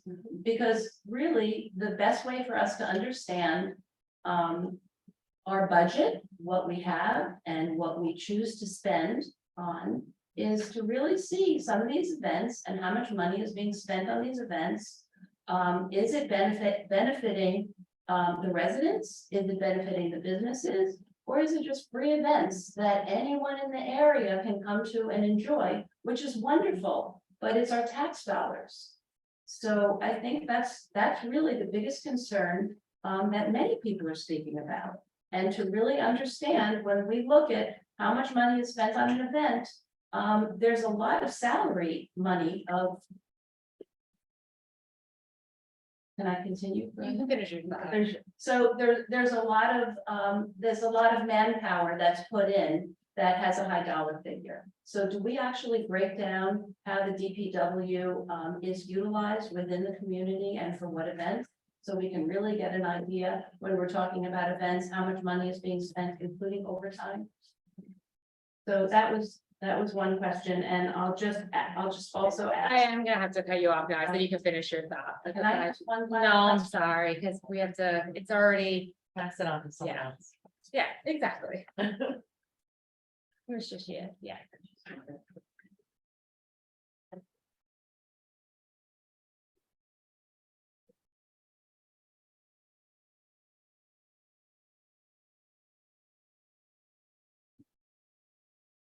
Issues 112 Fourth Avenue, just to follow up with what Shannon said.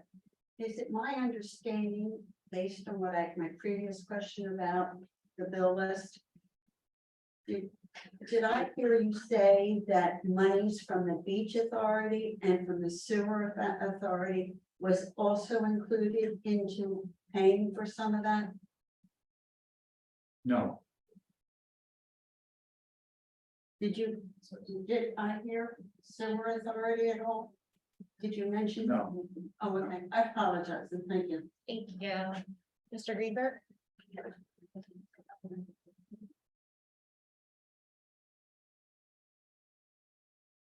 Don Greenberg, 302 Park Place Ave. I haven't been at the last few meetings, so if this has been answered before, I apologize. Notwithstanding the fine job Mr. Bernbach's doing, where are we on the search for a new BA? So my understanding is that the court needs to make a decision and I then, was just tied up in that. yeah. That's my understanding. So has there been, is there a conflict over who the council wanted and who the mayor wanted? Is that why, or you just have to wait for that case to play out? Have to wait for the Pick case to somebody. play out. Okay. And well, the mayor's not here, but solar lights are not a one-time cost, by the way. You have to replace the batteries at some point. That's how solar works. They charge batteries. Ms. Meadow.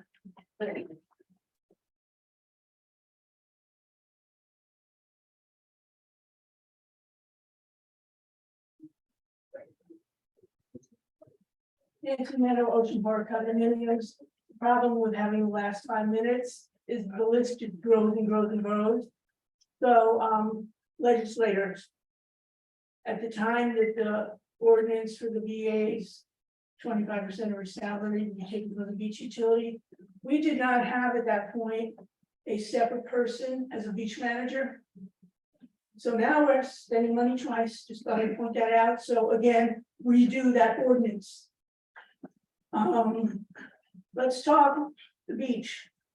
Lifeguard, I believe we paid for some uniforms. I don't know who my lifeguards are. They wear blue, they wear black, they wear orange, they wear green, and they wear red. Especially the females, God bless them with their bodies. I can't stare to see what the patch says, so I don't know. Is it a designer patch? Or is it a lifeguard patch? This is a problem.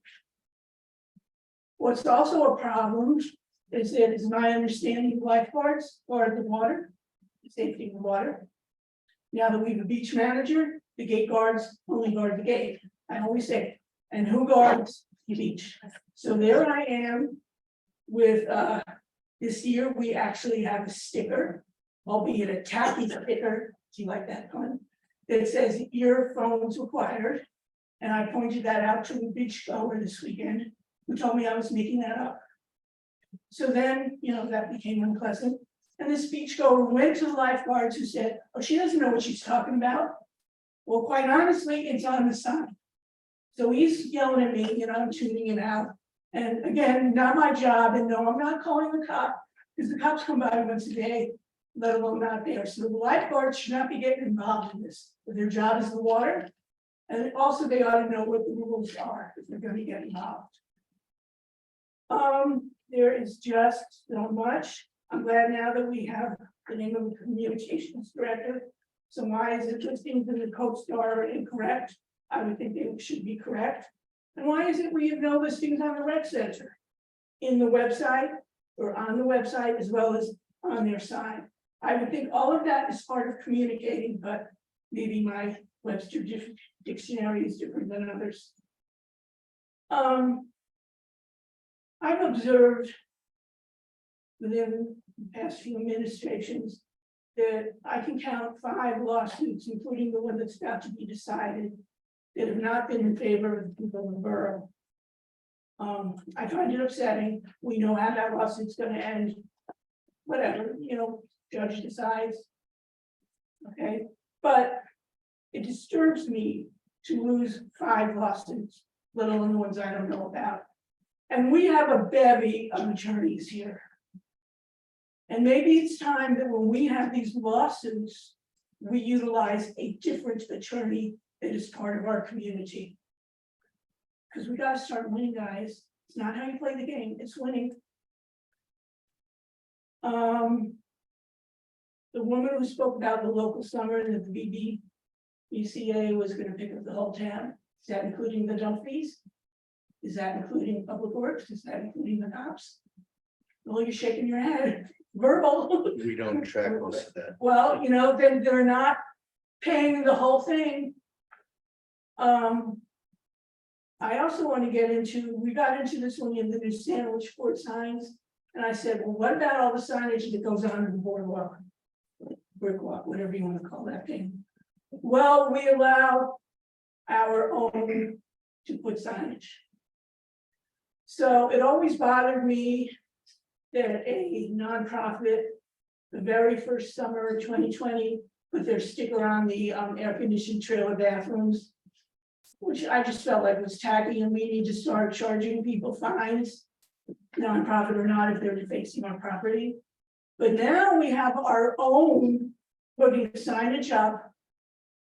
I would think when it's over, it would be polite and or required to remove it. And removing it includes removing the tape. It's quite unsightly. And again, tacky sticky. I believe that we have the right to know the amount of the purchase order, the mayor's attorney. And what really bothers me also is here we are talking mayor's wellness campaign. Well, we had, and this, I had to delay all this stuff. We had several weeks of smoke that came from Canada and then that came from New York. And it was brought to my attention that not one employee was offered a mask. I would think a borough that cares about health and employees would have had that consideration to offer it. I had asked the previous BA, were we ready for our next emergency with those kinds of things? Oh, yeah. Well, we weren't, and I guess now also, I just have to say this one last thing, that the cooling center is now not, that we're allowed to know about. It is not the firehouse. It is the lobby of the police department. Look at me, I would have gone to the wrong place. Thank you. Mr. Cohen? Thomas J. Cohen, 612 Third Avenue. Mr. Greenberg asked a great question, but I'm gonna ask one too here about, what's the status on hiring the new CFO, which was advertised in the, big municipalities journal? Do you have any other questions? I have a I ton. don't want to take up your time. I have a ton, but okay, that's a start. Okay, great. And thanks for Mr. Greenberg for saving me some time. Also, I want to thank Ms. Costas for making sure that my attorney Walter Lors got the $2,000 payment. I'm sorry, sorry. That was settled in October of 2022, and he's been billing my escrow since then. So I'm happy to know that I have more retainer money in there now. So thank you very much. I appreciate Don't it. sue me, all right? My gosh, I've been funding that thing for a long time.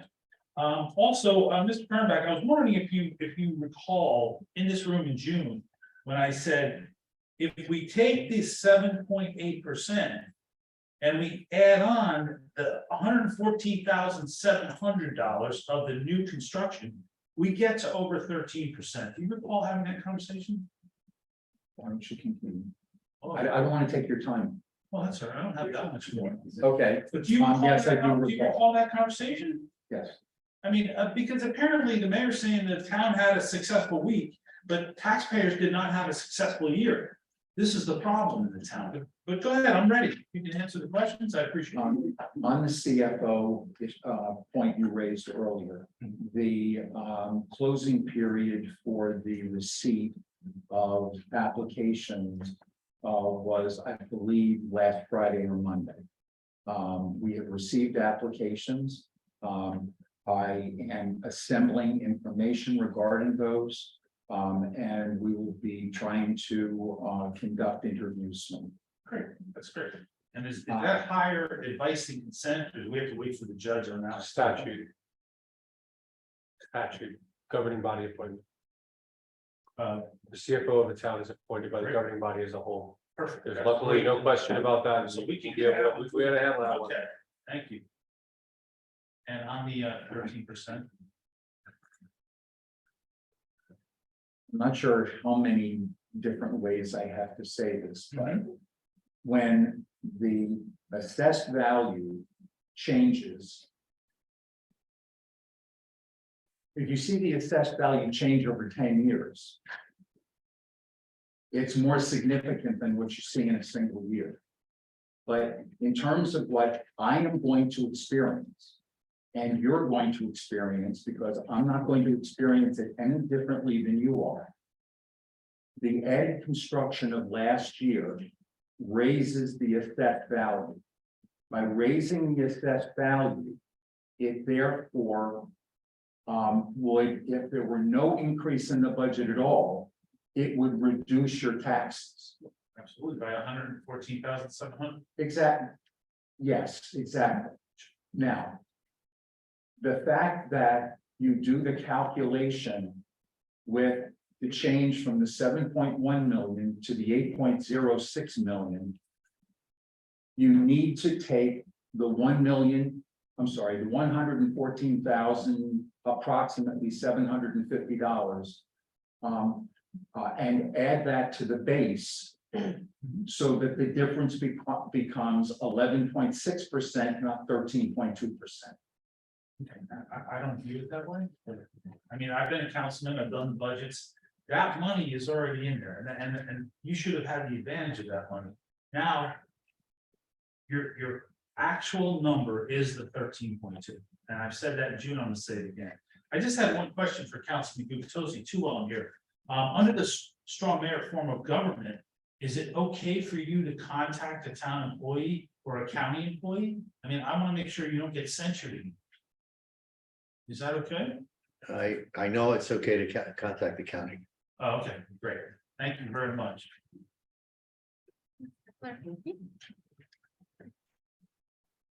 Hello again. I'm Beth Kepler from 504 Central Avenue.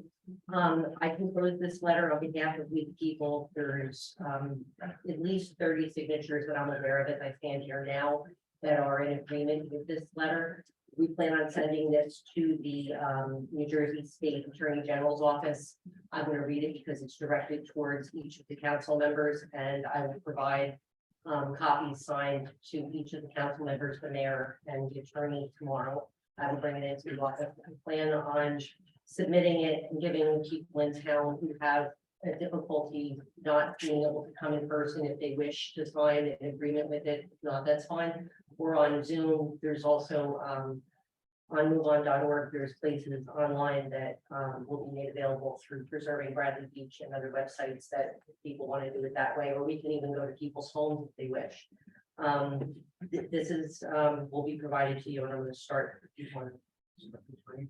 We, the people of the Borough of Bradley Beach, New Jersey, the County of Monmouth, by way of this correspondence, accompanied by the attached resident homeowner, voting constituent, and/or business owner signatures and contact information, hereby request your office to assign a special prosecutor to conduct a full and complete forensic physical examination of our borough's financial records, as well as the unethical business practices being conducted by Mayor Larry Fox and his administration. By way of background, we, the people of Bradley Beach, are in full agreement that we have exhausted every means and avenues available to us to obtain financial records, budget information, and expenditures this mayor and his administration have incurred at our expense when residents have formally requested to review the line item budget along with receipts, banking records, and financial transactions concerning the use of our tax dollars. We repeatedly met with excuses, unreasonable delays, obfuscation, and obstruction with regard to why the requested information is not being provided to us forthwith as required by law. When residents repeatedly were not able to successfully obtain or view the requested records ourselves, we reached out to our elected officials for assistance. Councilman Gubitosi, at the request of we, the people of Bradley Beach, has repeatedly requested to review the line item budgets for 2022 and 2023, and to date, he still has not been provided with the complete documents in their entirety. This not only reeks of impropriety, it is unacceptable, improper, and illegal. There is a well-documented history of highly suspicious and irregular behaviors being exhibited by Mayor Fox concerning his leadership and oversight of this borough. Upon your request, at a more appropriate time, we, the people, and several of our council members can provide your office with details and supportive documentation of these irregularities we've observed. The stonewalling, manipulation, and literal deception has been ongoing since the beginning of 2022. We, the people, have many times attempted to resolve this matter internally within our own borough. However, it has become clear and obvious we have exhausted every means and mechanisms available to us to defend and protect our own interests. Therefore, we, the people, have formally noticed the mayor and council on July 26, 2023, and we have recorded it on the record during public comments at the monthly council business meeting that we are requesting an emergent intervention and relief from your office by way of appointment of a special prosecutor to investigate the borough's business practices and financial record keeping. Furthermore, it is the opinion and belief of we, the people of the borough of Bradley Beach, New Jersey, that it is directly correlated to our prompting of the elected council members Gubitosi, DeNoble, and Weber to advocate and intercede on our behalf that Mayor Fox took the outrageous and offensive action of filing a lawsuit against our duly elected officials in retaliation for them doing the will of we, the people, by protecting our interests and rights.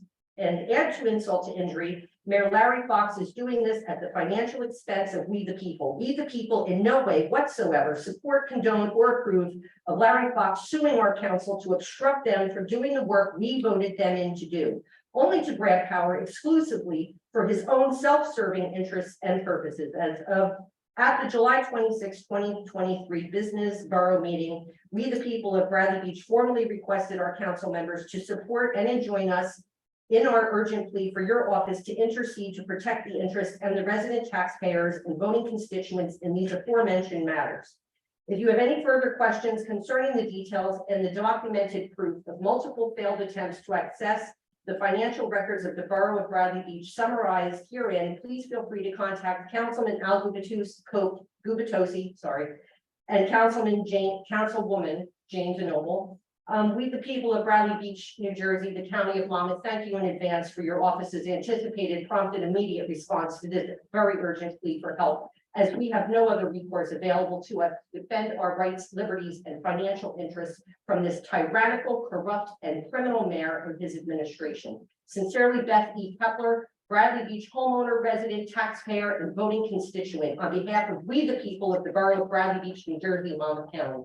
And I'll have a copy signed of all of them tomorrow. Thank you. You're welcome. Any other comments from the public? Ms. McGuire?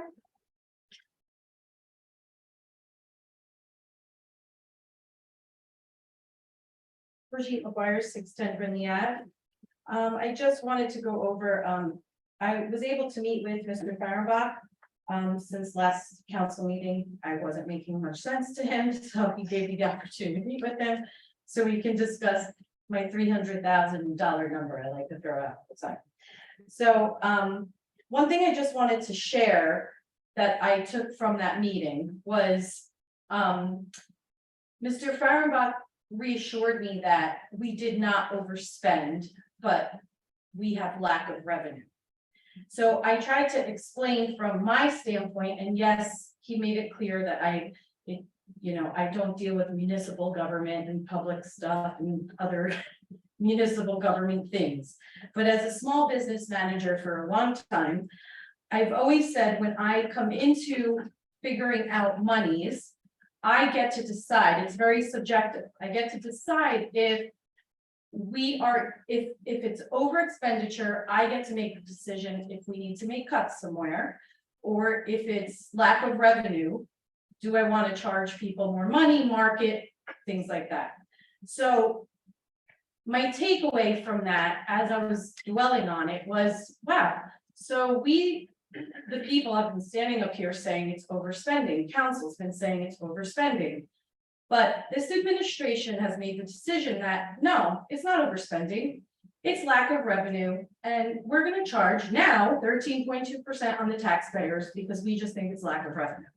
So that's a very subjective way to look at things, and that's clearly what that means to me, is that they just chose, we need more money, we're not overspending, we just need more money. And taxpayers, you're gonna pay it. You're gonna pay an astronomical increase of 13.2%. Let's even go back. You're gonna pay an astronomical increase of 11.6, because now that we're talking 13.2, 11.6 sounds great. No, it's not. It's not great at all. So what concerns me about what Councilman Gubitosi brought up is if this is the case, and forgive me if there really is a difference, and I'm not even going there in this conversation, but we have a professional tax assessor who knows what he's looking at, I hope. And I would imagine he knows what he's looking at. So was our council given fraudulent numbers to vote on? Because this makes no sense to me. I know nobody's gonna have that answer here tonight, and I know the answer is gonna be no, they didn't have fraudulent numbers, but it seems as so. It seems as such, because 11.6 to 13.2 is a huge difference. And I would really like to get to the bottom of where this difference happened. It's crazy. It's insane what's happening right now. And I don't understand how no one else feels as upset as I do. There is something completely corrupt happening in this administration. We have employees, beach employees, that are owed back pay from over a year, maybe 2 years ago, and they still have not been paid.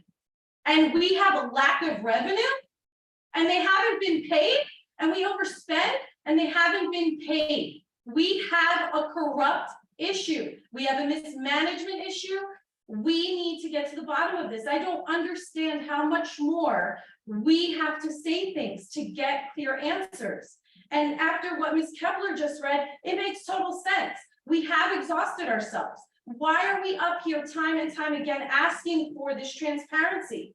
This is an incredible increase in tax. Incredible. And when all I keep hearing is I'm trying to wrap my hands around it, I'm trying to wrap my arms around it, we don't have those answers yet. We don't have answers on why COVID money came in and skyrocketed our budget. And that budget is staying at the same level of spend. When you know what, my business just got ERC money. Mine and Tom's business just got ERC money. We got COVID money that just came into our business. Am I going to hire employees? I'm going to use that money for long-term expenses. I would never be able to keep it up by next year. It is common sense. Budgeting is common sense. I'm sick of the circle talk. I'm sick of the BS. It's disrespectful. It's bottom line disrespectful. It's disgusting. We are paying a lot of money and I'm tired of it. Sorry. Thank you. Thank you. Thank you. Yeah. Any other comments from the public? Ms. Rappaport?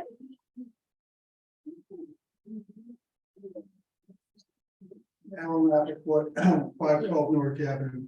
I'm gonna start with a couple of questions. First of all, some of the people in the audience know, but you know, there was supposed to be a meeting on July 18th for the Newark Avenue group that is appealed the 501 Lake Terrace. And somehow you didn't show up.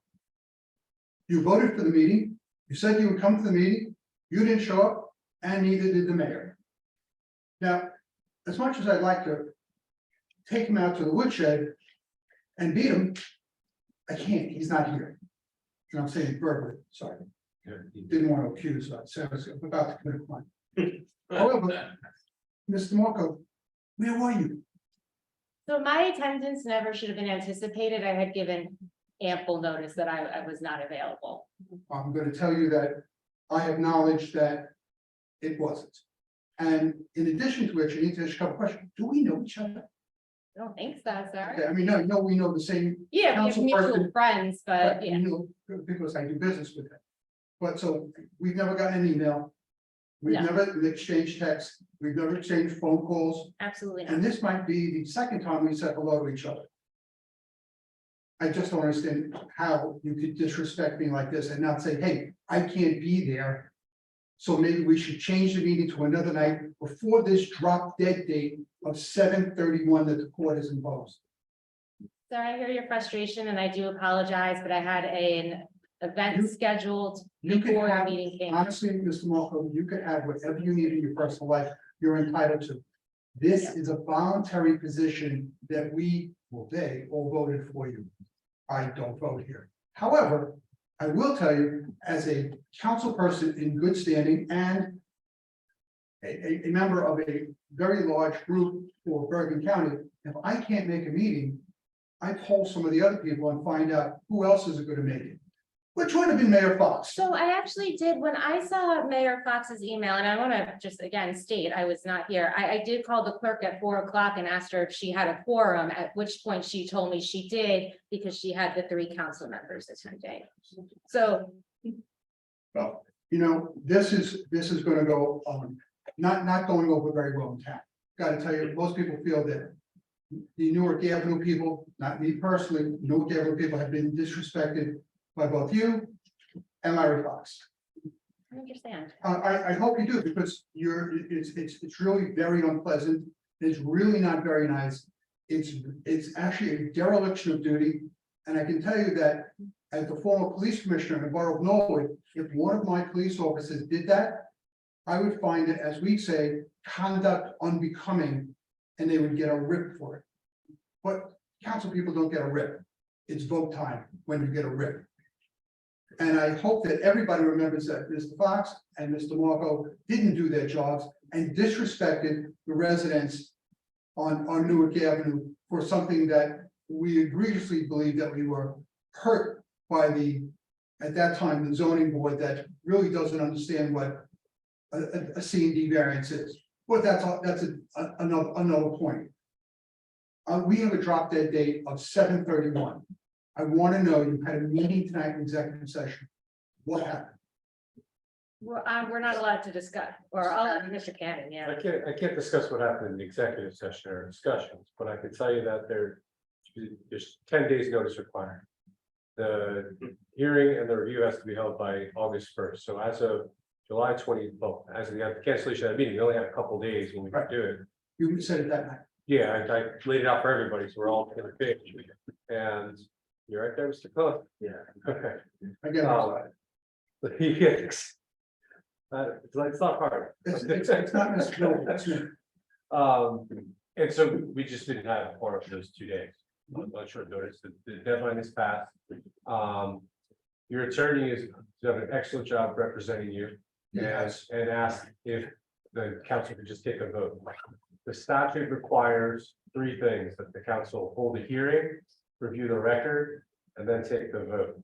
And so because we can't hold the hearing, I don't not believe under the plain language and statute that they can take a vote. And I'm going to communicate that to Mr. Catton tomorrow as well. He explained me something similar today. It was a very clever legal argument. He's done a good job for you.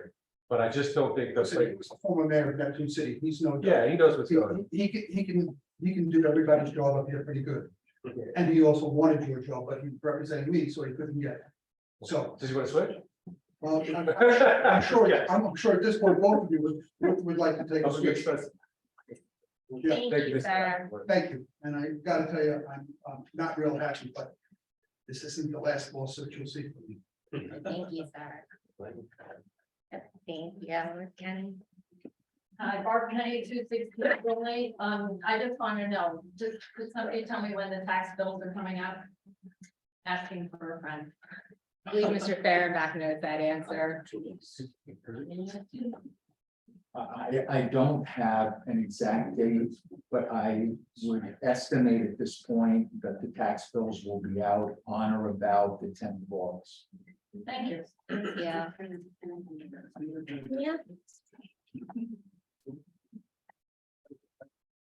I'm Ian Chasker from Cave. I just wanted to thank you. I think it's important that we revisit the dumpster issue. Especially the dumpster ordinance, especially since we just had, like a health and dumpster situation on Cave Avenue. So I think it's a great idea. So I just thumbs up on it. Thank you. Any other comments from the public? Seeing none on Zoom either. Thank you everyone for attending. I'm making a motion to adjourn the meeting. Is there a second? Second. All in favor? Aye. Now I just want to do her job too. Sorry, that was great.